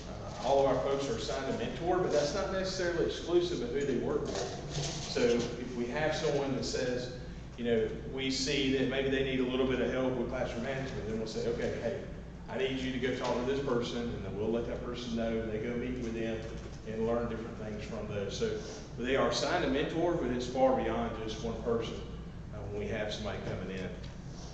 And, Mr. Robinson, that induction program, that's kind of what you were asking questions earlier about with the other schools, so they're doing the same thing. I'm a big believer in that because my first year teaching, we didn't have a mentor program or an induction program, and I had no idea what anything was ever going on. And it was a very veteran staff where I was at, and so there was not a lot of young people there, and so just assumed I knew everything going on. And so I haven't went through a school like that. It's something I put a lot of emphasis on to make sure our teachers know that are dealing with what's going on. And it may not be their first year in education, maybe their first year in our building, and they still need to have somebody they can go to. Because although they may know pedagogy as far as teaching goes, they may not know some of the things that we do in the processes. So even if they're not a first year teacher, they're still assigned that. And of course, I've talked about this several times, teacher and coach led PL. Leadership capacity, I believe in developing your leaders in the building, and that's why a few years ago I decided to not just have a department head meeting, but to have a leadership meeting that has somebody from that department that's the instructional leader, the department head, but then also one additional person. And we try to, it's very easy as a principal to hit the same teachers over and over when you need something done. Hey, I need you to go lead this right here. I need you to go investigate this right here to look into us adding this program. It's very easy to hit the same people over and over. So we're very intentional of passing that around. And so by doing that, it allows us to develop those leaders internally within our building, which I think is very important for us. Strategic improvement, obviously we publicize our strategic plan, we monitor our professional learning. Our teachers are required to go to so many professional learnings through the year. They get to sign up for that as well, so they have their choice on what they go to. You know, as far as on that, our internal leaders also are nurtured in what they're doing and with the things that their strategies they have, what we're leading and growing our leaders. And then, you know, we develop our strategic plan and we make sure we give some recognition to that. As far as our charter, you know, we have our charter plan, and that runs, again, I go through our school governance team with that. Mr. Buddenbaum and I meet and talk about charter funds and that kind of thing each year. And so that goes through the school governance team. And so that's as far as the charter part on that going there. And we had two additional items, Kevin, that were just kind of a discussion thing that we want to talk about is, you know, some type of wall of achievement or Hall of Fame, or, you know, I know that you and I have had those discussions. I know you've had those discussions with the leadership team, but we wanted to have a discussion with the school board on kind of what, you know, their expectations were in that area, and how to go about doing that. Yeah, we've had some discussion on that, developing that wall of recognition. Kind of where we looked at starting that. It's kind of two-pronged, really. One side of it is looking at GHSA, all of our state champions, and recognizing them in some manner in a location in a building. And then on the other side of that, you also have under the College Career Academy, those that went on and, you know, placed, you know, won a state championship in their level as far as the College Career Academy goes as well. So that's something we're looking at and working on. Coach Gillespie and I, like I said, have had some conversations about that as well on that wall of recognition. But kind of the starting point, recognizing our state champions, whether that be an individual or whether that be a team. Okay, so we've had this conversation a lot, and I've heard that we're looking at starting it, okay? When Audrey won the state championship, you know, there was some talk about, well, when we get the new gym built, we're gonna start a whole new wall thing, and we're gonna get pictures of all the state champions, and we're gonna put them up there. It hasn't been done yet.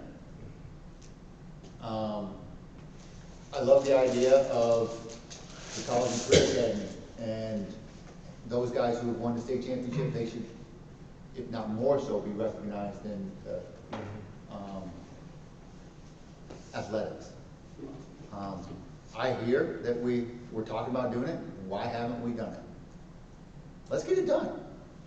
I would recommend that the high school, you know, you could use your leadership team, you could use whatever group that you have, you can do a whole separate committee, but this is what I would do. I mean, I think this is the first step.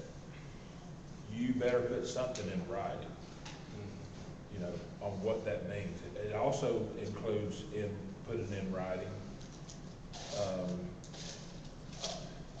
these are the things that are going to be, not the criteria, but these are the things that are going to be included in that. Because you'll get into splitting hairs of, you know, what needs to be added into that. What is it going to look like? You know, you've talked about, I know that y'all discussed the location. You've got 2 or 3 locations that would be, I think would be great. I think one down there by the main office would be great. I also think in there, in the gym, not the side where you go to the restroom. I can't picture the gym right now. There's a wall in there on one side that's more predominant than the other. Seems like the back of the visitor side? Yeah, you know what I'm talking about? There's one that is kind of pronounced. It's like, okay, that was, you know, but you're gonna have to put something in writing. What does that include? And then, does that include anything that they would do at a college or a university? You see what I'm saying? Right. Yeah. And you don't wanna get into something where it's impossible to track. But you don't wanna, you don't wanna leave them hanging either, but. Yeah, we talked about a few locations. I think the gym, the one reason I like the gym is because it's gonna be seen more. I mean, if you put it in the hallway in the main building, other than people that are in the building, they're gonna see it. But I think it's like Jackson County. I don't know if you've ever noticed Jackson County. You walk in their gym, and there he is, his whole big old wall. That's exactly what I'm talking about. That's where I've been several times, I've gone, wow, we need to do something like this. Or even Jefferson, I mean, they take it to another level. They've got full size almost of their state championship teams. I don't know. So where do we Whatever get the- works. I'm sorry, where do we get the guidelines? And like Matt says, we're gonna do it, it's time to do it, so put somebody to contact these other schools, I'm sure they have guidelines. And don't misunderstand me, Kevin, I know you have a lot of higher priorities. I know you do, but. I mean, it's important. I hate to keep talking about it, and it never happens. And we end up 10 years down the road, and we should have been doing this 5 years ago. I don't know. I mean, I think I was telling you about this. My high school, okay, we had a reunion, 35-year reunion, and one of the big deals was to go back and look at your picture that was still up on the wall. They scheduled with the high school so these guys can go in and go look at their pictures. Just, I don't know, something pretty cool. Yeah. Some tradition, some. I guess what I was referring to, if you stick to GHSA, that's pretty black and white. There's no gray area in that. But what does that include? Does it include only state champions? Does that include All-Americans? Does that include, what does that? That's what I was talking about coming up with the criteria. I would recommend that you start with GHSA because it's black and white, and just put that criteria in mind. And then how somebody's got to do the historical research. Because there may be some individual state champions back there somewhere that before GHSA started keeping those records that you don't know about. So, but now I agree with the board in that we need to put a time frame on this, on when this is going to be done by. We'll get it done. Are we talking about by December? Or are we talking about by? Because I know you got to get pictures, you got to get whatever the artwork that we determine has got to go up there. I mean, what do y'all see as a board? What do you, I see this type of quality, and what I mean by that is there's a perfect example in the College and Career Academy where we walked into that thing and you had, is it three-dimensional type of, it talks about everybody that's involved with the College and Career Academy, isn't there some type of? Yeah, the branding that's in the Yeah, outline part. yeah. That's really cool. Yeah. That's, and if we need to spend some money on it. I don't want to, not $100,000, but, need to make it, do it, we're gonna do something, let's do it right. You've got the support of the board. I think we've all talked about this a bunch, and I know you can't do it, and I know you just talked about not, relying on one particular teacher all the time, but you can form a committee and get everybody involved, get some new people involved. I don't know. I think December allows us to get back in school, meet with my committee, form it, get everything done, do the research. If y'all are good with that, then that's what we'll go with. I'd love to be on that committee. I'm just trying to push it, because, we've talked about it a lot. I've done it before. I wish when things get pushed off, and it's just my style, so. I didn't know there were any conversations prior to the building being built.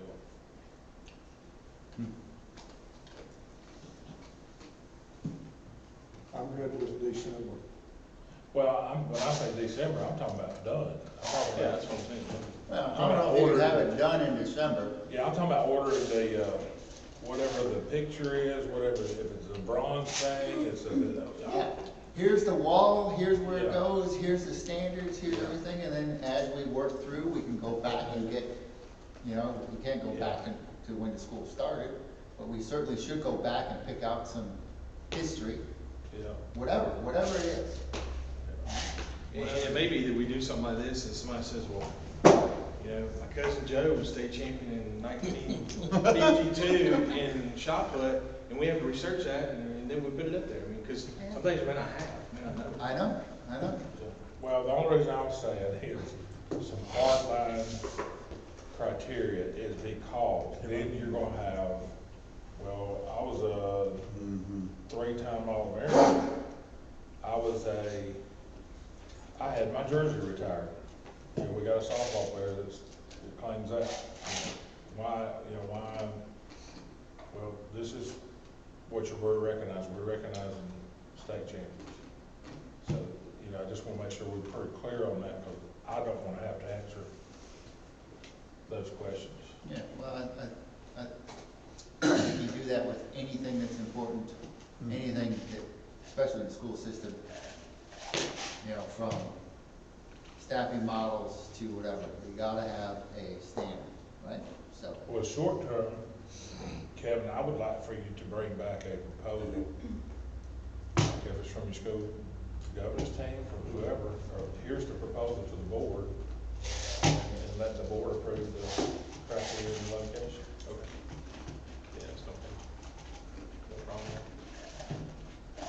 I mean, I think it's that important. Yeah. It's got a little teeth to it. Yeah, that's no problem. And then the other area, which I know Brooks is gonna hit on, but I wanted you to hit on it a little bit too. And I think we internally understand that there is not a college and career academy versus academics. We understand that there's not, but we need to come up with a way to figure out how to communicate that. And I think that's what this discussion needs to be, so that everybody understands the emphasis that we have put on academics, and that all the college and career academy has done is enhanced that part of it. And I know Brooks is gonna talk about it. He's got some very specific stories to talk about that, but that, I thought that was a very good question, very good statement about what is the focus, and then, have we lost any focus, or are we still challenging our students academically? So, I know you may want to speak on that a little bit. I know Brooks has got it in his presentation. Well, and like I mentioned a minute ago, we're still seeing increases with AP, we're seeing increases with enrollment, even with the restrictions. And one of the things we're seeing years ago, our top students in a graduating class typically did not have, they were not really involved in CTA. Our top students were not. And I know Brooks is going to talk about this more, but now we've seen a change in that. And we've seen our top students are involved. They are involved in our CTSOs. They are involved in pathways and things like that. And so that is a change. And I think that is due to the coming together of academics and the College and Career Academy and the things that we're doing for that. I see that meshing very well with our students. And, our top students are getting involved. They are doing different things. And we're seeing kids benefit that. I don't want to steal what all Brooks is going to talk about, but we've seen one in particular that we feel like really benefited by doing that, whereas it didn't benefit another student. You might want to talk about that now. Yeah, so, if you look at the organizational chart of Hart County High School and College and Career Academy, the beautiful thing about our building is we are locked together. We're on one campus. And although the perception is that Kevin is the instructional leader over academics, and I run the Career Academy side, when I tell y'all that Kevin and I work diligently together as one to make it work for all of our students, I thoroughly admit that. And we've talked several times about how, we don't want to be careful. We want to be careful that CTAE is not overshadowing academics, because at the end of the day, the academics is very important too. But we have so many different. We have 218 students that'll walk eventually. We all need to have a plan for all of them. And I've got one of those seniors. And when I talk about a specific, I'm going to give you all a real scenario and leaving the names out of it. All right. But student A is big-time academic, star student, highest SAT in the school. Applies to the Georgia Institute of Technology and doesn't get in. Student B, all right, who is probably top 15 of the class, all right, really good academics, pretty strong SAT, probably 150 points lower, but this student has a celebratory list of TSA, and I'm talking about it started in middle school, and it is a very long list. TSA is Technology Student Association. He gets in Georgia Tech. Now, the other kid, the star student, is going to Georgia. He got in Georgia. But the reason I say that is because the CTAE and the career technical student organizations and all, that is a huge part. I mean, I'll be honest with you, at the end of the day, my son got in Georgia with 1130, okay? And it wasn't because of his SAT. He had very strong recommendation letters from community leaders, from the superintendent. He is a completer in our CTA program in audio video technology. But when we look at, and listen, not everybody's going to college. We understand that too. 67% of all jobs out there don't require a 4-year degree. So then we have another set of students who are going to be, when I have a septic tank issue, somebody's got to fix it. When I need a house built, who's going to build it? Who's going to wire it up? Who's going to plumb it? Who's going to weld that steel together? So we have so many different students that we try to make it work for all 218, because at the end of the day, we don't want one kid to wake up. I always use the May the 23rd because they were supposed to graduate May the 22nd. We don't want a kid to wake up on May the 23rd at 8 a.m. and say, uh-oh, where am I going next? Because I'm done with high school. I've already graduated. What's the next step? And I hope that there'll be no kids that'll be left behind, that there won't be any students that don't have a plan. We all know that there's going to be some students somewhere along the line. They may change their major. They may change what they want to do in life or when they grow up. But our job, Kevin and I both, to work together is to make sure that their academics are sure up. Obviously, they've got to have credits. They've got to have their 4 units of math, their 4 units of social studies, and so on. They've got to have that to graduate. And I use my daughter as another example. All right, she's not going to the University of Georgia. Not because she's not smart enough. She's an A-B student. All right, she wants to be a dental hygienist. Well, she doesn't have to take foreign language in high school. All right, she doesn't have to take all of these. She's getting 1 credit for 9th grade right now in 8th grade. She's already told me. She said for 3 years, I want to go to dental hygiene school, either at Athens Tech or North Georgia Tech, which will save me a lot of money. So she's got a plan for that. Don't mean she can't change the plan down the road. But it's just, when I see my own 3 kids, I look at the different tracks that I can already see that they're going to take. And we have to make it personal we have to treat all these kids like they were our own. So whether it's CTAE, the career technical agriculture education, or whether they're high-flying academic achievers, we just got to work together. And I think Kevin and I do a really passionate job about working together and making it work for all of our kids. So, CTA is important, and it's not, and I'm going to use a term that back in the day it was DCT, and, I've heard people back in the day, 20, 30 years ago, call it redneck education. I'm going to tell you, those kids that are coming out and going to the career technical agricultural fields are making more than my kid will make going to the University of Georgia for 4 years. Yeah. Just being honest. There are kids that have, I know one, he's in Audrey's class. Yeah. Okay, he is already out as a welder making 90 grand a year. He's killing it. Yeah. Okay, he's killing it. Yeah. He's killing it. I know. Working for. And he probably has very little debt. Probably. None. He's driving a beautiful truck. Yeah. I mean, and that's awesome. Sure. Well, we'll have certified welders this year.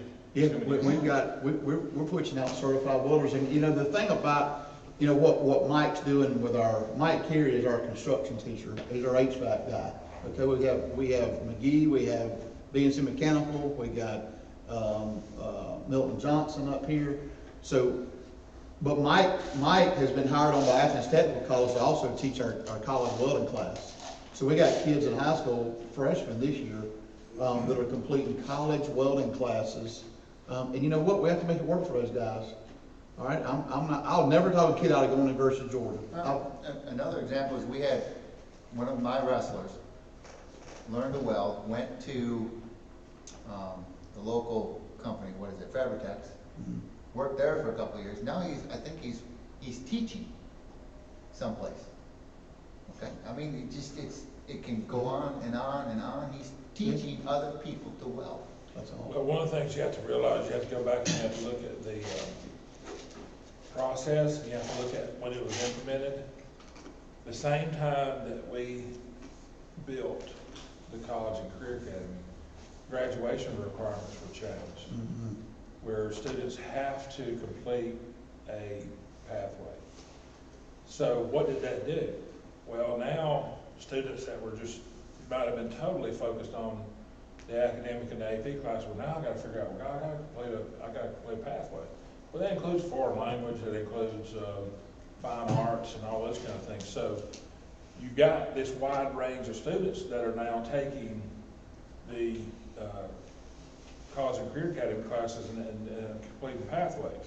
So the academic requirements have not changed, and here's how we can kind of track that just a little bit on how we're doing on the academic part is, like, for example, at the University of Georgia, they track our students that are there and how many years they've taken to graduate, do they take remediation classes, all those kind of things. So when you have a student that comes from Hart County High School, and they go to the University of Georgia, everything that they do has an impact on the credibility of your school. So right now, because of the experience that they're getting in the college and career academy, there's not many kids that we have that are not getting into the University of Georgia, and they don't have the academic criteria that we've had with kids in the past that didn't get in. They didn't have the academic criteria they had. So there's one or two things that are happening. There's a large weight that's being placed on the experience that these kids are having through TSA and through the College and Career Academy, and they're basing it on the history of Hart County students that have entered the University of Georgia and how they've done, and if they've graduated in 4 years and all those kind of things. So right now, that part is good. That's a good thing. We had 17 to apply to the University of Georgia this year, 15 got admitted. Now, that doesn't mean all 15 will go. Brooke Bridges got admitted to the University of Calvert. I was gonna bring Brooke up too. She may go there instead. I mean, so, but that didn't happen in all schools our size, those kind of numbers. And they fluctuate anywhere from 22 to 15, somewhere down in there each year, depending on class. But Mr. Floyd's correct in that they look at how successful a particular school's students are when they go to college. And I think based on the rigor that we offer, allowing our kids to get a balance of AP and dual enrollment has been a big benefit there. Because when I first got here, we might have had 3 or 4 in a graduating class to go. And then now we're seeing a whole lot more. And I do think they're benefiting from what we're doing as far as AP and dual enrollment. Awesome. For our students. I don't want to jump ahead, I don't want to jump out of place, but I asked for that, for us to talk about an aeronautical. Yeah, I've got it on underneath Brooks' pathway. Okay, so we'll just wait for that one, because Yeah. I'm not looking for an aeronautical, I put that in there because I want to talk about College and Career Academy and where it's going. Oh, we got that. Okay? So Because we'll get there. we need to brainstorm with you guys. Yeah, I know, that's what I was thinking. About some pathways and some pathways. I mean, Brooks has got it in his presentation, how he's gonna tell you, how the pathways are ranked, so to speak, and what needs to be priority and that kind of thing, because, we got some pathways that they change. Right. Mr. That's what I was Floyd, thinking, I'm hoping we're on the same page, we'll see. guys, it's not that I want to leave, but by 4 o'clock I have to be home to relieve the caregivers, so. It's gonna pick up quite a bit here in just a minute. Okay. This is the hardest part. All right, Kevin, I appreciate it. Thank you, Kevin. Brooks, you got 5 minutes. Yes, sir. I'll make it quick. Either speak fast or we'll listen. Yes, sir. No, don't tell him to talk fast. I already talked fast. When you gonna get a haircut? Yeah. I certainly do appreciate the opportunity to kind of go through a PowerPoint. I'll kind of approach it from a different angle. I'm not really going to go through the strategic plan for the College and Career Academy. But I do just want to take you through a Perkins 5 overview. Basically, Perkins 5 is the federal funding that we receive based on our FTE numbers every year to help support the pathways at our College and Career Academy. And then every year, as I mentioned before in presentations, you all are required basically by law to match that plus at least $1. And I always appreciate the additional funding that the Board of Education gives us. So we'll kind of go through a PowerPoint. What is Perkins 5? Well, Perkins 5, we're getting ready to enter into the FY21 school year. Perkins 5 is moving, transitioning from Perkins 4 to Perkins 5. So the purpose of the presentation is basically to share with our Board of Education and our stakeholders, which we did back in February, is how we plan to budget our FY21 Perkins funds, and to share a little bit about the evolution of the grant dating back to when it started in the early 1900s. So back in 1970, well, we'll go through the CLNA first. A certified local needs assessment, it's kind of been an ongoing process since I took over a couple of years ago as a CTA director for the charter system. And basically, I've been heavily involved in conversation with my board of directors, which is vastly made up of a lot of industry leaders in Hart County. I have presidents and CEOs from different industries. But I'll take you kind of through what the Certified Local Needs Assessment has told us.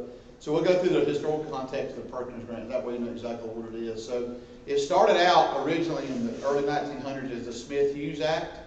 And that was kind of the first authorization for the federal funding. And it was, it used to be called vocational education. Now it's called career technical agriculture education. That's where you hear the term CTAE.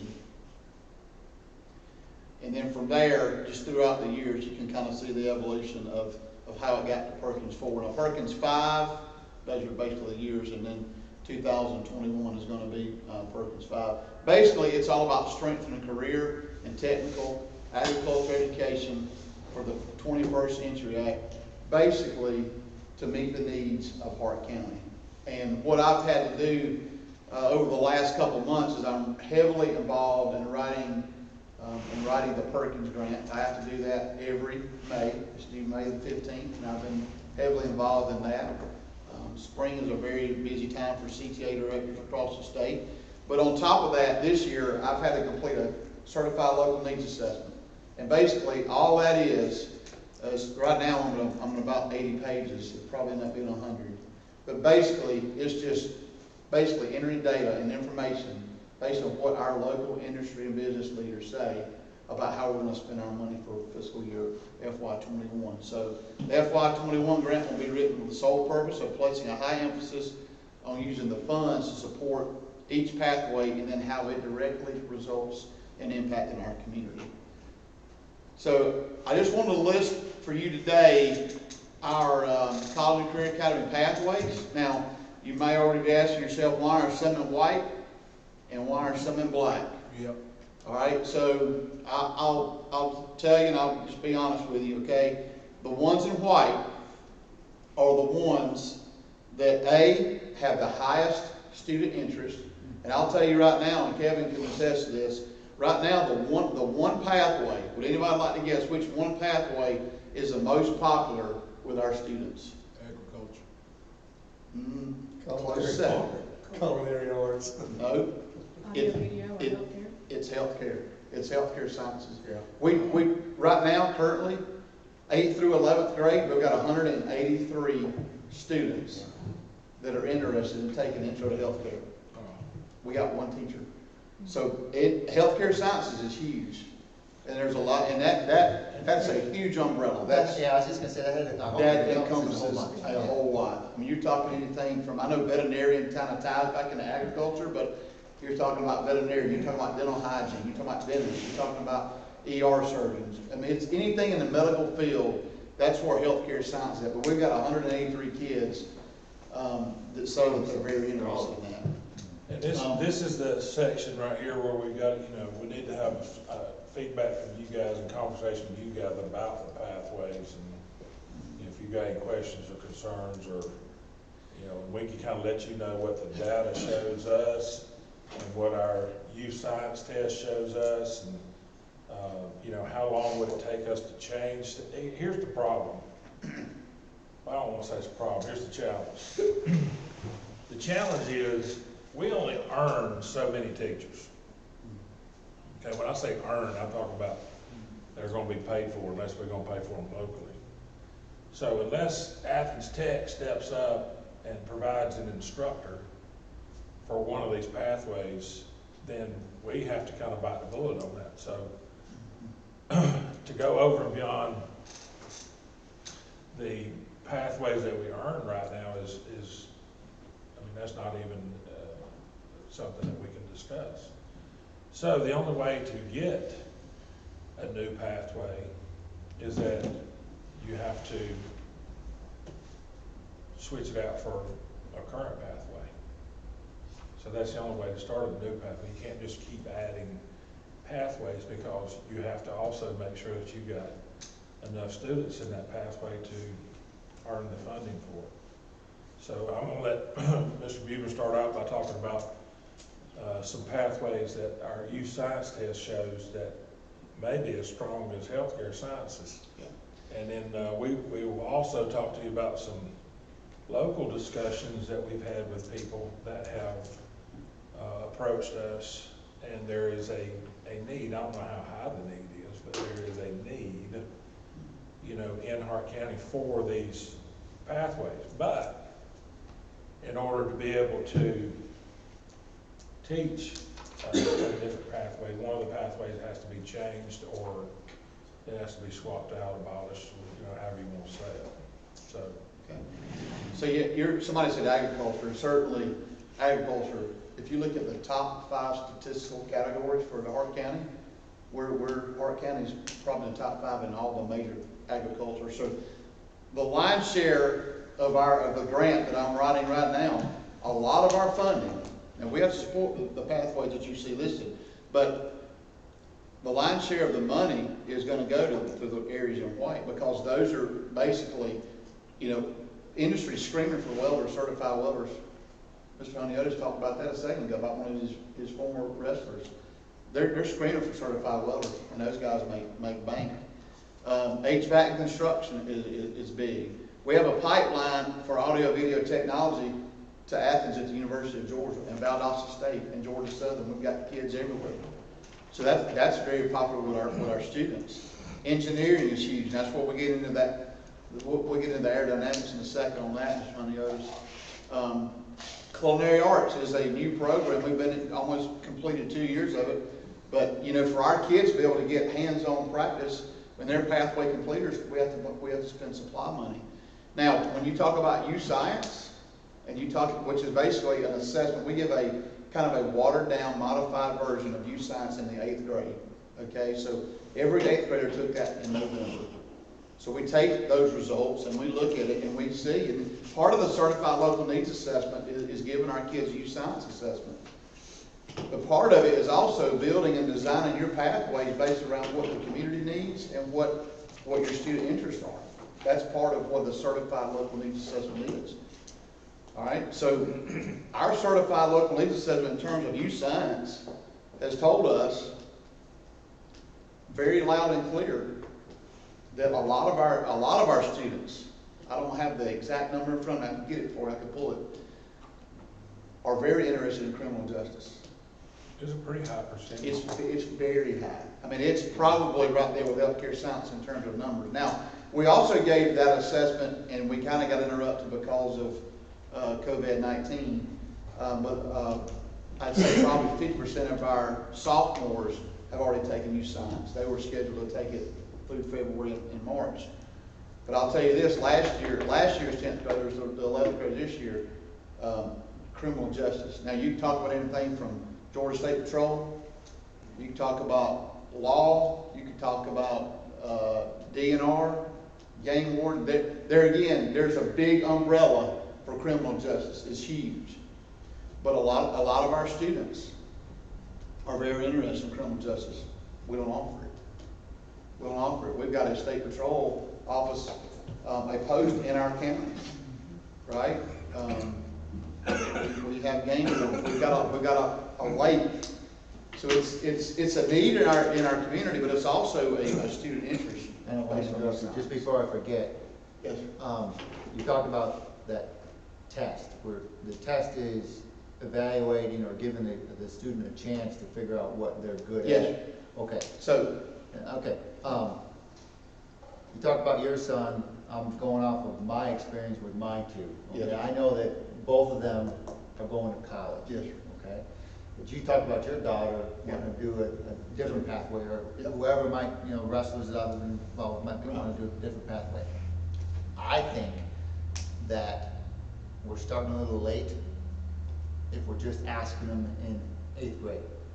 I hear you. I really think we should be talking to them in 5th grade, even before that. Well, where do you want to go? What do you want to? Right. So they're thinking about it. And part of the elementary piece, that just from an elementary administrator standpoint, is when they have to complete career portfolios in the 5th grade. All right, so that's not an assessment, but they are starting to think about those careers, and that's hopefully the reason that our elementary schools are starting to have these ag days. Why am I in school? What am I doing here? Right. What's this all about? What do you want to do? Our current students in the College and Career Academy are going to the elementary schools and present the pathways that they're in.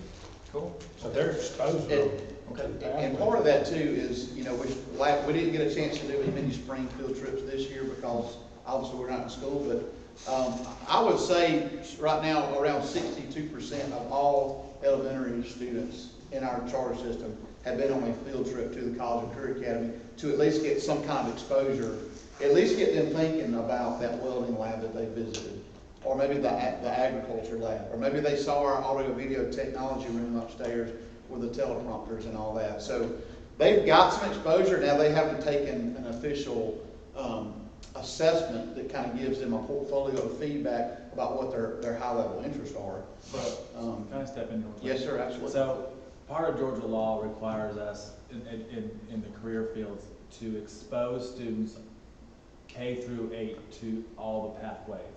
So we have a comprehensive plan, K-5, that exposes all of our elementary students to all the pathways in various ways. How we choose to do that is different things. You saw the ag days and the career days and the different things in the elementary school. We have the students coming down from the high school, like Mr. Floyd said, to show the pathways we have. We have in our marketing plan to do that, K-5. 6 through 8, they actually get a little bit more intentional with our counselors providing specific career guidance and creating career plans and graduation plans. By the time a student graduates, gets to 8th grade, the reason we wait for youth science in 8th grade, because quite honestly, it's an aptitude test, and you don't really want to start doing aptitude tests on students too early, because it's going to be skewed. You can do it anytime you want, but the reason they do it is because it's a game-based aptitude test. It's based on brain development. The high school version says age 15. Yeah, and the elementary, and the middle school version is new, and we kind of pushed it down a little bit, but we have a pathway. You really can't push students too early to a specific field, but you can expose them.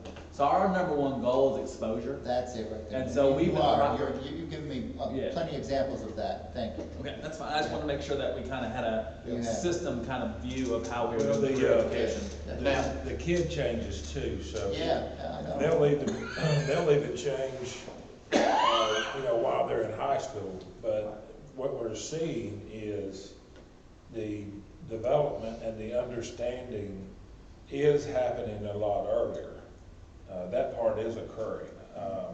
I know that when I was in school, I was like, man, all this stuff that we talk about, the kid things that the kids are exposed to, I'd be like, man, I didn't think about that until months before I graduated.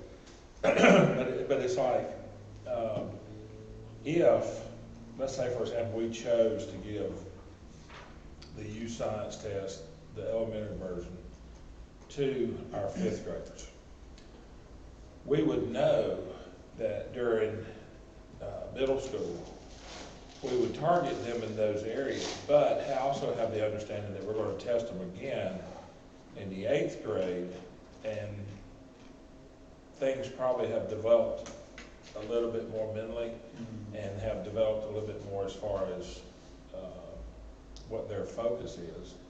So, I mean, that would be a possibility if you did something like that, but you would just know that we'd have to make sure that whatever we gained from the preliminary test, that it was something that was beneficial. I know it would probably be beneficial to the middle school, while they're there at the middle school, but I don't know how beneficial that would be to the college and career academy. So it's one of those things you have to kind of weigh.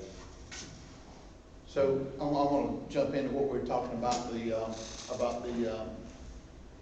aeronautical pathway. And hear me say this: if I'm passionate about anything, it's helping people and flying an airplane. If I could go out right now and take off in a Cessna and fly to the beach, I'd do it. But so here's what we've got in terms of the aeronautical. All right, when we look at youth science, that's not just an eye popping that says, hey, we got a lot of kids who want to be pilots. Now, do we have some students who might find that interesting? Absolutely. So here's what we do have. All right, we don't probably have enough interest to make an aeronautical pathway, but we do have a 4th level course that Marvin McDuffie teaches. He's our engineering teacher. He does a great job. And in his 4th level class, like if we had a student that went into engineering as a freshman and they took 3 classes, it'd be December of their 10th grade year, they would be a pathway completer. Oftentimes Marvin doesn't see those kids again until they're seniors, and he kind of loses track of them. So what we're trying to do with our scheduling and for him is somehow in that 4th level class, it's basically a research, design, and project management course. It's basically allowing students. He actually wrote a grant and got a $10,000 grant from Hart or from Georgia Power, okay, and he ordered a very nice sit-down 3D simulator. It's still in the box. It came in over spring break. We're in the process of creating an aerodynamics lab in our engineering lab upstairs. Okay, so yes, there are a few of those students that we're talking about that probably would be go on and want to try to earn their certification as a pilot, whether it be their civilian license or maybe if they go on and they want to fly for a major corporation one day. So we do have that option that'll be coming up next fall. Now we haven't got it rolled out yet because we literally received the grant check in January. He ordered it in February and it took us 6 weeks to get here. So we've got that option. There's just not enough interest there for us to be able to create an entire pathway. Right. But at least the kids will know in time that they've got that option. But they have to get to, it would be the 4th level engineering class is where we're offering that opportunity for those kids. Does that make sense? It makes a lot of sense. My original intention when I was asked to make some suggestions for the agenda, Yes, sir. putting that aeronautical pathway on there was my way of asking this to come up. Because, Right. for example, cosmetology, Yes, sir. when we went over there to view the board tour, Right. that whole room, that is not being utilized like anybody I thought ever hoped it would. And as you see, And where we're moving is in the wrong direction, because if we're just using that space for, right. teaching kids to, okay, which is a great career for some, but Sure, it's not what we could be doing. Sure. Aeronautical pathway for me is drones, Right. okay? Self-flying cars are coming whether you recognize or not. And Marvin and Richard Greg might both not be use willing to the get into an airplane that is flown by itself, okay? But I know airs will, Sure. okay? 'Cause I'm good. he's gonna drive it. Yeah, Well, so- the reason it's not right now is because people are afraid. The culture is not there. We are capable of doing it. The airplane I fly, you put the right computer in there, it'll do it all by itself. Sure it will. Everything. It will. And I hear what you're saying about cosmetology, but I'll have to be honest with you when I tell you this, all right? Of the pathways up there, and I'm just being honest and real in this room, of the pathways up there that I don't feel like we're getting a lot out of, will be the 3rd one on the list. Huh. And that's automotive. I'm just being honest. Is that the pathway that has least interest? All right, here's the deal. If you look at the numbers, Kevin can probably help me out with this. If you look at the numbers, I'm not gonna say that the numbers are low in there, but I think sometimes they may just sign up and say, hey, it's just a, you know, it's needs a class. Because I'll tell you this, we don't have any automotive industries in Hart County, but we have 0 kids that are placed. Right now, we have 0 kids in that pathway that are placed anywhere in the surrounding area. Is that because of Go ahead. the advanced technology of automobiles? It could be. I mean, diesel is really kind of the way to go down the road probably, but yeah, you got, I mean, listen, I'm thankful for shade tree mechanics, but a lot of the vehicles at my house are newer model, and a lot of the guys, good old boys around here don't know how to work on them anymore. Okay, that's exactly. So you take them to the dealership, but we have One 0 of the kids. things that I really enjoy about being a lay coach is that I get to influence kids that come. For example, Elijah Hester, okay? He's had his troubles, but he's a good kid, okay? And when he showed up for the wrestling team late, I took him down to get his weight assessment done, so we were talking about, what do you want to do, okay? What are you going to do? And he brought up diesel mechanic, and I said, yeah, now there's a job, okay? Because they're very high in demand and something, okay? But it's my understanding that Herring is changing a little bit up there because they're recognizing that the automotive industry is changing big time. Where are we going? We're going to electric cars. We're going to electric. We're going to self-driving. More engineering. All these things. Yes. It's more engineering. Okay, so we need to be helping these kids get those jobs. So given the discussion, given the discussion, what does that mean for us with pathways that are we gonna move? Well, let me do this first before y'all start moving forward. Let me throw out some possible pathways so that we don't get into, without going into executive session, without getting into personnel or students.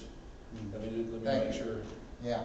So let me throw some pathways out there and that have surfaced, okay?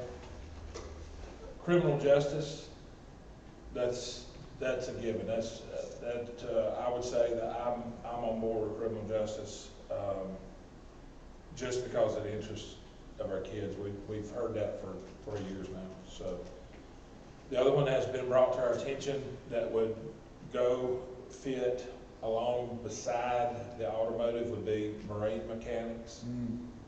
There's a high need here. How many marinas are there in the this general area? I'm thinking, what, 6, something like that. And then also along the same lines of automotive. So this kind of lets you know what pathway needs to be looked at, changed possibly, because there's another one, diesel mechanics. Y'all were talking about it. Yeah. So we have to look at hospitality and tourism. Are we getting the bang for our buck out of hospitality and tourism? You got to look at that. You got to look at how many kids that's going to impact. You got to look at you had good intentions, but is that something that our kids are going to get the biggest bang from? So when I throw out these 3 different pathways, then we have to kind of, you have to rank really by importance of, all right, to Hart County, how these programs rank, how these pathways rank, what's the most important? And I don't specifically have them ranked in any particular order there, but yeah, exactly what Mr. Floyd was saying, which ones do we need to? In the original charter of the College and Career Academy, is there something specific that says that it has to be geared towards Meeting the needs of the community. meeting the needs of the community?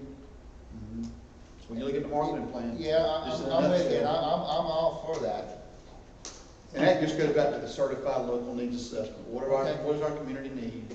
And how can we design and implement our pathways to produce the Does students? that limit us in any way to providing pathways that might give a kid an opportunity to go off someplace and do?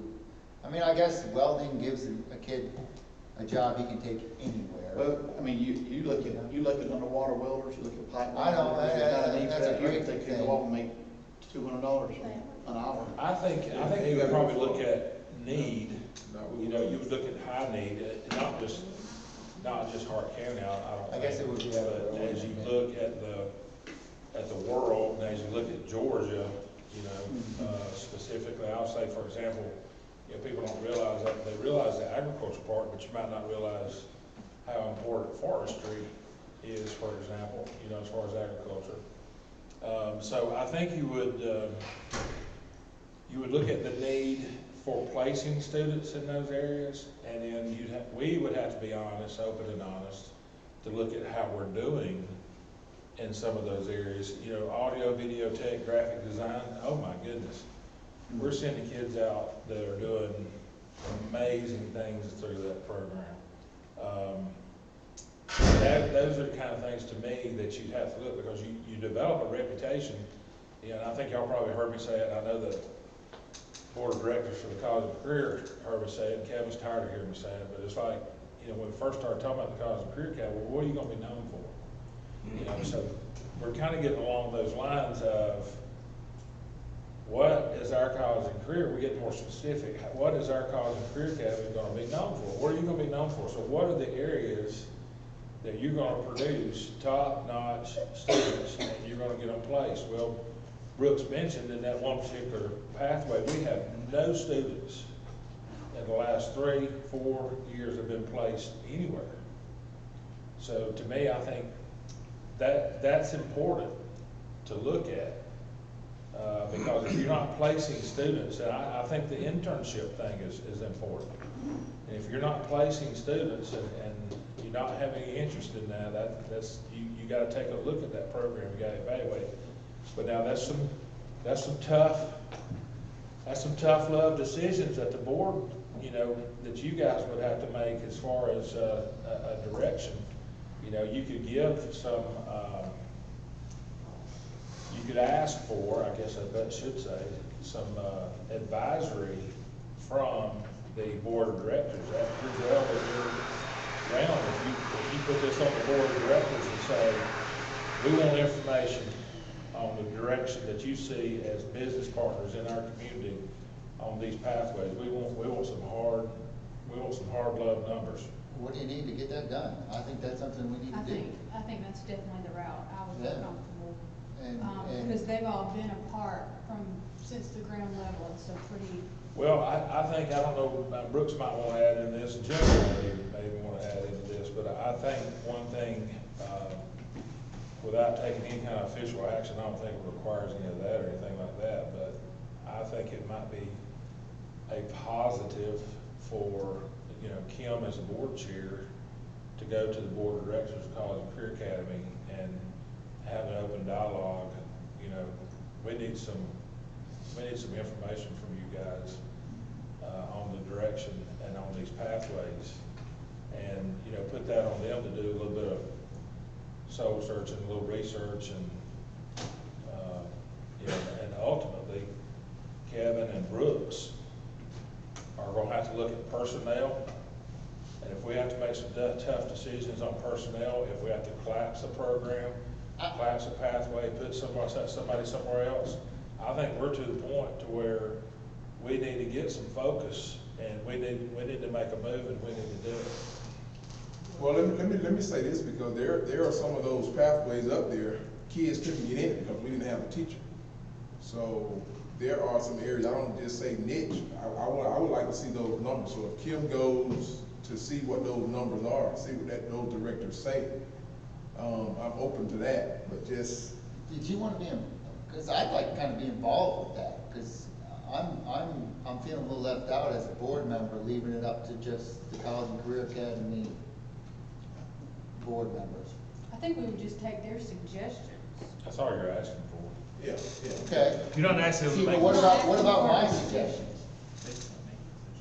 Yeah, but I'm saying if Kim go get those numbers, I would like to know, because I want to know where are we with those pathways, and what are you suggesting we go forward with? So I would want to hear that, so I can. I can tell you what I would suggest, but. How I feel. Please. You'd have to have an executive session. Oh, Yeah, that was one of my Let's questions. plan to put it on the agenda for Monday. I'm just basing mine basically on my observations. And I observe that teacher, I observe all of those teachers. All right, and just what I've seen the last couple of years, what I know that has not been put out in our community, and that's the charge of all those instructors, is they help our students get those opportunities. yeah. All right, that's not my job, even though I do that, and I help our kids get placement. We've got one coming up on Monday, can we put something on the agenda for that? Why are we, I mean, we should be waiting.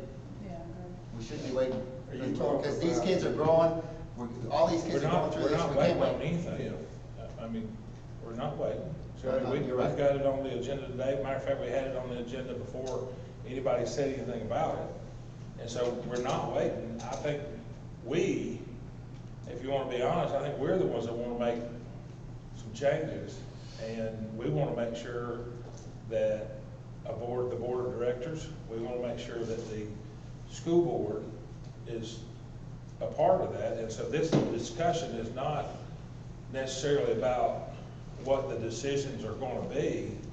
It's about starting that open dialogue, getting some input and those kind of things. And I think we're willing to answer any questions, or we're willing to have any kind of dialogue as long as it doesn't involve, personnel or students. I could give you my personal opinion, like if you wanted me to go down the list and give you my personal opinions on how those pathways fit and what do we have something that would better fit. I could do that. And I think that's probably maybe as far as this discussion goes, would probably be the best way to handle it. Okay. Because none of it's personal, it's just about, this is where we are, okay? We got a college and career academy in Hartwell, Georgia. Yeah. And we got students that are performing in certain ways. We want to make sure that they have every opportunity that they have to be successful. So what is the direction that's needed? So let's go through. I could give you, I mean, am I saying That's right. what we've discussed? Absolutely. There again, that's the reason I want to talk to you about the certified local needs assessment, because that is a huge piece of what I'm doing in writing this grant. What Brooks is talking about in Perkins 5 and this local needs assessment, that's not an option. We have to do this. He has to present this information to the school board. So that's the reason why we have it here today. Agriculture, we're serving kids. We got great facilities. Yeah. Boy. There's high need. Culinary arts. Man, what better situation could you have? We got a chef that's teaching kids. Kids have found out about culinary arts. They're taking the class. It's growing. We're about full. HVAC, welding, construction. I mean, probably the best instructor we got in the College and Career Academy. And I'll say something at JRTC as you lead into that. They get their own funding. Colonel Carter has not asked me for a dime since I've been there, because they are federally funded. They get money to run their program, and they've got about 100 students in that pathway. And that pathway is really, they're really very going big, great. all-encompassing, huge, Yes. mentoring, all sorts of good stuff. Well, leadership, Oh, my God. all those things that you're It's talking about about. producing better citizens. It's the same way with Yeah. agriculture. You start talking about FFA and ag. I mean, they got 26 What's that now? different CTO. They have a lot of different areas in agriculture. It's not just livestock and all that kind of stuff. There's a lot of areas. So moving past JRTC, we've already talked about audio, video, tech, engineering. We know that's top notch. Healthcare sciences is our #1 pathway. Drafting and architecture. You got to take a look at it. You have to take a look at it. Is that something that there's a really, really high need? Is it something, yes, our kids could benefit from that, but they will have to have additional training in order to be able to do it, to be certified in it, that kind of thing.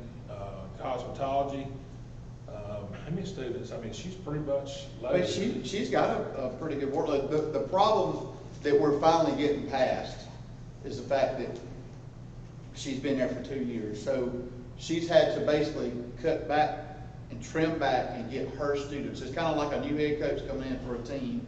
Some of the girls that have been there the last couple of years, the upperclassmen, they were still part of the former instructors, so they didn't have the same belief system that this new teacher did. They were on the same page, and I'm not making excuses for her.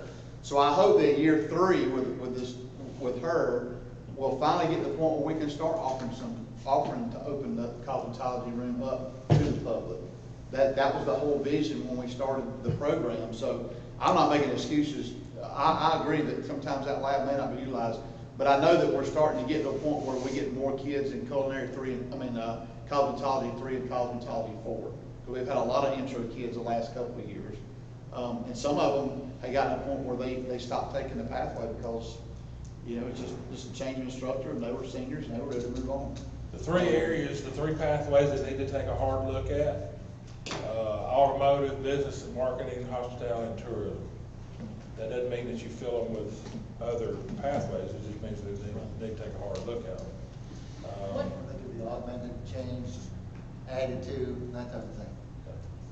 What does it look like financially if to bring in a new pathway or to take away a pathway and replace? All right, let's say, for example, criminal justice.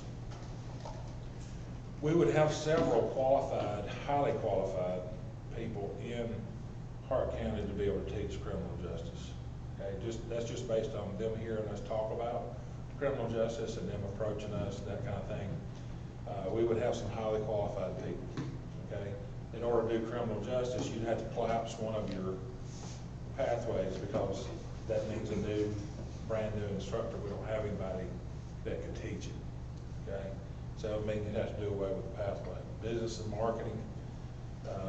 You could massage business and marketing and turn it into a little bit different area. You could make it into, a pathway. You could actually, if you had to, you could combine marketing, hospitality, and some of those in together and collapse a pathway.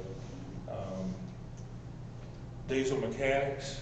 I think if you want to do diesel mechanics, you'd have to replace automotive with diesel mechanics. Say we're going to go to diesel mechanics, and we're not going to do automotive. I don't think you would, in no form or fashion, would you even consider to try to do both. You're either going to do it or you're not going to do it. Marine mechanics, you could let be a part of your engineering and a part of your diesel mechanics if you went diesel mechanics.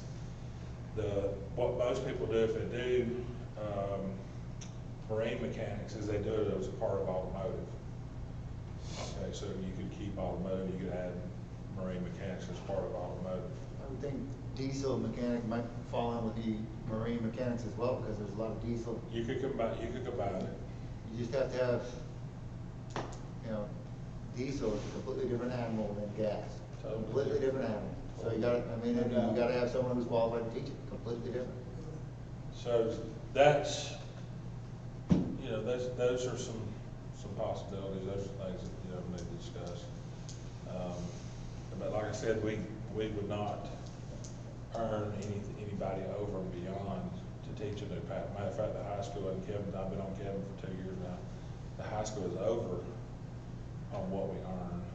We're okay with it's not by but a couple, but we definitely couldn't add, So you could, by attrition, if, when somebody retires, you could cut a slot somewhere.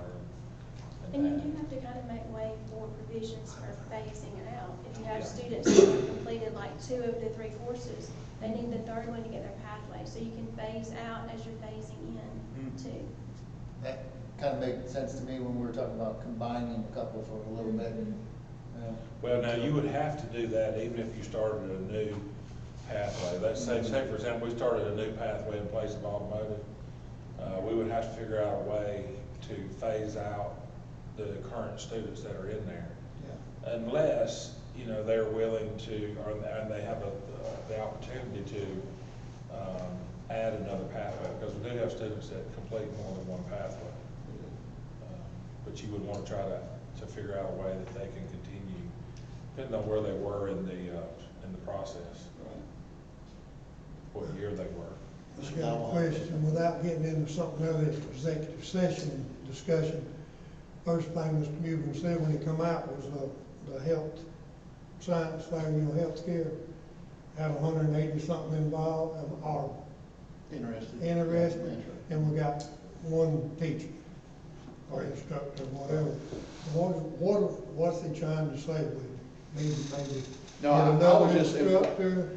Are they being placed, or they, a need for them? Well, right now, what we're having to look at is the fact that, so the intro class is what I'm referring to. So it wouldn't do, I think Mr. Gaines had run a report, it really wouldn't do any good for a senior next fall to start out in healthcare sciences because they would not be able to complete the pathway.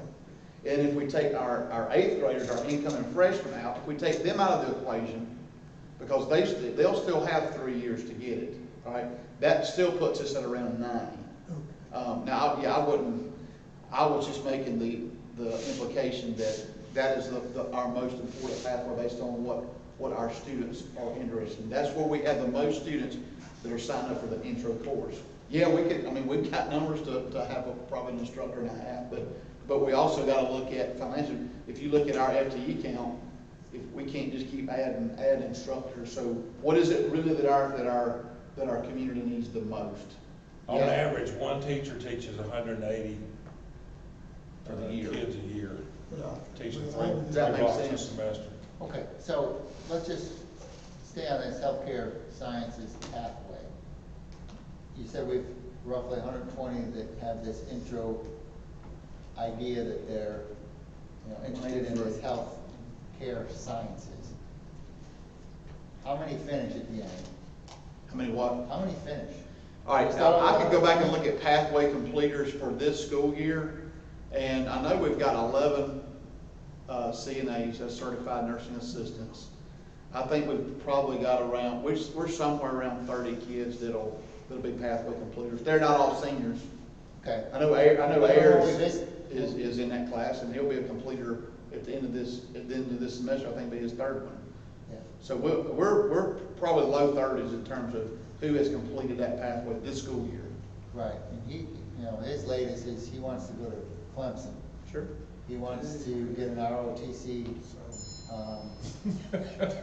scholarship through the Air Force, do their medical, Pay for every bit of it. do their medical, and then come back and work for a That'd be a sports smart team as a orthopedic surgeon. Wow. Sure. Yeah, and it went from, I want to be a pharmacist, Dad, is to shut you up. No, Dad, I have thought this through, here's what I want to do. Okay, because I started 2 years ago pushing him, what are you going to do? Right. But so yeah, we will have probably some rising seniors and some rising freshmen that won't get in healthcare sciences just because it is very popular. And yeah, they may get in and take the first class, Mr. on the others, and say, you know what, I don't like it, I'll do something else. But it's kind of the numbers, when you start throwing numbers out there, that kind of skewed a little bit because you got to look at, they're only taking 3 classes to complete a pathway. And if a teacher taught a full load, which sometimes we have teachers teach an extended day, they can teach, 240 kids a year? So it's like, because you do have more kids coming in, but you got kids going out too. You got as many going out as you do coming in because they're only taking 3 classes. You're not talking about a 4-year degree. And all that's in their handbook. Right. It seems like healthcare science is much more broad compared to like welding or, Well, in your notebook, under Brooks's section, under College and Career Academy, you have the handbook that every kid at the high school gets. And that's kind of like what we got when we went to college on how to complete a certain degree. That shows you what you got to have each pathway. Yeah, so I'm not going to walk you through it. Obviously, that would take a lot of time. I don't want to take any more of your time up on it. But this is very important. Mr. Gaines and I strategically have gone to where we get this in the 8th grade. If you look on the very front of it, we'll probably have to increase the font on that next year. But it says Class of 24 Planning Guide. Listen, Kevin has seniors bring him their planning guide from when they got them when they were freshmen. They still got these books. But if you look in the back, it's basically got a 4-year game plan. What does my daughter need to be a dental hygienist? What does she need? Well, she doesn't need foreign language, so why waste a semester on it? But it's got a planning guide in the last page. Exactly, and it lays out. And they work with their advisors during their advisement schedules on Mondays to make sure that they're 4-year planning. Now, that doesn't mean that she doesn't get to her junior year, she's like, you know what? I really think I want to go into, I don't want to be a pharmacist, I want to go into do something else. Doesn't mean they can't change their mind, but this gives them a game plan. But everything in here, basically, is going to be our pathways, what's offered, and then the courses that they need to be pathway completers needs. And then it also, at the end, it kind of gives them an opportunity to see kind of some of the jobs. This is basically pulled from the most recent statistical data. It basically gives them the occupation and what the starting salary would be. So it gives them a kind of a game plan of getting them through the next 4 years and getting them prepared for either the workforce, for college, or whatever it might be, tech school, whatever it might be. But we get this in their hands after they have had a trip to the high school, to the career academy, to kind of see what all the pathways are. They get this, and then a month later is when they start the registration process for their freshman classes. So it kind of gives them a little registration Bible to go through to kind of. Dennis, to go back to kind of what you were asking, or you're talking about the healthcare services. If we have the need, okay, if that trend continues, and we have a need for a teacher, and we earn another teacher in healthcare, we hire another teacher. We hire two. I had that issue at Lowndes where ag was so strong. I mean, we had 4 agricultural teachers, you know, but we earned those, and it didn't necessarily take away from any other area, you know. But what you can't do is you can't continue to have a pathway when you don't have enough kids that are registered for the class to make. Because you're not earning any dollars for that. You don't earn any FTE for that, because you got to have X number of kids registered for that class in order to earn the funding for it. So, you know, that's another way that you kind of judge, well, you know, I got to do something with this pathway because I don't have that many kids that are in it. What I thought he was saying was he had so many interested and not enough teachers, and I thought he was maybe kind of asking for another teacher. Right, I got you. Yeah. You know, If we earn one, I can guarantee you it doesn't matter what area it is. Academically or extracurricular, if we earned it, we'll get it. I mean, but you have to realize too now, the way the funding sources work is it's always a year behind. So it's like you have to kind of suck it up one year, because all your classes are going to be overloaded, it's going to be full. But you know that the next year, because of that, you're going to earn funding for it. So once you earn the funding for it, then you're good to go. Well, that's pretty much it on the Certified Local Needs Assessment and Perkins 5. And appreciate your time and appreciate your support. Really do. Thank you. So to make sure I understand correctly, we discussed this Monday night, right? Yes, I put it on the agenda today. I'm trying to think what all was on the agenda, because I've already done this. Further discuss this? Yeah, I I thought think you so. said So I thought some of this executive need to be discussed in You have executive session. You have executive session personnel on the agenda. That'll just be part of it. Yeah. Okay, Okay. Okay. perfect. Thank you. Thank you. So for clarification, was it decided that you will, or you won't go to the board of directors? I'm open to whatever y'all want to do. I think we still need, my personal opinion, I think we still need those numbers, Ms. Kim. Oh, yeah. But now Brooks has got the numbers. They got Yeah, we seven. kind of got sidetracked. All on the- that. She's gonna hear from him too, so. Yeah. Yeah, they have the Brooks has the numbers. All Kim wants to do is inform the board of directors for the College and Career Academy that as a school board, we are asking for some recommendations from you on the pathways. Based on the community needs assessment, Yeah, right? yeah. I mean, the data's Yeah. there. Yeah, absolutely. We're just asking for Yeah. them to be on board. And it doesn't mean that because they recommend something to you and you feel like you need to go in a different direction, and of course you gotta be able to justify it. Doesn't That's mean- that's what I would ask, is I want to have that information that justifies it all. Yeah, right. So let me ask you this, would it be better for the Board of Education to be with my executive committee from the Board of Directors or the whole Board of Directors? Executive committee. Because I was just gonna think, just with COVID-19, it might be better to go with a smaller group. Well, I don't think we need to do this anytime soon. Okay. I didn't know how soon you wanted to do it or that I'm kind of talking thing. about moving forward, because this Okay. is not something, any of those pathways can change this year.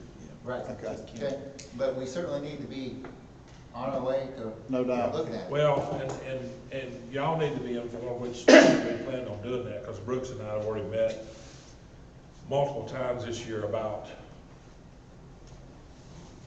moves that can be made, you know, to kind of make that happen. And so we have some suggestions, some ideas, and some thoughts. And that's gonna be executive session on that. Brooks? Sir? All I can tell you is I think you're safe. What now? I think you're still safe. Oh, thank you. I got 3 teenagers, I need to feed them. 3 eggs. 3 eggs. David Seagraves, you ready? 3 eggs. Thank you, Mr. Song and dance.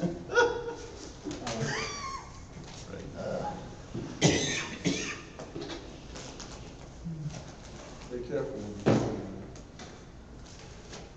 I'm gonna go back to the original part.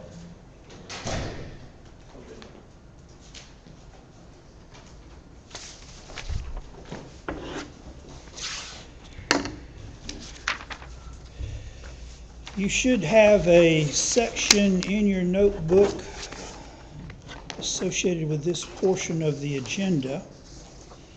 And I believe there are 4 pages in there. The What's first, tab? Sorry, what tab are we looking at?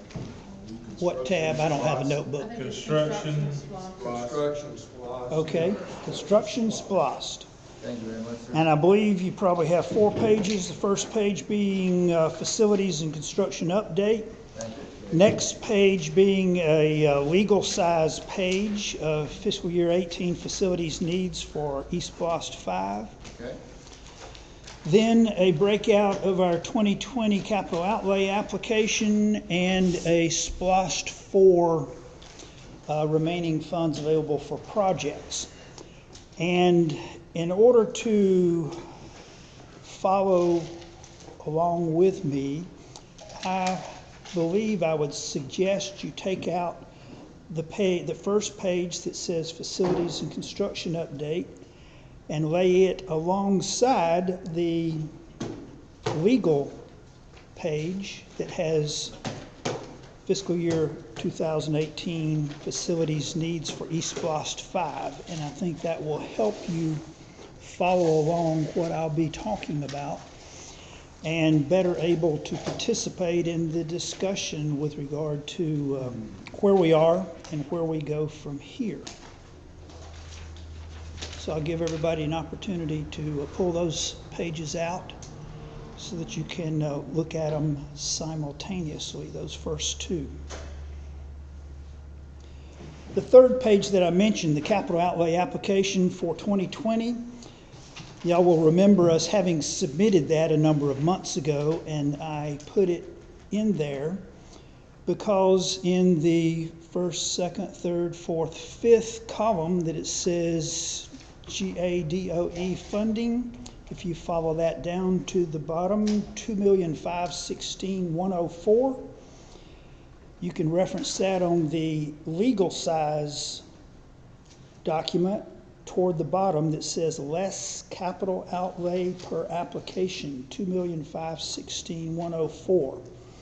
That is the total of the funds that will assist us from the Georgia Department of Education Facilities Group in coming up with the funding for all of these SPLOST projects that we had originally identified.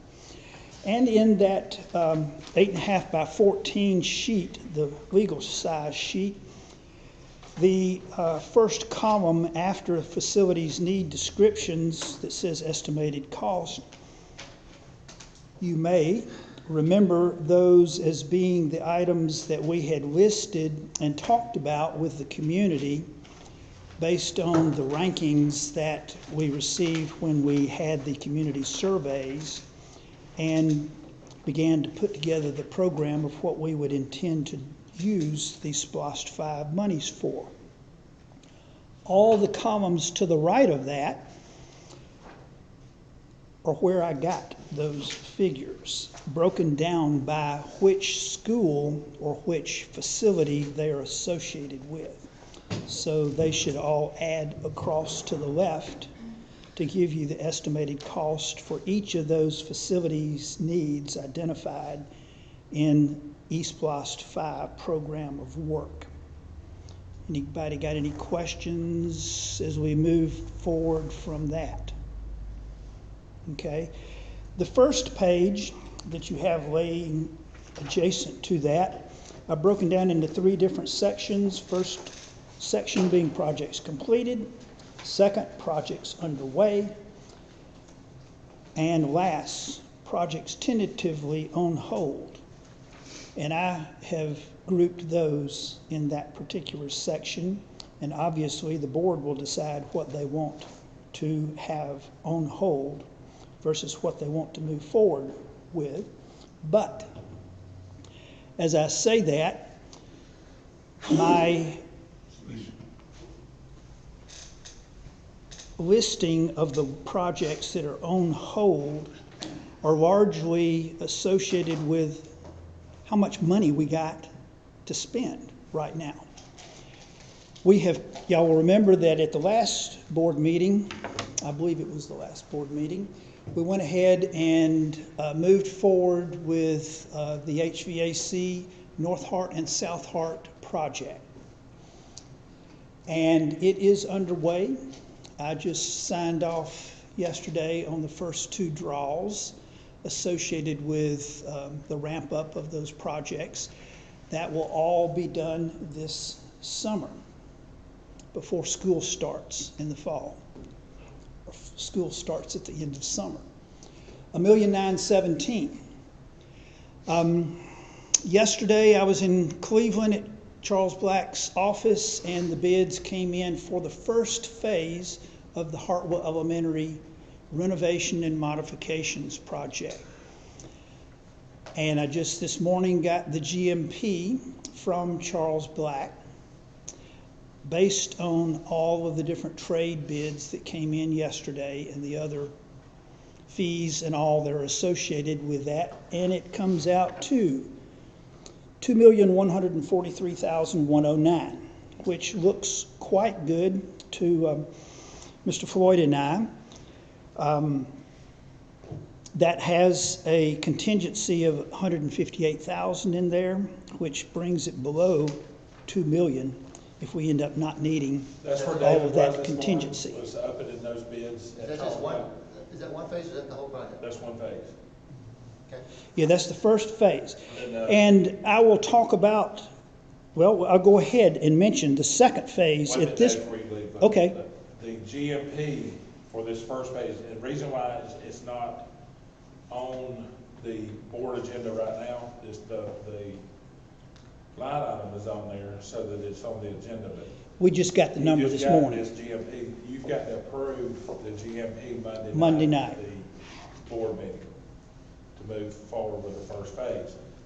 The reason why, and David's going to explain that to you in just a minute, the reason why it's important to go ahead and start that first phase is it's actually if the collection is more significant than what we think. I know you guys were concerned about the SPLOST from our last board meeting. I know you guys were concerned about SPLOST. And so that's part of the reason why I asked David to go through this process is looking at what projects are out there that we have that has to be paid, that there's going to be draws on, and where can we kind of draw the line of, even on Hartwell Elementary, this next phase can kind of be on hold to make sure that we've got enough money to pay the draws on SPLOST. And so David had done a good job of calculating all of those numbers, which I told you earlier when we started the meeting that there was $1.2 million in SPLOST 4. Is that correct? No, right now we've got in SPLOST 4 $1,460,000 remaining. $1,460,000. Now, if you look at well, we're not presenting it now since we're moved into SPLOST 5, but if you look at the spreadsheet for Matter of fact, that fourth page, balance at 3/31/2020, 3,685,166 in SPLOST 4.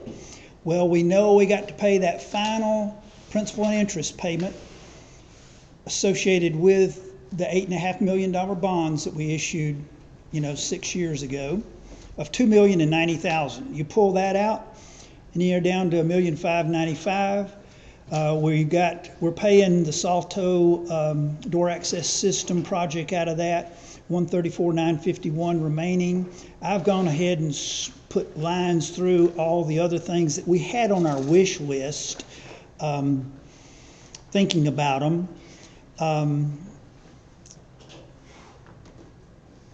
And if you take the $134,951 out of the $1,595,166, you won't get the $1,460,000 that I just mentioned as being our balance in SPLOST 4 that we can use to assist us in funding the Hartwell Elementary project and the HVAC projects this summer.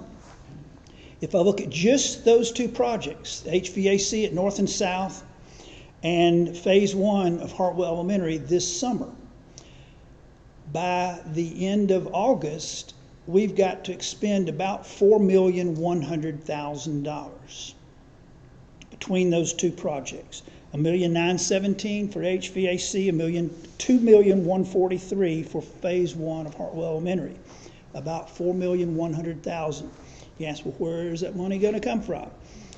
Well, SPLOST 4, $1,460,000 that I just spoke about. Then we have currently in our bond construction fund, associated with the $5 million of bonds that we issued back in May to help get started on these projects, we've got $1,505,000. We also have gotten back $752,000 in capital outlay money from Hart County Middle School project. You see that in the column under GDOE funding on the 2020 capital outlay application. We've already got that money back, but we've been using some of that to cover some of the other things associated with SPLOST 5. And the current balance is $482,000. So I'm taking $1,460,000 from SPLOST 4, $1,505,000 from the construction fund, 2019 bonds, and $482,000 from the, what's that? You're 3.5, give me 4. Well, and then when we add the the remaining capital outlay left over from the middle school, that gives us $3,447,000. We're still not up to the $4,000,001 we need to cover just Phase 1, Hartwell Elementary and HVAC this summer. So we need some money from SPLOST 5. So the real question is, what kind of money is going to be coming in on SPLOST 5? We already got some of that from February and March, $280 in one month, $281 in the other month. We've got 4 more months. We've got April, May, June, July of collections. We don't know what they will be, but we'll need about $650 to $700, about $700,000 over those months of SPLOST 5 in order to have enough money to cover. But that's less than $200,000 a month if we ever get that. Yeah. What did we get for March? 280, right? Well, we've not gotten March yet. Remember, it runs a month behind. So what we got in January was from December. So what we got in. So we don't know what COVID-19 impact on the SPLOST. No. Right. We'll begin to see it in the figure that comes in April. When they give us the April money. We won't see that until May. But what I present Monday night will be the March money. That's $280. This is April. That'll be the money that came in March for February. Yes. I got it. For February. We're saying the same thing. Yeah, we're saying the same thing. We're just So we haven't seen the March money yet. It comes to us at the end of April. And we report on it at the May meeting. Right. Okay. Wow. We're So a month behind. Yeah. But we're gonna need about 700 grand out of SPLOST 5 to make up the remainder, while we're still using, and again, we'll use all of the SPLOST 4 remaining money that I have on that sheet in your notebook, $1,460,000. We'll use all of the current balance of the construction fund of $1,501,000. We'll use all of the remainder of the capital outlay money we got back on the middle school of $482,000. Then we'll use SPLOST 5 money of about 700 grand, which will get us up to the figure needed to pay the bills by the end of August, for the HVAC and the first phase of Hartwell Elementary renovation and modification. August of 2020. This coming August. Yeah. So I'm saying we're gonna need $4,000,001 by the end of this summer. How much, I mean, seriously, I mean, how much do y'all think? I think we're gonna do well to get half. Well, if you look at how many people have been out shopping, It may stay the same. I'm being realistic. We might collect it all at Home Depot. I know, it's been busy. I'm being very In Walmart. realistic, because if you drive, you know, if you drive through town, the parking lots are all full. And we're all supposed to be at home now for a month. You know? True, but, And, but you know, what we people, don't see is like dressing dreams. I do agree with that. Yeah, and the dining, the sales tax on dining. Restaurants. Right. Right, the restaurants. You gonna see Dairy Queen? Shoot. I guarantee you, there's 50 cars at a time And the going through there. We'll see. It may not be as low as what we're. And summertime is our best, I mean, we get a lot of people, and I still see them coming. Yeah, they're still fine. Okay, well, let me drop back to that first page. Projects completed, middle school renovations, phases 1 and 2 have been completed. There's always some lingering things that are being done associated with punch list. We came in, we saved $316,000 on that project, under what we had budgeted for on the long sheet for middle school renovations and improvements. We saved $316,000. Additional parking lots at North and South Hart Elementary Schools, those were complete. This past summer came in $54,000 under what we had budgeted. We budgeted 300 grand. It came in $54,000 under that. So the project's underway. We still got safety and security infrastructure going on, but we'll kind of have to slow things down there to make sure we don't run out of money too quickly. We'll have the money later on, but we got to be attentive to the timing of when the money is available. Same thing with technology replacements and upgrades. We've already spent some of that on, you see $3,097,500 is in our SPLOST program. We spent some of that, and we'll have to kind of slow down and see how SPLOST is coming in. The HVAC system replacements at North and South, that bid of $1,917,000 came in $633,000 under what this page shows. You'll see the $1,275,000 in each of under South Hart and North Hart on HVAC system replacements and upgrades. Came in $633,000 under that. So we've got some savings there that is accumulating to help provide funding for other things eventually. Then the renovations and modifications to the elementary schools, you'll see that it's showing on that SPLOST listing $4,394,303. But you will see as you look across, Hartwell, South Hart, and North Hart. $2,056,000 for Hartwell Elementary, $1,072,000 for South Hart, $1,265,000 for North Hart. With what we are planning to do at Hartwell Elementary, we will wipe out all of that plus more. I'll tell you what, instead of using the word planning and doing what needs to be done. I'll just reiterate Understood, that. understood. So, right now, and I know we're kind of moving around between different projects, and I apologize, but it just kind of gets confusing going from one to the next.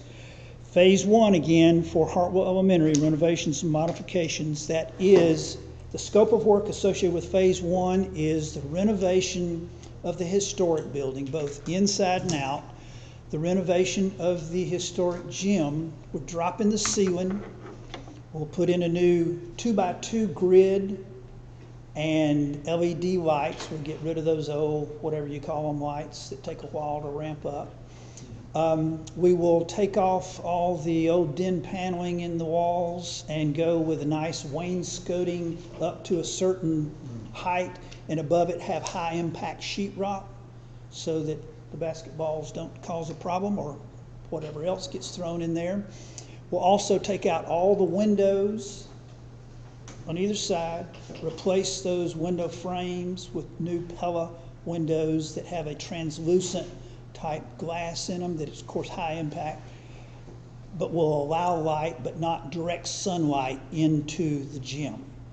So it'll be a nice upgrade. Plus also the front doors will change. They'll be replaced with something that is historic in its appearance, but a little more secure and functional, which will allow the Salto system to be installed there too.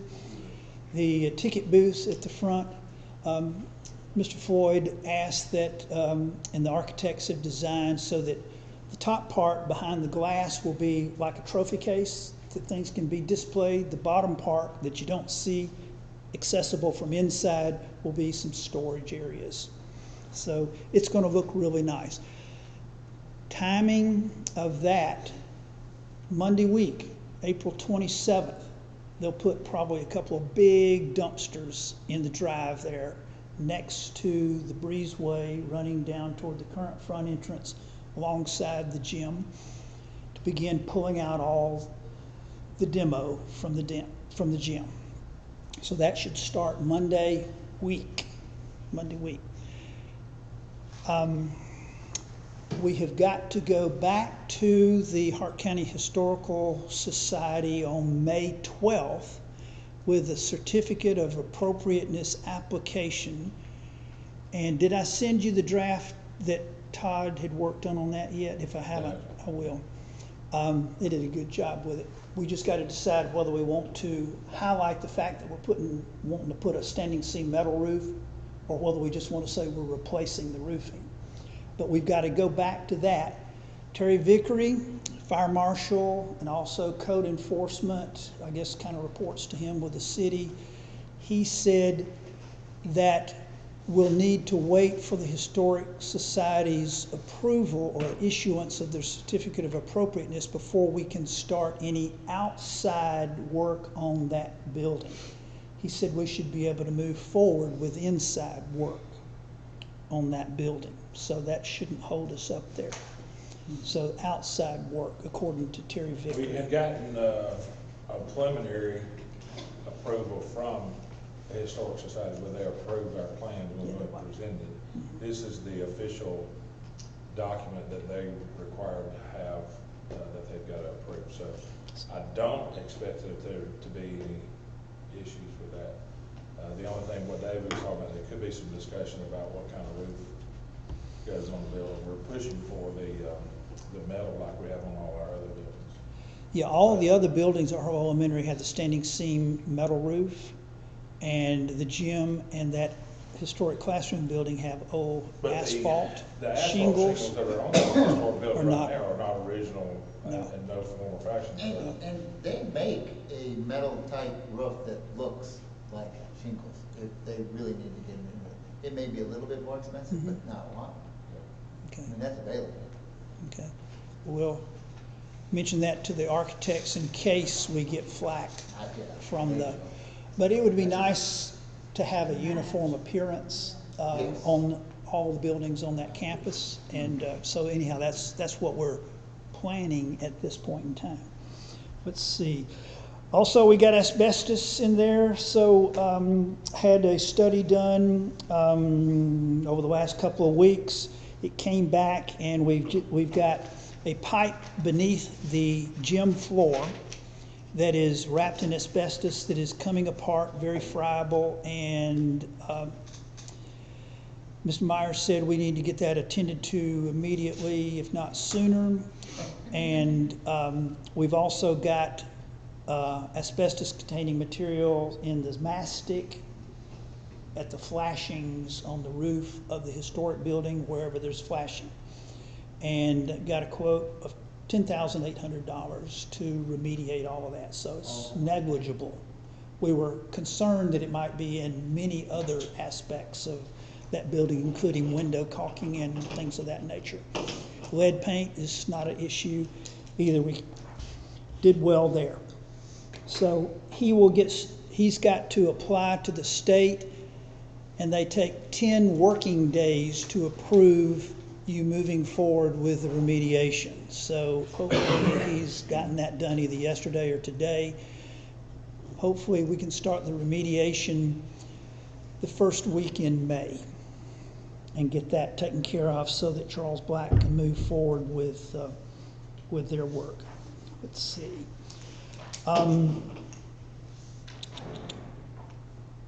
They'll also will need to move that fence that's there at the front of the outdoor classroom and along College Avenue that kind of encircles the Hartwell Elementary marquee, to push it over toward the actual playground, 5th grade playground there, and reduce that area, and all that will be brought in as part of the construction zone and lay down area and access to build the building that will be in between the historic building and the existing breezeway going from the cafeteria over to the gym.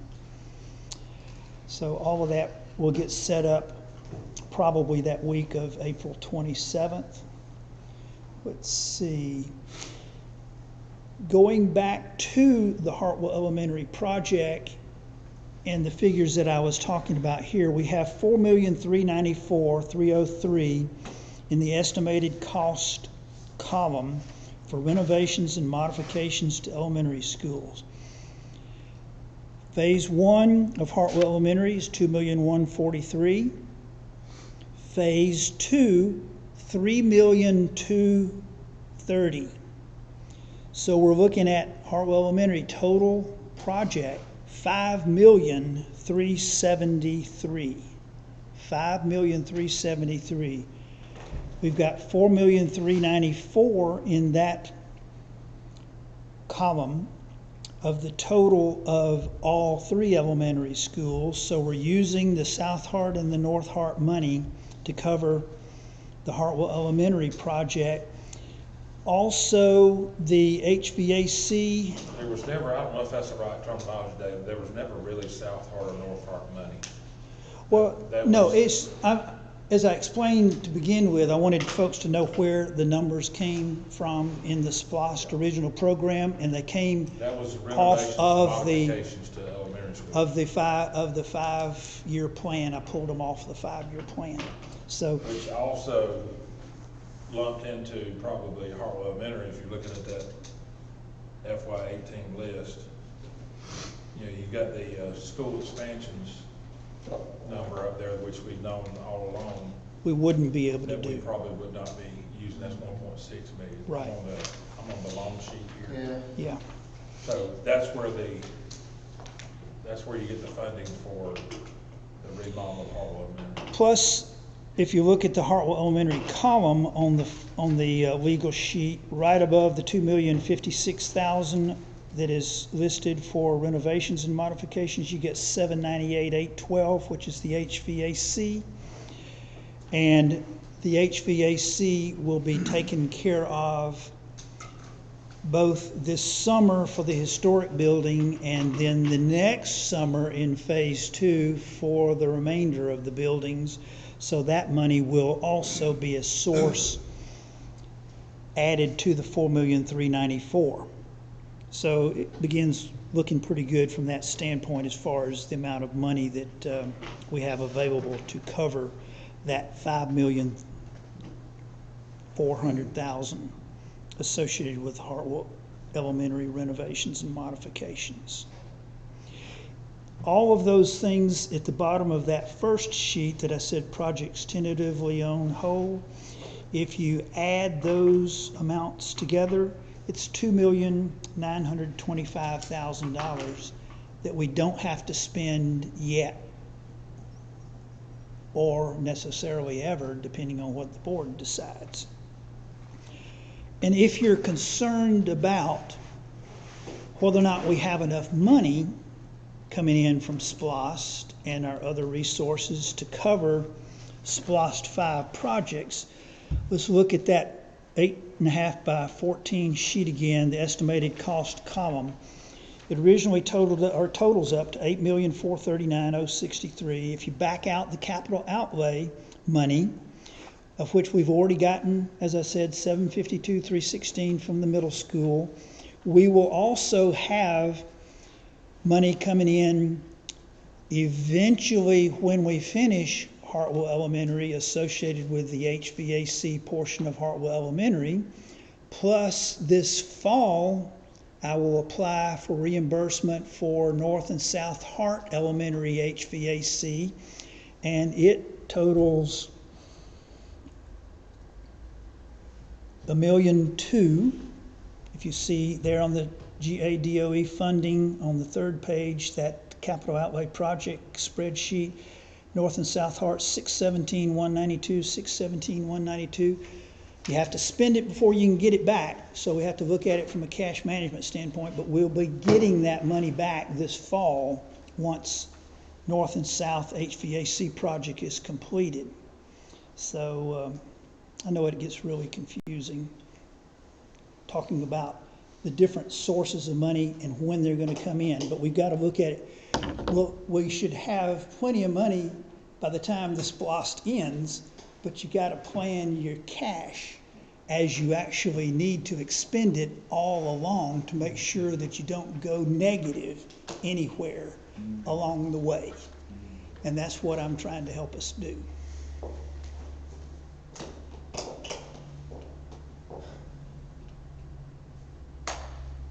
It is what it is. Any comments or questions? What my main point there is that with $2,516,000 coming in from the state to apply toward $18,439,000 in original estimated project cost, we would only need to come up with SPLOST money of $15,922, not the $18 million. That $300,000 times 60 is $18 million. So we don't have to come up with that. Then if, as Mr. Floyd was pointing out a minute ago, we can't really even use that $1,680,000 on school expansions until we can demonstrate to the state that we've got student census already on board sufficient to justify building additional classrooms. I went out here, I knew they were coming, and I'm gonna have them step in the door just so you can say, hey.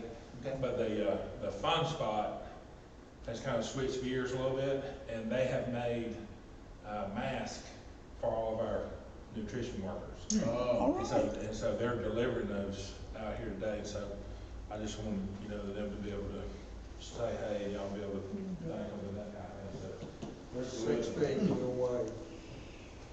So, yes, sir. All of this is good, but we're not gonna know a whole lot about SPLOST until we get into the right time frame, until the economy opens back up. Right. Once the economy opens back up, I think then we're gonna get to be better off. I agree. It'll be interesting. It's gonna be about a 3-month board meetings will be like and see what comes across. It's gonna be Not about necessarily this next one, but the next two after It'll that. be about Right. 3 months. I know most of y'all probably know Randy, and they just gonna poke their head in and say, hey, I know y'all want to. Thanks, Andy. How's it going? Appreciate all y'all do. Thank you. Help out with it. Let me Let me get your mask There on. I'm legal, the rest of them aren't. you go, you gotta watch that stuff. Y'all do, I see you spread out, so you got the social distance. We only have 10 of them. Y'all right with me, so you. Get that at 30, maybe let you have one. No, thank y'all for what you've done there. Did I get that triangle? Okay, are you finished? Well, I was, Okay, never mind. well, I'm essentially finished, unless y'all have questions or comments or anything. The main point is to convey to y'all that we are watching this closely, and we are trying to plan how things are being expended so that we do have sufficient money to cover all the obligations. We may have to delay certain things till a little later in the SPLOST period because of being front-loaded with all this construction at the beginning of the SPLOST period. But at least like Matt said a while ago, we're in this good a shape. Yeah, at least we're not way down here. Right. We're a little So more when distant. we get, let's say 2-3 months from now, when the economy is picking back up, SPLOST will be, okay. Mm-hmm. Thank you for doing your Thank job. you, David. You're doing a Thank great you very job. much. Thank you. You bet, you Stand bet. top. Anytime any of you have any question about any of this, let me know. I'll be more than happy to talk with you about it and make sure you feel comfortable with your level of knowledge so that you can answer questions that anybody from the community might have for you.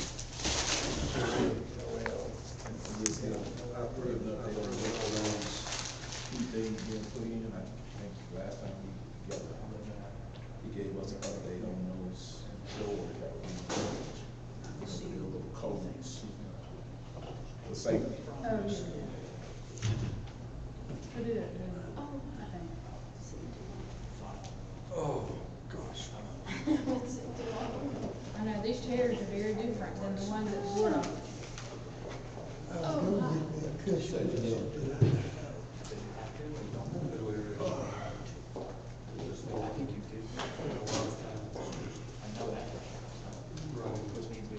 Dennis, you good till 6 or what?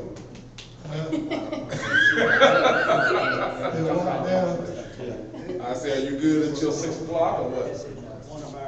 Oh, I'm fine, I ain't got anything to. I'm fine. We're gonna, I'll tell you, if this place gets to be long enough, we'll go out and have two. I mean, really, it's, you know, it does push it to get it in one day. It does. Well, especially when you have the principals come too. Yeah. That boy, they don't know how to look at it. Dennis, something? I'm sure he probably got a lot of that.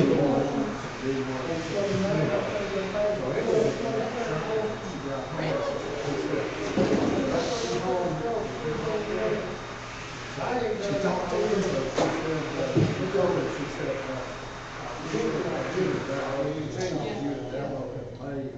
These things have a slide in them. Where you put a new HEPA filter on. Growing up, we're in Paul, So you slide take it up. all the grief, because I'm really. with pride. Hey, how does he like being on They like it. In fact, they're supposed to, they're on the third floor. I said, we could, you know, with the machines that we have, we can shift your filter. The kids can't, you know. I didn't count on it. I'm not, They They're just, not just house. Marshall Sayer and I came up with this I've got a, idea to I'm come trying to up think how it with is. It was my mom's first cousin's grandson. Oh, they're all the same. A friend of mine. Those things that go around Tenth the year. grader over there. Okay. And, his name's Will. I'm trying to think, his granddad was a Rose. I think he's not a Rose. I'm trying to think of his last name. Anyway, he's tenth grade, he plays over there. Yes, they'd really like son-in-law. I'm surprised Jeff retired. Well, he retired last spring. This is no, He- yeah, he this coached- is, no, this is Jason's third year. Okay, so he's been out a couple of years then. Yeah. Yeah, I got these, you guys in town here working, these gotta help too. I mean, I tell you what, I about suffocated getting on the bus. I have to pull folks, I've been here too. I like what Mandy had, when she came out.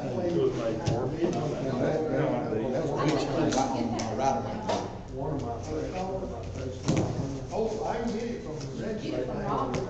Yeah, I went away and get it from Friend is a well-known, whatever, I'll send that to Jim. I have these things. How PSC. I don't know if you wanna, you don't want this posted where it's. Hey, he's been in some serious stuff. Who, not the whole year on Has all the trades. It's just a matter of time. It's just a matter of time. I really don't know. Yeah, I hate it, they did the other guy like that. You say. Fun spot made those. You got one with a tiger paw on it? No. If you see, listen, if you see it on Facebook, there's a company that's making it's college and NFL and all of them. Really? Yeah. Making a killing. What are these now? Mask.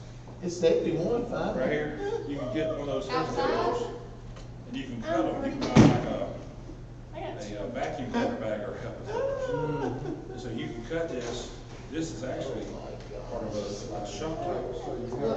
And then you slide it in, and then you've got filter. The night before. You know it's true. Yeah, that's hilarious. That's what Jackie had said when she came over. Yeah. Yeah.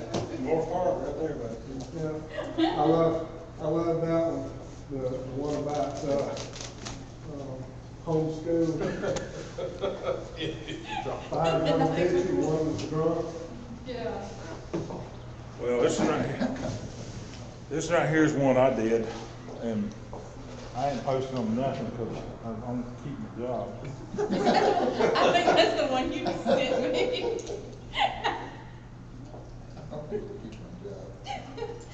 Oh, gosh. I got this from that movie, Sister Precious. Oh, yeah. No, that's not the one I saw. I'm always ready for this class.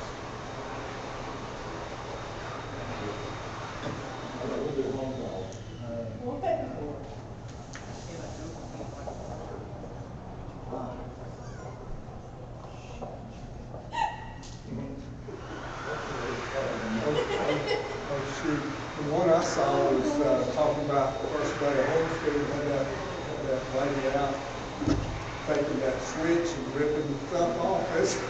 What was the one that you said me something about?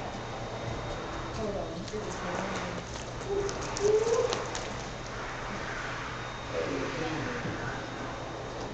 Lunch was good, thank you. So you want? It was.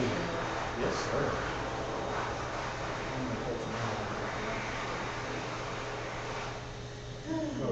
So when do you think you'll get back in the air, Matt?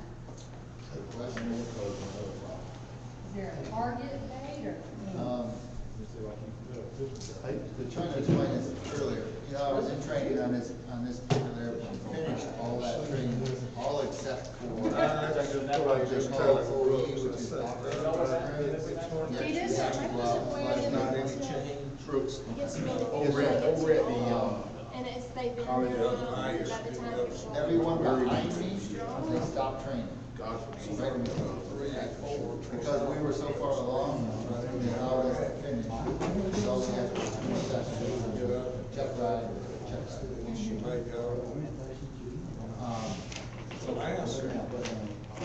As soon as that finished, they really expanded and they pulled back on all the international flying. And the piece of that, the only airplanes we have flying right now is the 787.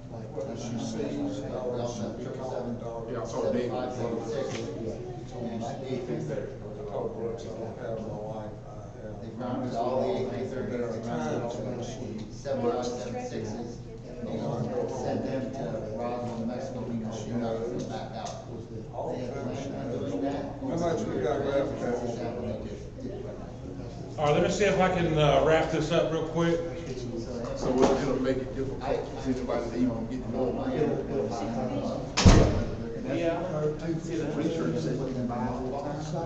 Gotta help. Help me now. Oh, yeah.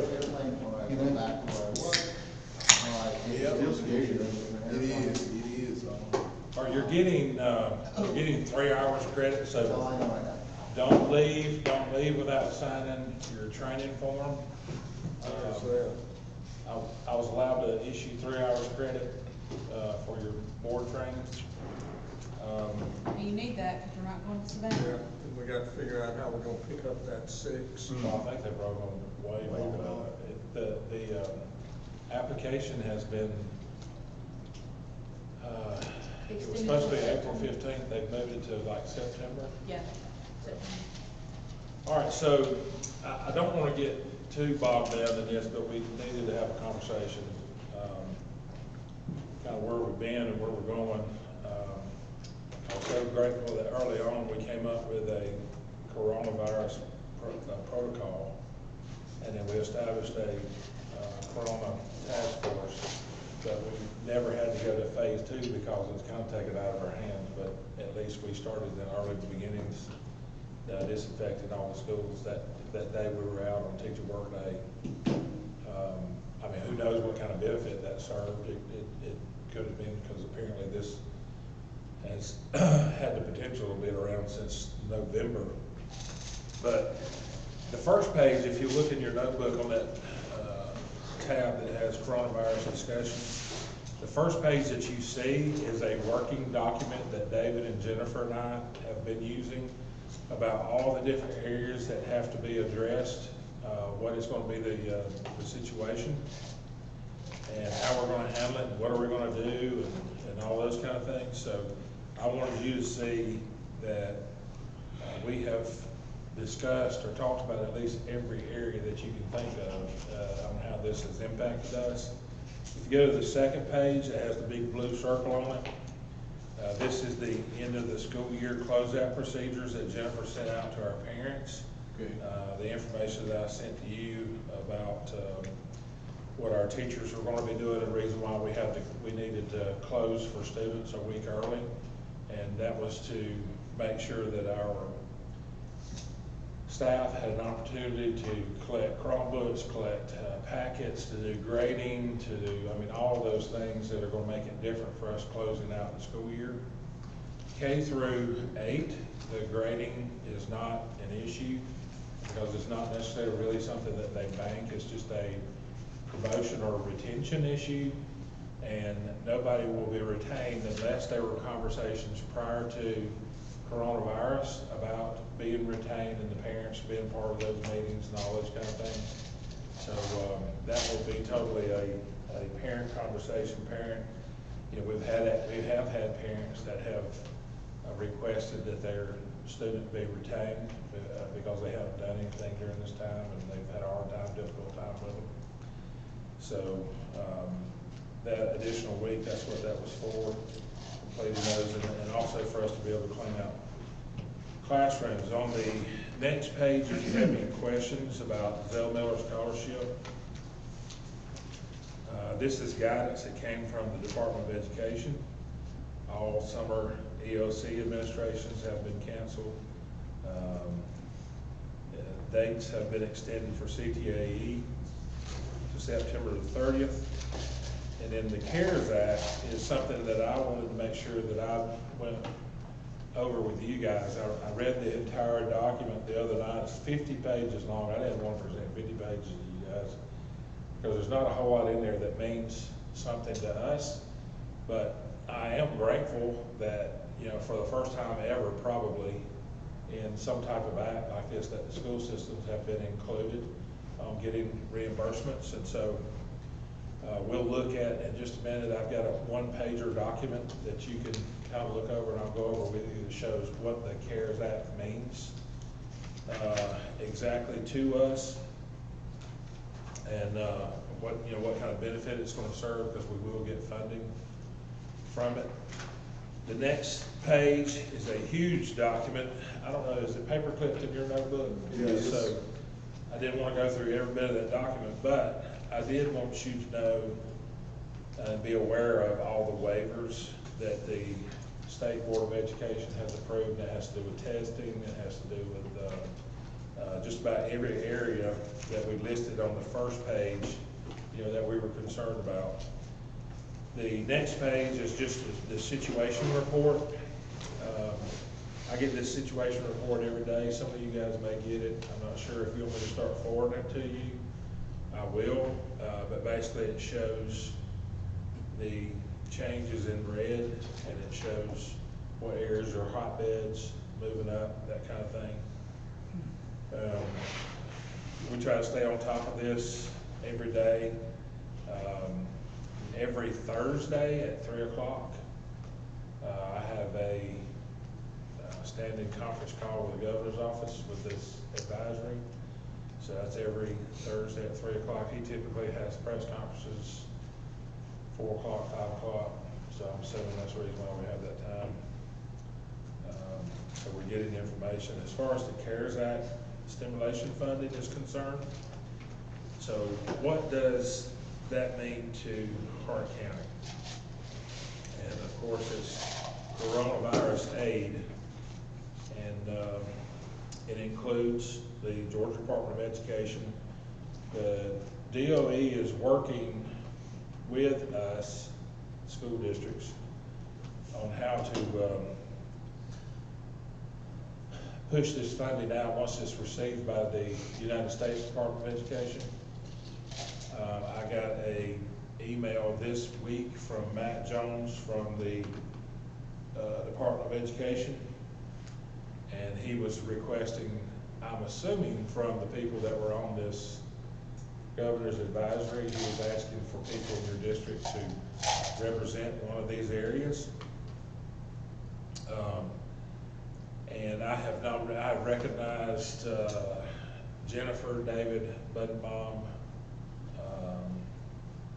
Katrina Cook, Courtney Hart, and nutrition. You see these areas here. School meals is Courtney Hart.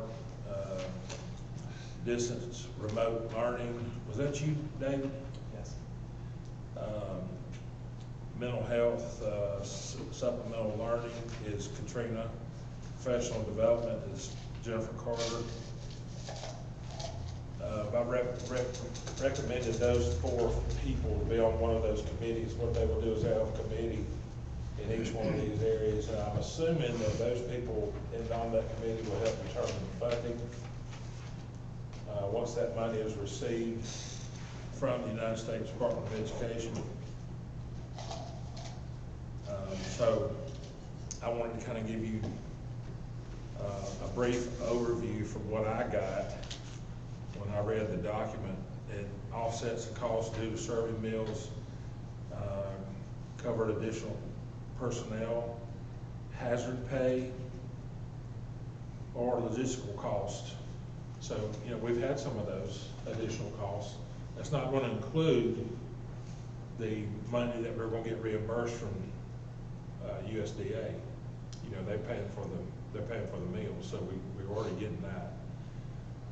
We're already getting the salaries for the nutrition workers. But we could apply for the transportation costs. And also one of the things that I'd like for you guys to take a look at is the hazard pay for the nutrition staff. This has not been mentioned to them at all. But based on my conversations throughout the state, based on my conversations with Pioneer Risa, I believe I don't know exactly if you have to. I hadn't had that question answered. But now you have some people that are firm believers that if they're in a situation like that and they're essential workers, that you have to pay the hazard pay. So the next page is a survey from the Georgia School Superintendents Association. And in who are the employees that are receiving additional pay, and you'll see all the answers from those 58 systems. So it lists people who, but the majority of them are transportation and nutrition. A lot of the answers are redundant or same thing. If you move to the next page where it has number 3, question 3, how are you paying these employees? If you decided to do hazard pay, which we would be reimbursed for,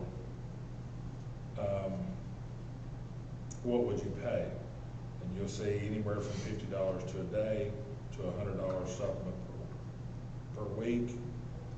The majority of people that I've talked to has been, you figure out their time and half rate, and whatever the additional time and half was, then that's the amount that they are paying them, like they were paying them time and a half for the week. Can't pay them time and a half because they've already worked. So this will be like a supplement, a per week supplement that I could get Courtney to come up with a figure if that's what you want to do. I guess what I'm asking you is I'm trying to get some advice from you so that I can make a recommendation for the board meeting Monday night on hazard pay for cafeteria staff and transportation technology. What's their average hourly pay? So are you saying they get that time, and then you're looking for the half part added, or what are you? Yeah, let's say, for example, however how you want us to calculate it. Let's say, for example, it comes up to be $150 a week. We go back and look at, I rely on Courtney to come up with a daily rate based on that and say, okay, how many days did this employee work? How many days? Because it's not going to be the same. Yeah.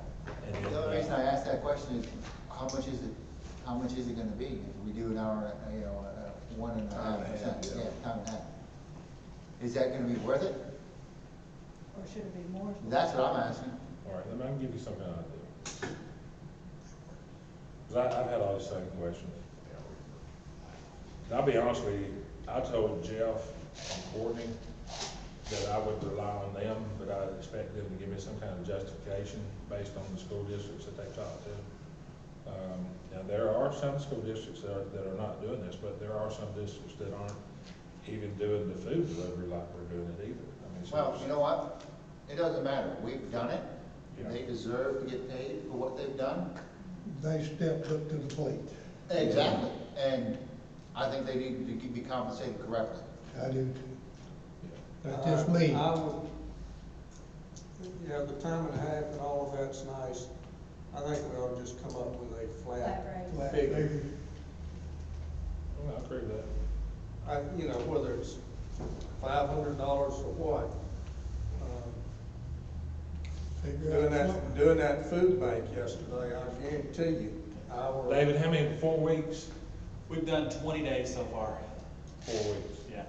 So are you saying that employees didn't work a full week? Well, there's gonna be some that didn't work. I would say the majority of the cafeteria staff have done that full 20 days plus.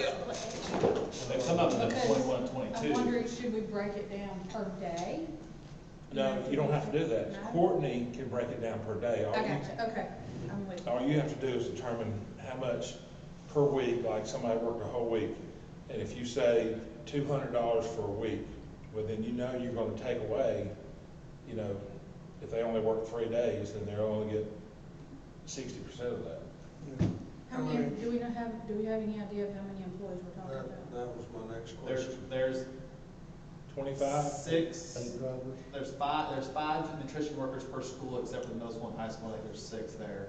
27, 28. And then bus drivers. There's No, bus drivers is total separate. That- We're gonna do it next. That's nutrition. All right, 25. so how, 25? 25 to 26, somewhere in that range. Don't know if they're all doing every day, but that's up to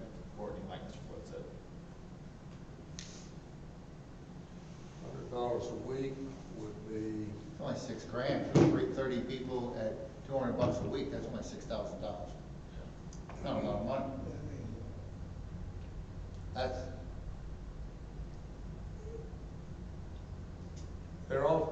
they're getting paid Their regular the regular hourly rate, salary. yeah. So this is in addition to. So I think, $200 a wait a week minute, is. is that, where did that come, how did I, that, That's 800, that was just for 1 week, that's 1 week. if you, what's that? How many weeks we talking about? Four, so that's 24,000. I was gonna say, you're doing, that's $800 Well, per I guess, employee. How do y'all if I feel did about it? 30 times 200, that's That's all- $6,000, that's a week. That's So real. 4 weeks, it's $24,000. That's a little bit more money. reimbursed. Yeah. But, Correct. I'm not worried about, It's reimbursed too. yeah, And then on top of that, I'll go ahead and tell you, I applied for a grant through Georgia Power that I just received word this morning that we got. So, we got an additional grant, for Georgia Power. And that's what it's for. They had to go through, the Reach Education Foundation, because it had to be a 501c.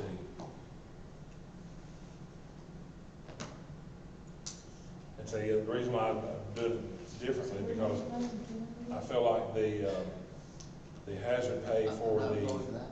the hazard pay for the cafeteria staff needs to be more than what the hazard pay is for the bus drivers, and Jeff and Courtney both agreed that is true. How many bus drivers? Up to 8. 6 a day, 8 a day? There's 8 now, yeah, there's 8 this past week, there was 4 the first week, then 6, then 8, then 8. 4, 6, 6, 8. There were 2 per bus then, There were 2, you were right, there were 2 the first week on the buses, and the second week too. not the second week, and the second week? Chris, Yeah, I had 2 people on my bus all, yeah, you're right, it was 4, it was 8, 8, and then it was 6, then 8. anything they'll appreciate. I understand. Did y'all back and forth, what number? I'm wanting to make sure that it's not outrageous, and I don't want it to be an insult. I want it to be a fair and an appreciative amount. And how do I come up with that judgment? Well, I'd like to know what they make per week. Well, but this is additional to whatever their normal Are they is. hourly? I hear that. They're hourly. I hear that. We just So, want to yes, suggest a time and a half, because then you would just go back Yeah, and pay if the they difference make between what they 500 paid and what they would have earned a for week. a time and a half. All right, see, some of the terminology in here, that's the reason why I gave you this survey, some of the terminology is $50 a day, But if they make $50 $800 a a day. week, $200 is not enough. Time of the governor's order. It's not. I see several. Is it- Some of them are 40 is it per day. adequate? These are what school systems are Way more doing, than this is that? not tuition. There's several hundred per week. Sir? Several $100 per week in this list that you're reading. Yes. I still like the $200 a week. There's a $500 one time, but that's, and when you talk about 200 a week, that comes down to probably what, 40 a day Can we maybe? not answer that question here, or? Do we need to, I'm sorry, do we need to think about it? That's my question. I don't know where to go from it, I know anything they get, they'll appreciate, I can tell you. Sure they that. will. Because that's a hard working. But I want it to be something that acknowledges our appreciation That's for what I them. said, I do too. I want it to be a good assault. But I don't want it to be so much that somebody's going, oh, y'all just Yeah. throw it Yeah, away. haphazardly, Right. Maybe more. So, one of our nutrition workers, I just kind of looked up, just an average, she's been working 15 years, makes $18,000 a year. That's the average pay, just so you're all aware. And that's probably a high-end nutrition worker. It is. That's a 200 high-end week. nutrition worker. 200 a week's gonna give them $800 A month. for those 4 weeks of. So that 200 is in line. Sir, That 200 would be in line for. I think that's a good figure. Now, they're working, but they're not working every day, are they? Now they're working every. Yep, they're working every day. That's, 12-hour day. that's I thought high we usage. delivered- I thought we delivered- No, it's after taxes. What? I thought we delivered all of the meals. Well, they had to put the meals together the last 2 days. Okay. We delivered them all in one day. And I'm just, I'll give y'all an example. Yesterday, we delivered 16,188 meals. That's a lot of meals. And those cafeteria ladies spent they spent the last 2 days putting together 16,000 meals. I saw a bunch of cars at the high school on Saturday afternoon. Yeah, they did roughly. They were Do you have a suggestion? Yeah, that's what I was gonna ask. You got, y'all sleep, y'all. You suggested know about time and a what's half. going on. Mr. B? I do have some suggestions, but a lot of finger pointing. I still like 200 a week. Did y'all have a figure?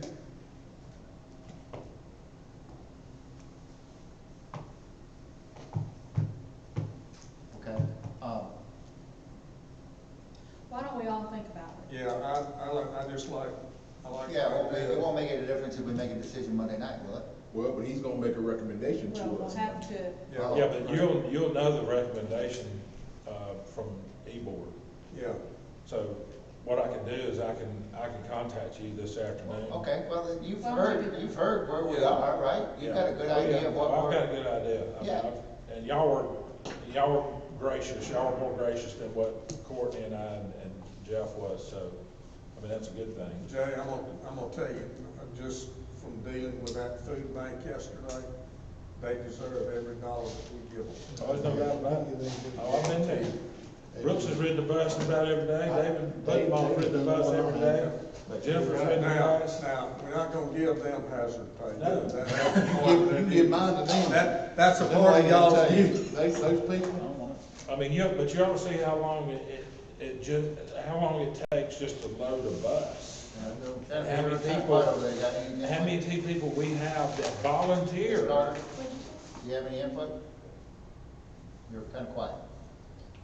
No, I wouldn't unless I would be like you, I would want to go back and look to see what do they normally make, and then I think it should be enough that it's not a slap in the face. Yeah, that's what I'm gonna send you. So that's what I would use the time to do. And, but you ought to see how many people it takes to load the buses, and how many people we have that volunteer, that just show up, that know, what we're doing. Because you take a school bus, yesterday, I mean, how many boxes you think was in every seat in the bus? I had 30 boxes on my bus. Wow. So you had multiple boxes, 2 and 3 and 4 boxes per seat on the bus, just to get it. I gave 50 milks to multiple houses. We got So some. that, meeting's over. All right, so the biggest thing is I wanted y'all to see this list, and I wanted to hear from you, and that's what I hear from you, and what? Yes, and then, but we gotta talk about the, Brooks, they're on the time. There you go. Then we gotta talk about the bus drivers, because that's a different, we had discussed possibility of 150 a week for cafeteria workers, and then possibly 100 for the bus drivers if they drove every time available. But now, let's say, for example, 100 is a good number to talk about, okay, because it's 5 days. Let's say I drove 3 days, so I'm getting $20 a day. You see what I'm saying? Yeah. So that's the reason why we just wanted a week number, and then I could let Jeff and Courtney determine who's gonna get what based on that daily rate. So, Well, are we talking about any more time? I mean, 4 weeks so far. and that's a good point you brought up, because that's next, after we talk about the hazard pay.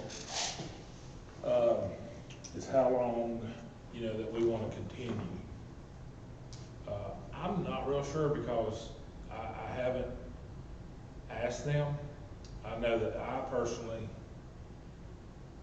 feel bad about feeling like I'm putting people in harm's way because it is not safe having that many people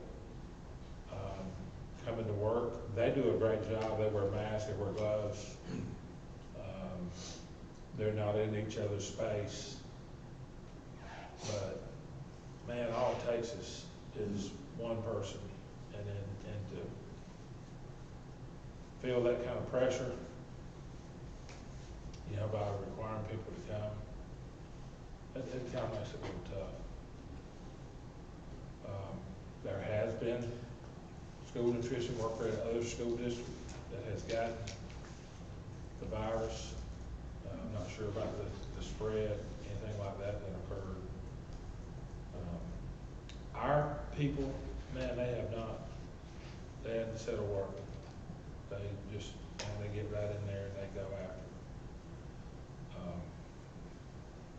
We have delivered enough meals that'll take us through all of next week. If we pull up a calendar, if somebody's got a calendar. I have one up. So it takes us through all of next week, and that only leaves us the week of the 27th. No. Yeah, I'm sorry. I'm looking the wrong week. Sorry. The week of the 27th, the week of the 4th, and the week of the 11th. That leaves us 3 weeks left until we get out of school.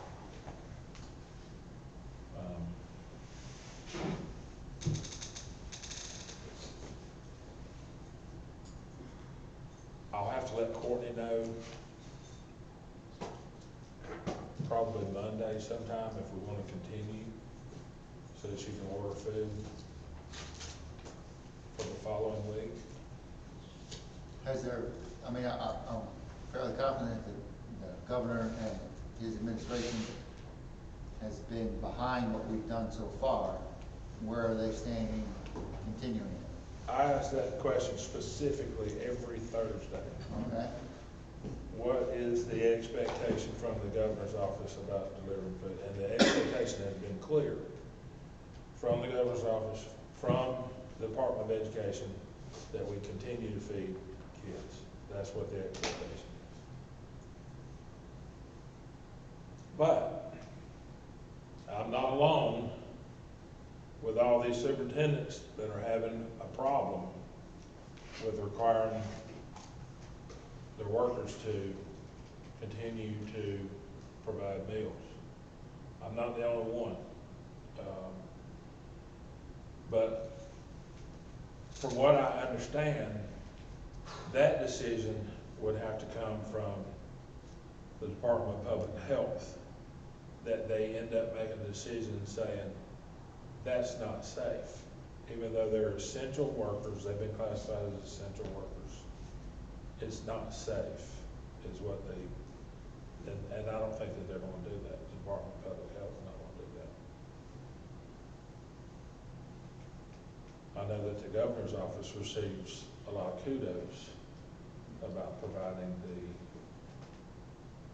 meals.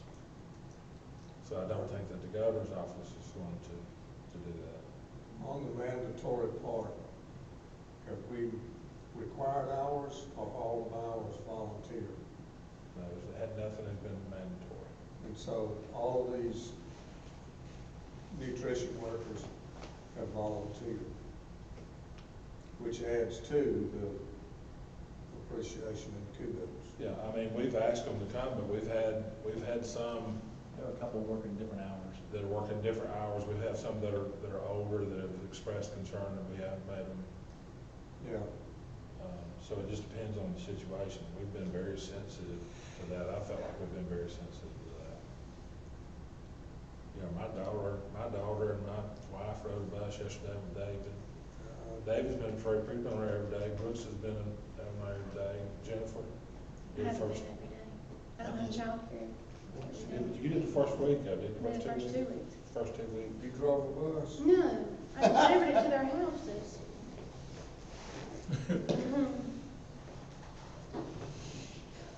So I don't know that I'm looking for an answer from you guys, or I'm looking for you to say, you know, one way or another. I'm just telling you As far as what, Joe? where I am, that I'm concerned. I don't feel comfortable about asking them to come every day. And I feel like it's a risk. Well, I'm trying to figure out how to say what I want to say. If the benefit outweighs the risk, there's a vice versa. You understand what I mean? The benefits for the students of getting food at home or whatever, you know, is it a balancing act? I mean, you know.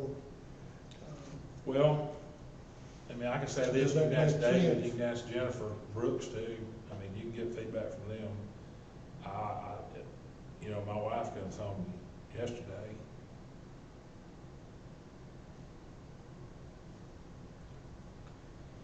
And it's like I said all along,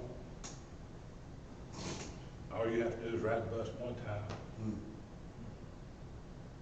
Well, that's what we want to know. And what, You ride the bus one time, and you'll see why we're doing what we're doing. I was gonna say, what happens to that kid that's not gonna get food if we don't? Yeah, that's what I'm saying. I don't know. That's why. Brooks and David have been, you know, you got one extreme to the other. It's eye-opening now. What are you experiencing from the people who are doing this work? Are they afraid? Are they saying, I don't want to be here? Or are they all I'm gonna like, tell you what I've heard. There you go. I'm just gonna be honest. That's what we All right? want. And I feel like if they knew that they might get, if they knew that they were gonna get this, it might encourage them the next 3 weeks. But I feel like from the nutrition workers that I have seen, that they're getting a little bit burnt out on it.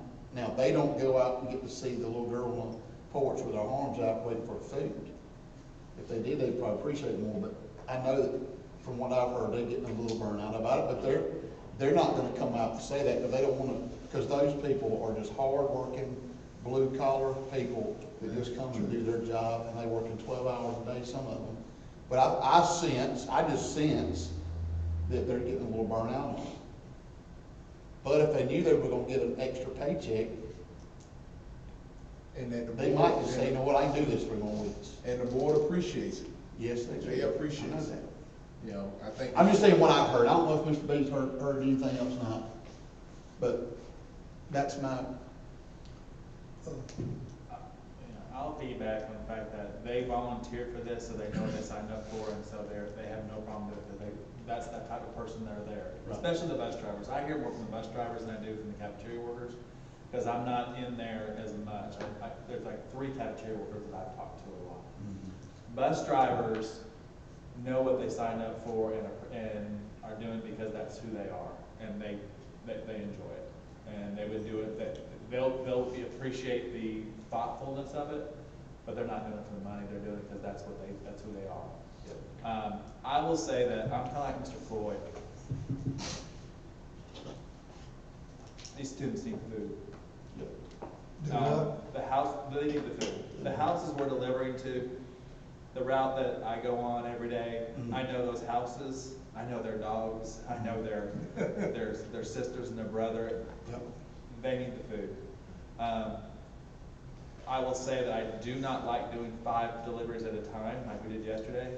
no, it's tough. It was really hard to deliver that much food to houses that really, I don't know if they can handle that much food at one time. They don't have a refrigerator. They don't know how to regulate it.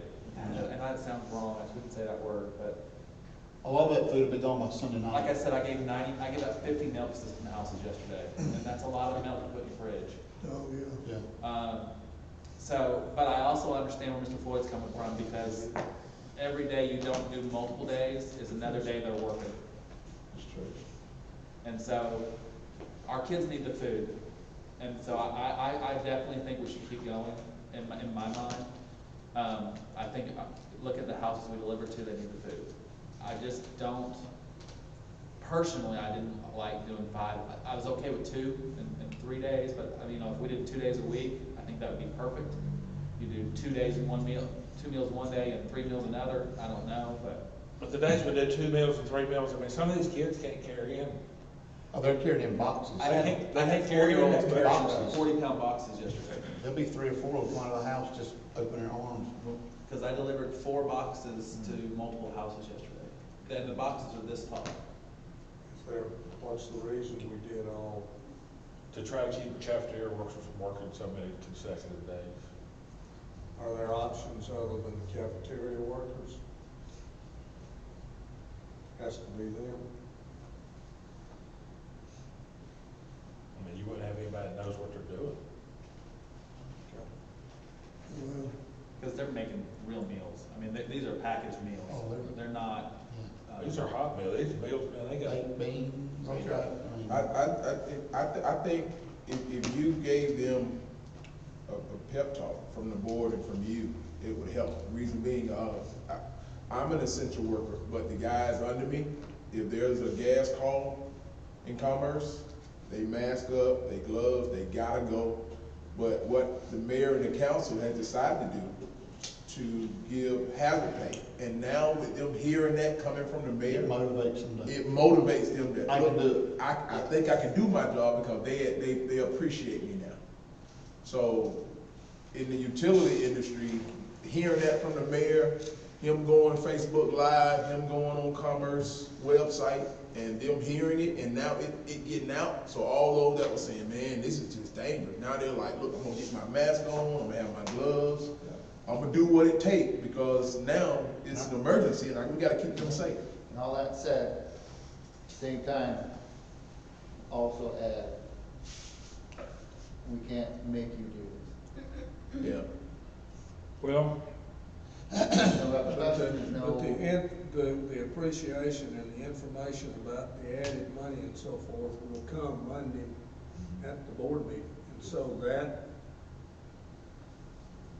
pep talk not only comes there, but I'll be glad to go to the school. we have to give them pep talk every day. I mean, we can't go in with a long face and down blue. We have to come in. All right. Well, I'm not excited about being there, I'll be honest with you, I'm not. But we come in and we just do it, we just go, and it's like, they look at you and they're like, well, they're okay, And I'm okay, let's go. I know the other 4 would be like I am. I'll be glad to go to one of the schools or each school one day a week. I'll be glad to. Me too. I ride the bus. You know, that's, not cutting you off. It'd be something, I don't know where it's feasible or not. Let one of the lunchroom or what nutrition staff, one of them ride the bus one day. Some of them They have. have. Oh, they ride the bus. Some of them have. Okay, I'm not well. There has to be one on every bus. Okay, they can get to see what. Yeah, there's a nutrition You, worker in every. all right, well, Monday night, if it's decided that we're gonna go on with this, we're gonna give them an incentive, give them a pat on the back that night, Well, you know. that's the reason why. You know what I mean. That's the reason why I presented it to you the way that I presented it to you. Because I didn't want whatever you felt to be impacted by the way I felt. I really want to continue feeding because you asked the right question. Does the risk or what is needed outweigh the risk? And it does. So I would like to continue feeding, but using the same guidelines that, David was talking about. I don't want to do the 5 meals. I don't think that's realistic. That's too hard. I'd like for them to go back delivering every meal, or delivering every day. I think so. Now, one other option that we hadn't talked about as far as the buses making the delivery, I mean, you could decide that anybody that's gonna pick up meals have to come to the schools to pick it up, but the ones that we're talking about are not gonna get there. They can't get there. Their parents are. Last week and it didn't, Yeah. obviously didn't work out well. Their parents are working, and so when we deliver on the bus, there's nobody there but the kids.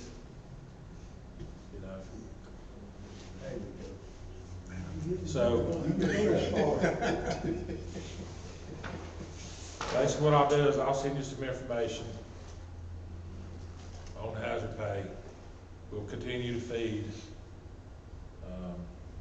the next 3 weeks, and that'll put us through the end of school.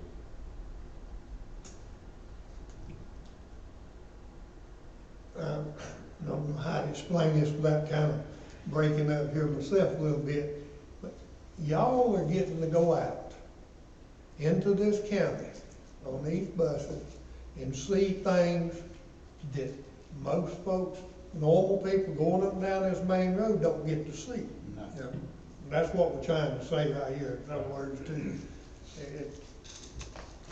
Some of them ain't gonna be able to come get the food. They're not able, they're not, or something other in that effect, you know, is. I don't know if it's a true reflection, but 40% of the houses that I go to don't have a vehicle in front of it. There's no vehicle. Right. I mean, I've seen this too, you know, in the past, and I know y'all get to see it, the bus drivers get to see it. I mean, there's roads, the bus barely makes it down. Mhm. I mean, y'all be on one of these buses with all that food. Yeah. And, you know, Got knocked over once. bus doing like this Yeah, right turn here. over. You know, you're like, there has not been a car down this road. Now, what do you need from us, from us? Nothing, but just, I think I just needed, needed this talk.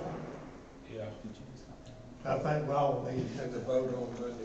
And the vote on Monday night, or whatever, I mean, Jay, I believe you have the full support of the board to make, you know, that difficult decision. I hear what you're saying. I do, Um, all of it. I can't express my appreciation. I mean, I can't, you know, here I am sitting over here,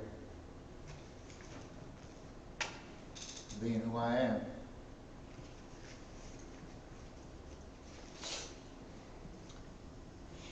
It's gotta be done.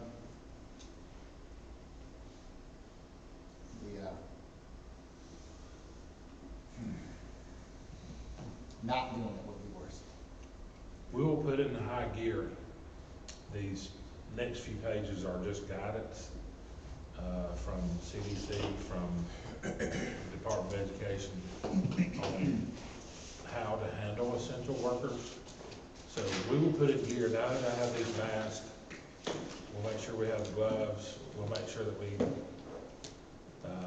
do everything possible to take care of our employees, and we'll hold them through the fire as far as following these guidelines. And I think that's probably the best thing we could do. We ask them if anybody's been outside of Hart County, you know, since the last time that we did meals. Have you been anywhere? Where'd you go? What'd you do? So we're trying to be safe. Yeah. At the same time, if a worker came to Courtney or to Jeff and said, I don't feel comfortable doing it, that's not a problem. That's not a problem. But I agree with you guys. I think once they hear the appreciation and the pay will mean a lot, I think that will put them back into gear about, you know, you gotta think about it. We just delivered 5 meals for all next week, so they don't have to work next week. Okay, so that's gonna help. You know, that's gonna help.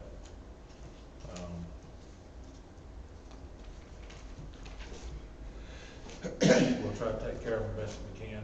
I'll bring a motion or recommendation to you Monday on the pay. I'll send you some. I can't imagine Gwinnett County having to do something like this, but it's something that Hart County can do. Yeah. Well, there are big systems in the state that are paying hazard pay right now. You know. Yeah, everything's. Logistics and feeding all the kids and all that stuff in Gwinnett County. Yeah. Yeah. They do it. It's just 10 times the buses. And then we have 3 report cases still? Five. 5 now? So we're still one of the lowest, aren't we? Well, we wouldn't have the 5, but, you know, you got people that are we getting credit for that they don't live here. Right. But they were tested here when they were, I guess they were living in their lake home here. We're getting credit for all 5 of them. And then the other 2 are medical people. I don't know if it was John Hopkins, and you can follow that little point all the way down to a particular road. I don't know if it's the center of Hart County or if it's off of a particular road. Have you seen it? I mean, you can. Yeah, you can. You can. Really? I don't know if that's where they are. Really? I'm zooming in. That might be how they That's get what I that do. number at the bottom, that's like they don't know where they live. Yeah. Those are the people that know that that's the, All right, if you'll look at the first page of the budget, I won't save all the budget stuff for, all it is a discussion, you're not making any decisions, there's no decision to be made. So I'll put the budget on the agenda for Monday night, all this stuff that I was gonna talk about here, we'll just have a discussion Monday night, because we're gonna be here, same format, same deal. So we'll talk about this. I did put the budget timeline, you know, usually we tentatively adopt the budget in May, then the budget will be advertised, we revise the budget as needed, and then, you know, usually in the June board meeting is when you adopt the budget. There does not have to be any public meetings or hearings to adopt the budget. And then, so you're gonna see some recommendations though. The second page I pulled from Russ Crom, the Chief Financial Officer, Department of Education. And I highlighted some areas that are significant for us. You know, that you can pass a budget resolution each month to spend money if you have to, if you don't have a budget. But these are gonna be things that are gonna be day to day.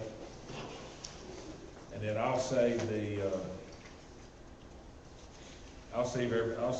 else for Monday night because of time, we've got to wrap this thing up. I really need to we need to present the staffing models to you. David and Jennifer are gonna present the staffing models real quick. You, as part of the budget process, I can't do a budget until you approve the staffing model. So just like I said when I opened up the meeting, we have promoted the students to the next grade level. We looked at how many students are going to be at each school. Principals, along with Jennifer and David, have determined how many teachers they need. There's not any increases in that. There's some changes, there's some transfers. Matter of fact, overall, if I'm correct, Jennifer, we're actually eliminating one position At the middle school. at the middle school. So we're actually eliminating a position from the budget, just because we know that, you know, through attrition, eventually we're going to have to do some of that anyway. But Katrina's here, and we'll get Katrina to present the sped budget real quick, and you know, hopefully in 30 minutes we can get all this done. But I wanted to make sure that you at least saw or heard, because you're going to have to approve these staffing models Monday night so I can move forward with the budget. Like right now, I don't know how much it's going to cost without putting our personnel into the budget. Ms. Cook? Just a minute. Yeah. I don't know if this is the right time or not, but we was talking about the might not be a good time, we can do it another time. Out of county students, Out of district students? out of district, I mean, you know, Are you talking about the tuition? yeah. If it ain't a good time, just say so. No, it's a good time to talk about it. We've discussed it, you know, in the past, whenever I made those. What Dennis is talking about is wanting to waive or at least lower the amount of out-of-district tuition for out-of-district students. Time frame wise,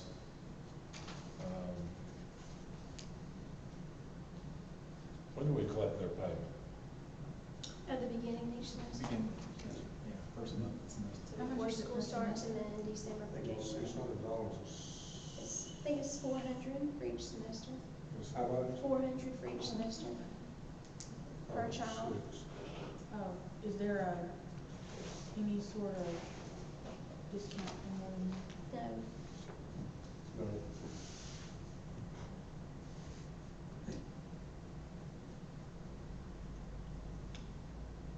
I mean, that's kind of a philosophy standpoint, depending on how you look at it. I was just gonna ask, and we talked about this, what was the precedence for setting that $400?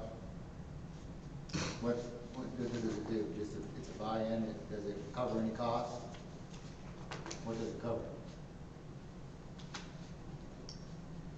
I would say that it's probably the operational cost of the part of the FTE we normally get. Like, we would get FTE for these kids, but you wouldn't get any local, you're not getting local funding from them. So I'm assuming, I mean, that amount was put in place long before I was here, so I'm assuming that's kind of taking the place of the local funding that you would normally get. Is it anywhere close covering that? I mean, what is it, 13%? Local? Yeah, what is it?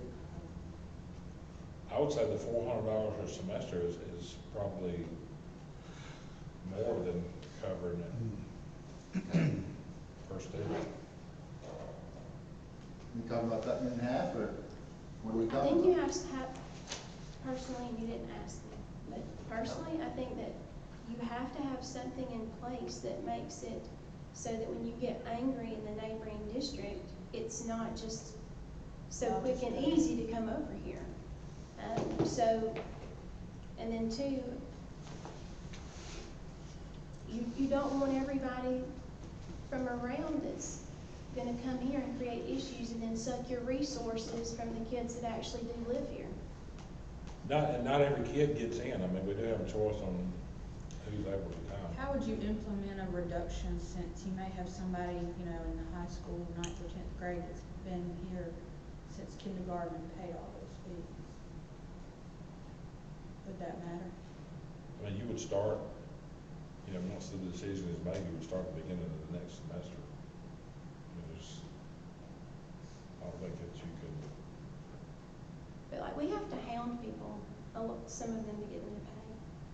I mean, it's gotten better, but I mean, there are times where I have to call and say, if you don't bring this money by this afternoon, you need to withdraw on Monday. Yeah, we've had to To tell some them. degree, we have to act like a collection agency. We've had to tell them that you know, if you don't pay by this date, we're going to withdraw your student. If they pay taxes in Hart County, then that's, I had thought about, yeah, we ought to eliminate it, but I really think more about it. They need to have some skin in the game. We've talked about that. Well, I tend to agree with Mrs. Carter. It needs to be an amount that, you know, you can't just get mad and, or run into an issue in your system and just say, well, I'll just go to Hart County. Yeah. We want to be known for things, but that's not what we want to be known for. I didn't mean to bring up nothing. No, Dennis, you brought it up. Can I ask you? We've talked about it in. We have. In the past, you know, and then he said we'd have to wait till we had a new budget or something coming up, and then, well, it's here, so I wanted to talk about it. I think I just as soon leave it alone. Okay, that's fine. Leave it as is, right now, unless you have strong feelings the other way.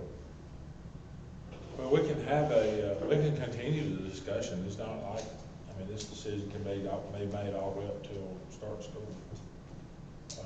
I can leave it on the agenda for Monday night. We can leave it on there for June, for July. I mean, we can continue to have the discussion if y'all would like to. Yeah, well, we're not, if you table it, I mean, there's nothing that's gonna get. Are we in a session, voting session? No, so we're just discussing. Just discussion. Okay. We didn't have anything on the agenda to vote on. Well, we've made it a practice just that we don't We don't- approve yeah, things okay. that they get on the tree.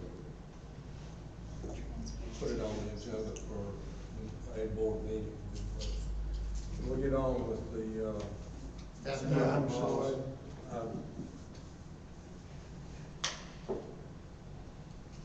My caregiver may leave. Susan will be there by herself to fend for herself, that'll be all right.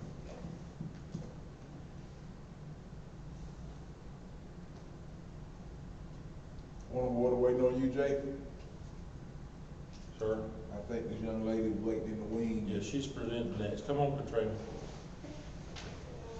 He's trying to pull it up on his board, I believe. Did you, Mr. Floyd, did you get my updated slides No. when I shared them back to you? Look, but that's okay, I mean, it made you hard copies, and I'm sanitizing like Clorox and all that good stuff too, so I just wanted to make sure that you know who I am. But I did make you hard copies. Yes. Thank you.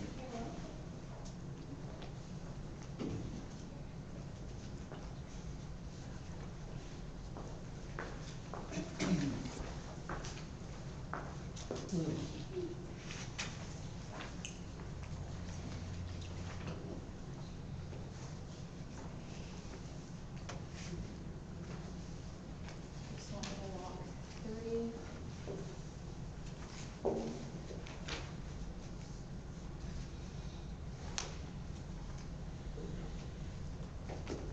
You come over here to the podium. Oh, sorry. I didn't see the podium here, so. That's good, okay.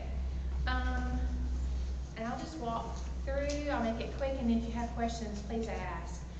I apologize that yours is not printed in color. I did try to highlight it though for you. With Hartville Elementary, you can see where we are this year with 4 SPED teachers, 4 SPED paras, 1 skip, 2 skip paras.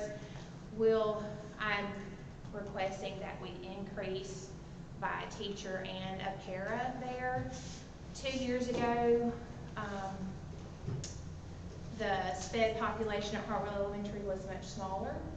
And to keep things equitable between all 3 elementary schools, we moved a para and a SPED teacher to South Hart Elementary.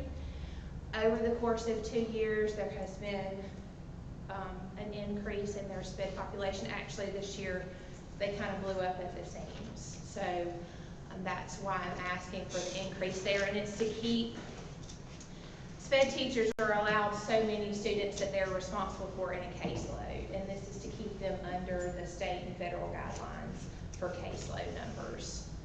And we earned those slots. Yes, so. we do. North Hart, this is an increase there, and I have kind of some stipulations at the bottom of that first page trying to explain these. There's an increase of 1 SPED teacher there. The reason behind this request is kind of a strange, it's not really a strange request, it's a unique request. They will begin FY21 with approximately 25 SPED students in the 5th grade alone. They're going to need as much support as possible in that grade level. When those students move to the middle school for FY22, they won't need that position any longer. However, the middle school will need that position. So the addition here for North Hart is really with the understanding that that new hire and that position is for 1 year only. And in FY22, that person is to loop with that 5th grade class up to the middle school to satisfy the need at the middle school level at that time. Would the middle school lose any? So they're going? Well, I hate to say unfortunately, because it's job security for me, but my job is to always try to work myself out of a job. But the middle school currently is sitting with a giant number of SPED students. Giant. Okay. The 5th graders coming to 6th this coming year is a giant group of SPED students. Okay. The same thing's gonna happen for that FY22. Gotcha. So your middle school is just continuously growing. Okay. So they would need even that 8th grade group that's leaving, that new 6th grade group that's coming in is larger than, which is just going to affect our high school. It's just going to keep trickling down. And I will say, Katrina, y'all know how I think about Katrina and what she's done since she's been here. She's the reason why I attribute to, a lot of our success to her, because of what our kids are getting from our special needs teachers. And but when you do a good job, people know it. The word gets out. And I don't blame them. If I was sitting somewhere else and I heard another parent that has a special education student talk about how awesome that their kid is getting an education in Hart County, guess what I'd want? I'd want the exact same thing. So we're going to feel some of those pains. That answers that question. I just wonder where they were coming from or what's going on. Is there something happening that that's a poorly worded question? It's remarkable at the amount of students that already come in with a SPED diagnosis of some sort. Even in the area of autism, I've got them showing up at my door at the age of 3 with a Marcus diagnosis, which is the best place we could get a diagnosis from in the area of autism. So when you were discussing out of county tuition, I've had SPED parents call and approach me and say, we're not really happy here. We really want to come into you guys.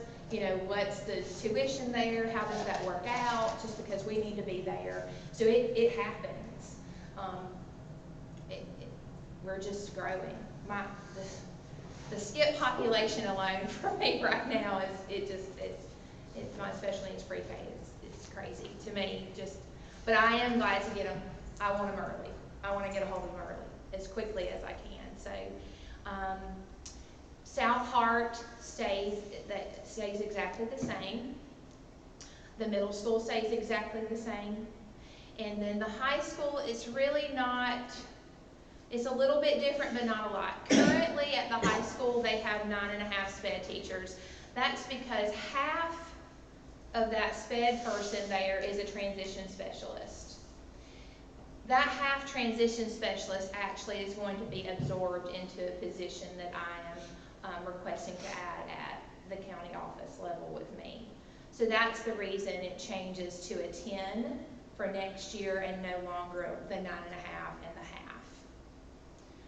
Where it says 7 parapros there, I currently have a parapro that is serving the purpose for my deaf, hard of hearing population of students. I was unable this year to fill my certified position for deaf, hard of hearing students, so I have a deaf, hard of hearing parapro. I'm fortunate to be able to next year to fill the certified position for deaf, hard of hearing. So that parapro that's in that position now, I'm going to utilize her in a different capacity at the high school level. So it's not an addition per se when it comes to budget purposes. It's just a transition of how I will utilize her. Does anybody have any questions for that there? And I did down at the bottom try to explain how the changes of those would be funded. And as Mr. Floyd said earlier, they will be. We do earn those positions. For our department of the county office, you see what we have now for this year. If you look under FY20, where it says 1 psychologist and 1 contracted diagnostician, we have allotted 2 slots for a psychologist. There's a nationwide shortage of psychologists. We've never been able to fill 2 full-time psychologists. So I asked that this year we try to see if I added the diagnostician instead of a psychologist to see if we could manage that in that capacity. If you're not familiar what a diagnostician is, they're able to go in and do achievement testing on students. It saves a psychologist about 2 hours per student that they're able to evaluate. This year alone, my department has evaluated almost 200 students. So that's a vast amount of time the diagnostician was able to serve there. it worked well. We've been very satisfied with that. So my request for next year is for me to keep that person in that position there and to eliminate the second psychologist position. It saves us a little bit of money because that person's 190 days and not a 210, I think. So it does save us some, and it serves the purpose that we need. The support services coordinator there is an addition. That I so desperately need. That is not just a person who would help support the special ed department. They would also work with with 504 students as well, and administrators in that area.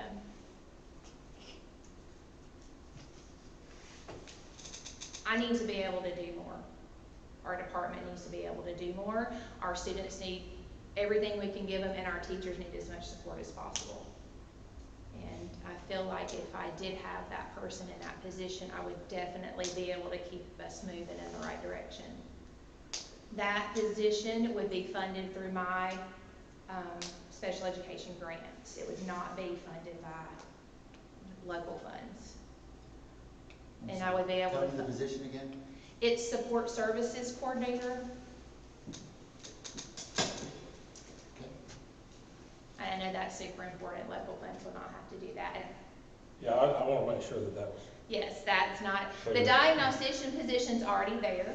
That's not an addition. That amount of money has already been spent for that position, so that's not an addition. The only one that's really an addition is the support services coordinator, and my grants will pay for that. They will pay the salary, the benefits, the TRS, everything for that position.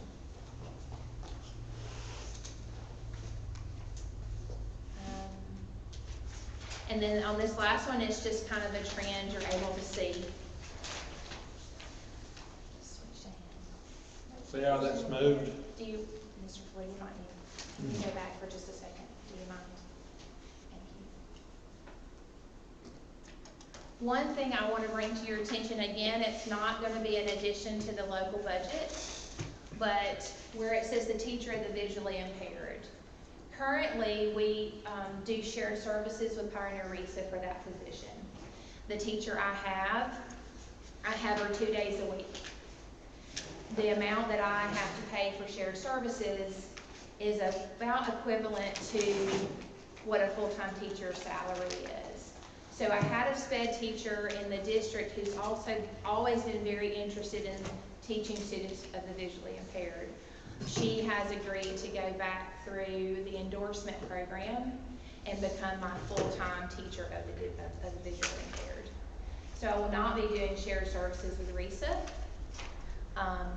She will be a county and district employee. I already pay that through my SPED grant, and I will continue to pay that as well. What does she need to do to get the certification you were talking about? There's an endorsement program, a visually impaired endorsement program that she'll go through, and she'll begin that in August through Middle Georgia RESA. And it takes about 18 months for her to do that. Ms. Carter will work with her certification in that area for us to give her that time. She's super excited about it. I am, because Does it start this August? she starts in August. And she's already our employee, so we already know what quality we're getting. She, Why can't she start tomorrow? well, now she can start, but her endorsement program, the endorsement program won't start until August, but she will start. So that'll be one of the recommendations. The transfer will be one of the recommendations in your board meeting on Monday night. She is very excited, and I'll have her 5 days a week, all day, every day. All the teachers will have her, the students will have her, and not just 2 days a week. And that's huge for that small population of students. Let's move on to the other one. And then the last page just shows you the trend. That FY17 is the numbers from the spring. I actually came into the position, and as of the 25th of February, and I apologize for it not to be in almost 2 months later. It's at 543. And then you can see the numbers.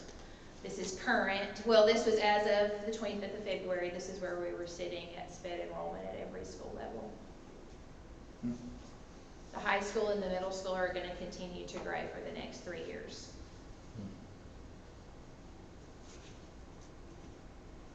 And then these are just some trends we talked about earlier. My special needs pre-K classrooms will start at full capacity day one. If and when this gets lifted and we can have face-to-face contact and I can evaluate students, we'll be evaluating the babies all summer. Currently have about 17 on the board to try and get evaluated before October 1st. And we have not started school with our skip classrooms full yet, so. And they will be full. So remember, they can start as soon as they turn 3, they become ours. So what she's saying is don't be surprised if she has to come in October, November, or December and say, I need another skip class. And typically with a class comes not a teacher alone, but just a teacher and a parent for a Do we have room for more classes? Because I know we've added some. Feels like we add them every year. We finally have one at every elementary school, which is But great. do we have space for more? We probably do, except at North Hart, we probably don't. So we would have to go back to the situation. Remember in the beginning, we didn't necessarily serve you for skipping your home school. So we'll be going back to probably that situation again, where just because you're served at this school and skip does not mean you're gonna come here for kindergarten through 5th grade. And these are students coming in with some pretty significant needs. Pretty significant needs. Does anybody have any questions? Thank you, Katrina, we appreciate it. Yes, Sure. appreciate all your work you do. Absolutely. I love every minute of it, so it's great. Thank you. Audrey, I don't know if you know that, Audrey went through Babies Can't Win. Look where she is now. And I have 3, we have 3 consultants down through Babies Can't Wait. That's the first time that's happened for me. So I've got virtual transition meetings for them over the next month. So that'll be new for us all. Yes, Okay, just thank don't you. stress out that the driver is that loud. Feels that loud, I'm and it's sorry. okay. We'll hear you. I'm It's sorry. okay, just don't worry about it. Okay, Ms. Carter. So if you'll move to the tab that says staffing models, the first one that's there is for the elementary schools.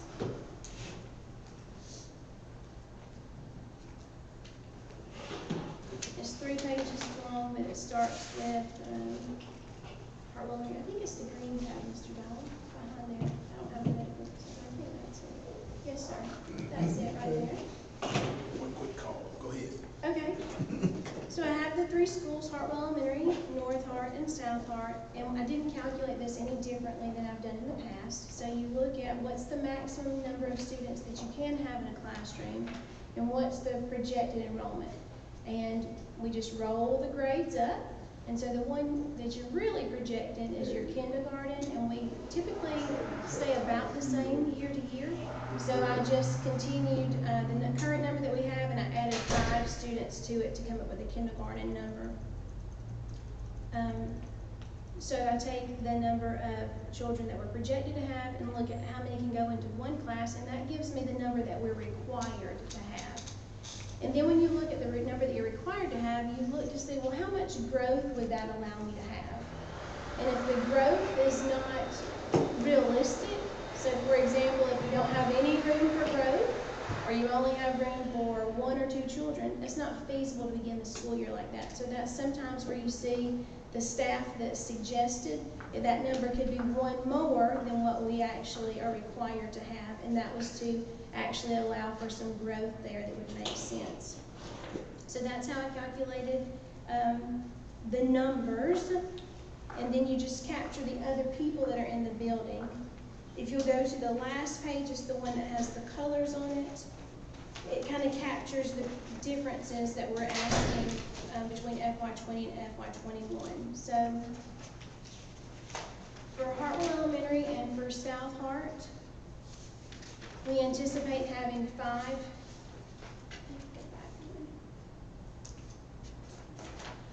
For Hartwell Elementary and for South Hart, we anticipate having 5 kindergarten classrooms, and they currently are sitting at 4. So if we have the 5 kindergarten classrooms, then we need 2 more paraprofessionals to cover that need. We won't need more teachers, but we'll need more parapros. Just 2. At Hartwell Elementary and at North Hart, we're asking for an additional special education teacher there, and Katrina just went through that with you. At Hartwell Elementary, she was asking for 1 additional special education paraprofessional. She went over that as well.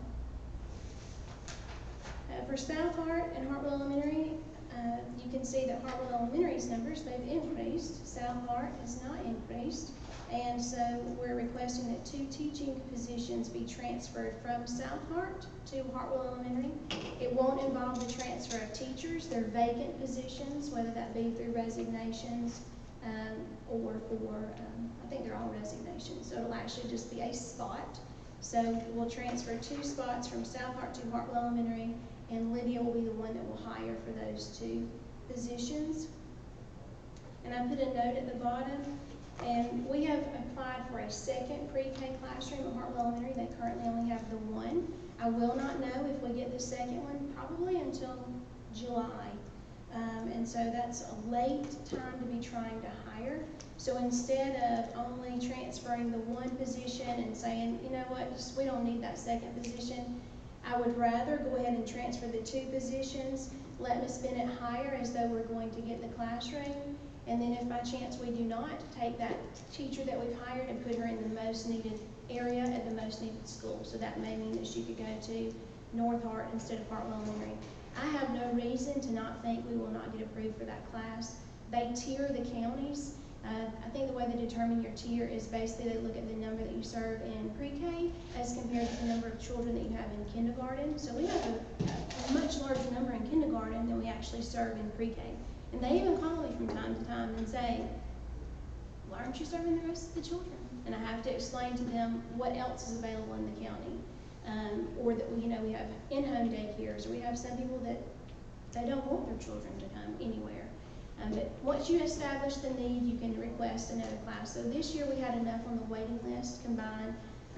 In Hartwell Elementary especially, there wasn't a lot of movement in the classrooms, so I had enough that I could request another class. So I'd like to transfer the 2 positions, let Lydia hire for those, and one of those 2 will be fulfilling that pre-K classroom, assuming that we get it. And then with pre-K, you also have to have a paraprofessional, so there would be an additional paraprofessional there. But we would not actually hire for the paraprofessional for that pre-K classroom until we knew that we were getting the class. I do feel like we would be able to find someone within that amount of time. But with teachers, if you don't hire early, the pool is just very shallow. And then the numbers that you had seen originally on the chart included these requests. So it's not as though I needed the chart and these on top of that. The charts that were presented to you and the figures already include those additions.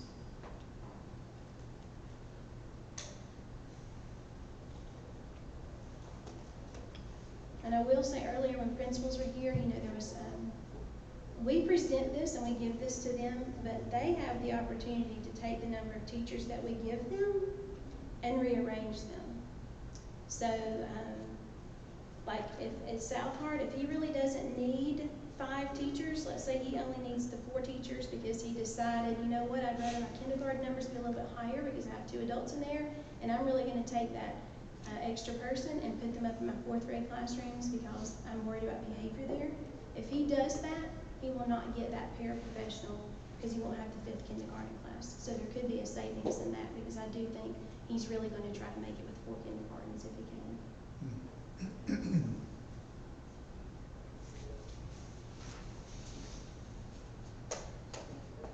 Any questions?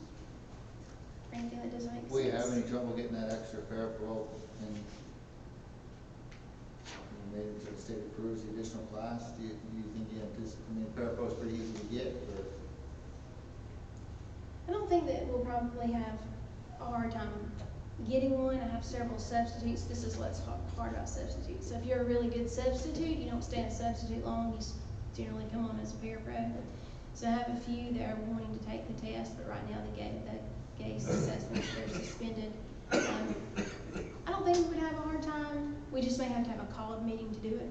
Okay, so you. So as long as you're flexible Sounds with like that. you've got somebody, or two people that are possible to do it, you just don't know until you get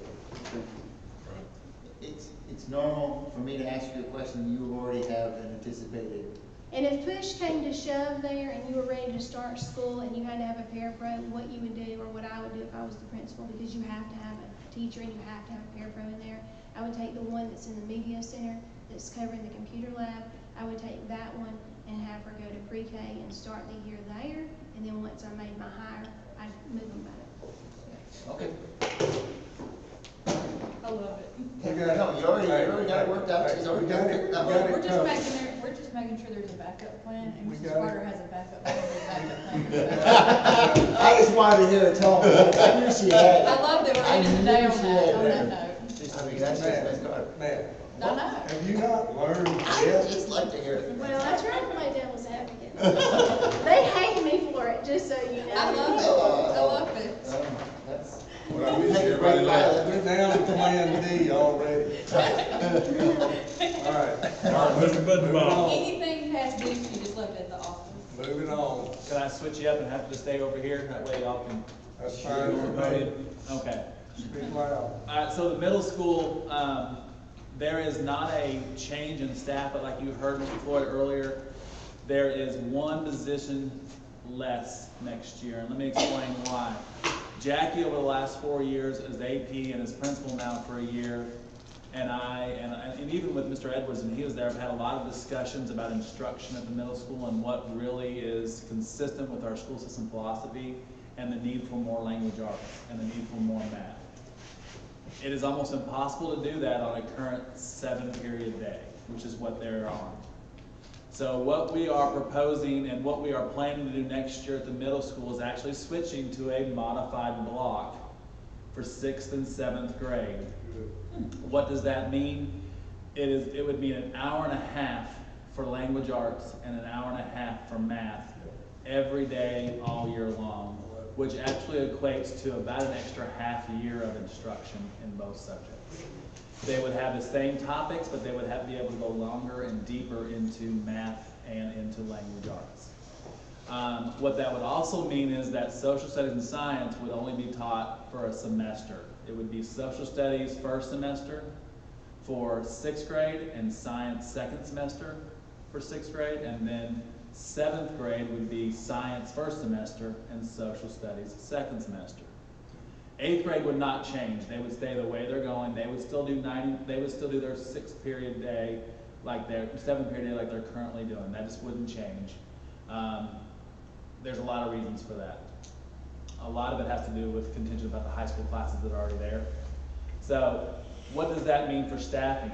Basically what it means is a realignment of some of their staff. They currently have, on this year, if you look at the model, and we'll start off with math because it's at the top. They currently have 9 math teachers. Next year they'll actually have 11 math teachers. The reason for that is if you look at science right below it, it goes from 9 to 6.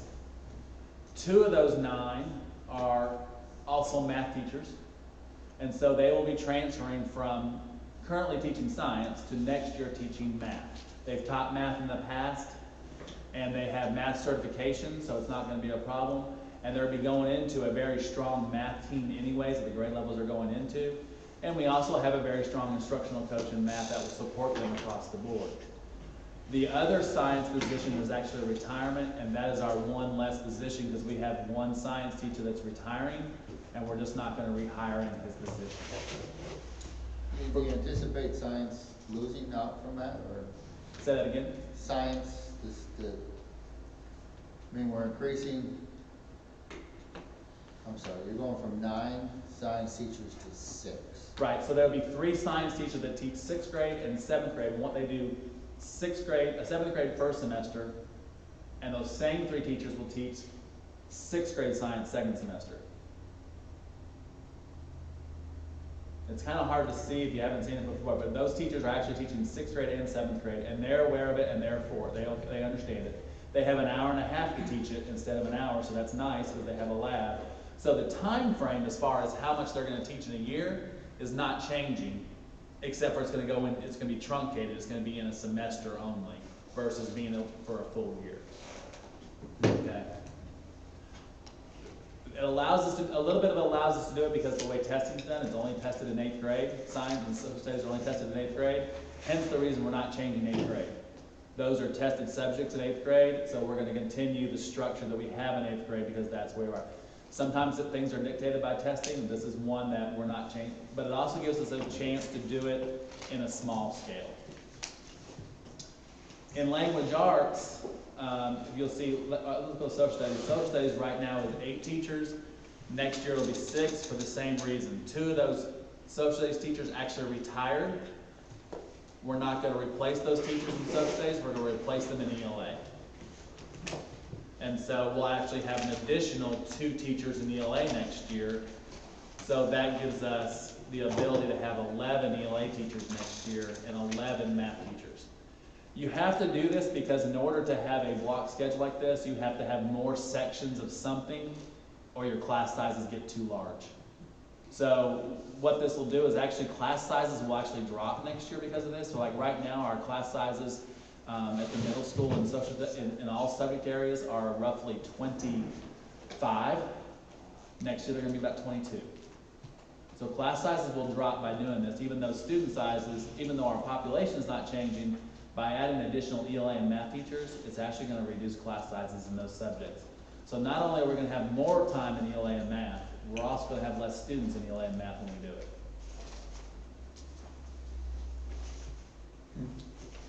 And then the only other change as far as middle school is concerned is that they are requesting an additional office staff.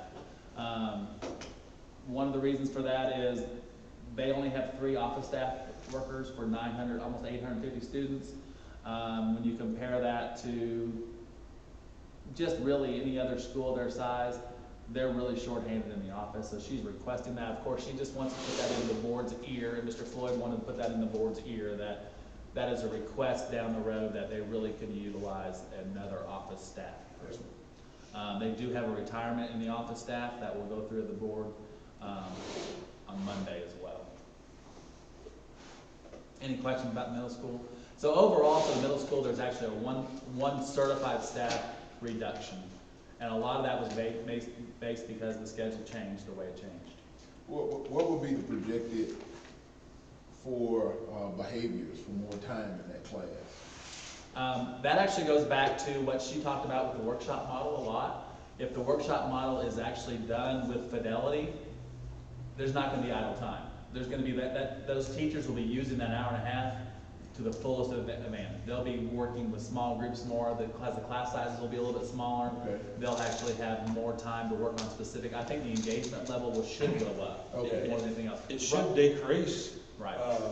Discipline referrals, because most of your discipline referrals happen at the beginning of class, end of class, and during transition. So you're in an hour and a half class. So if the teacher is teaching truly in like 20-minute segments, I think that's what David was talking about. Right. And they're doing transitions within class. It's not like you're going to sit there for an hour and a half and do the same thing. There has to be some movement in that classroom, and there's also breaks that they can have where they go to the restroom, that kind of thing. But it should cut discipline referrals down because you're only having that transition one time in the beginning and then at the end where you're changing that class and you got 90 minutes that you're in there. And that's the positive with being on the block schedule too. You're not in the halls all the time. Yeah, we're going to go from 6 transitions in a day in the hallway with kids, with middle schoolers, 6th graders and 7th graders, to 4. So there's going to be 2 less transitions per day in the hallway. And the 6th graders, they're used to coming from a 1-hour class? They're used to also, it's true, 5th graders to 6th graders are used to an hour, hour and a half segments for reading. Now they're going to have, and so it's actually going to be a little bit more like an elementary setup for reading. And the 5th graders are only used to 2 teachers a day. Yeah. So then they get to go to having 4 teachers a day, 5 yeah, it's going to be teachers a an day. easier transition for those 5th graders to 6th graders. Yeah. Okay. You know, Dr. Brock comes with an elementary background, so she's seen how an elementary school works and how a middle school works, and then, you know, and then with discussions with her, she really feels like this transition from 5th grade to 6th grade will be even easier on our 6th graders than it's been. So I'm looking forward to it. It's something we've been working on for a while. It's been in the works for a while, and I think finally we had the wherewithal to kind of figure out how to get it done. Yeah, and my only concern, Dr. Floyd, is you got North Hart, Hartwell Elementary, South Hart coming together. So you got 300 students for the first time coming together, so. And that's something that she and the middle school work on pretty hard about that transition to middle school. So you heard her talk about the middle school transition camp. One of the things they are planning on doing next year, if, depending on how it works out, is to have that first week be team building activities where the kids get to know each other. It's not just class, it's more about building and getting to know each other. Now that you have a little bit more time every day, you can put in some of those activities where you can build team building activities like you do with any team. And so that's something that she's definitely put into her plan. Okay. At the high school level, let me pull mine up, sorry. There really are no significant changes. Actually, there are no changes going into this next year. He does have an additional special ed teacher, and Ms. Cook talked about that as well with the transition of one of the teachers coming out of that transition specialist. So there is an addition of special ed is there. They also will have 2 49% counselors and 1 full-time counselor with the retirement of the 2 counselors at the high school. So they'll actually have 3 counselors there next year, but the equivalent is still 2 as far as on the staffing model. And there's 1 additional parapro, but like Ms. Cook talked about that as well. Any questions about the high school staffing model? Paul and Susan will go to 49%. Those are guidance counselors that are retiring, is that what you said? They both retired and they will go 49%, yes. They'll both go 49%, take up 1 position, and we'll hire a new one to make up our 2. And we need to. I don't have your paper in front of me. I got you. We'll just need to adjust this model. You can't have a plan for retirement. Say it again? You can't have a plan for retirement, so we're just saying that we are looking at the possibility of doing 2 49% in the place of 1. It's still the equivalent of 2 counselors. We will have 2 49% and 1 full-time counselor next year. Wait till Monday night. I'm with you, I'm sorry. It's what Jennifer said. The high school will have 2 49% counselors and 1 full-time counselor. Whenever, I need to leave. So, my caregiver's already on overtime. Okay. What else you got, Jay? All right, the last thing we got is just the central office staff model, and it's the last page in your book. And you'll see that there's no changes except for when you get down to number 5, the special programs. Your sheet, because I did this well in advance of this, of some of our meetings that we occurred, your number 5, where it says 2 psychologists, it is still the same amount as far as 2 psychologists, but it will be 1 school psychologist and 1 diagnostician. It'll be 190 days. So that will be split, and then the other one will be, the RTI coordinator will stay, but there will be 1 support services coordinator that will be added to the central office for Monday night, for a special program for Monday night. And that was paid for by a grant. And then the only thing that I need you to do, we need to get a motion second to adjourn, but I need you to sign the board training affidavit, and that's all that we have. And then we'll finish the board agenda for Monday night, and you should have that tonight and this weekend. Motion being adjourned. Second. All in favor? I need to sign that form, Jay. We'll pass that down. Well, anybody ever get a gas line at the end of the day? Are you kidding me? You gotta go that way? No, I got it. I got it in the truck. There's only 2 of them there actually today.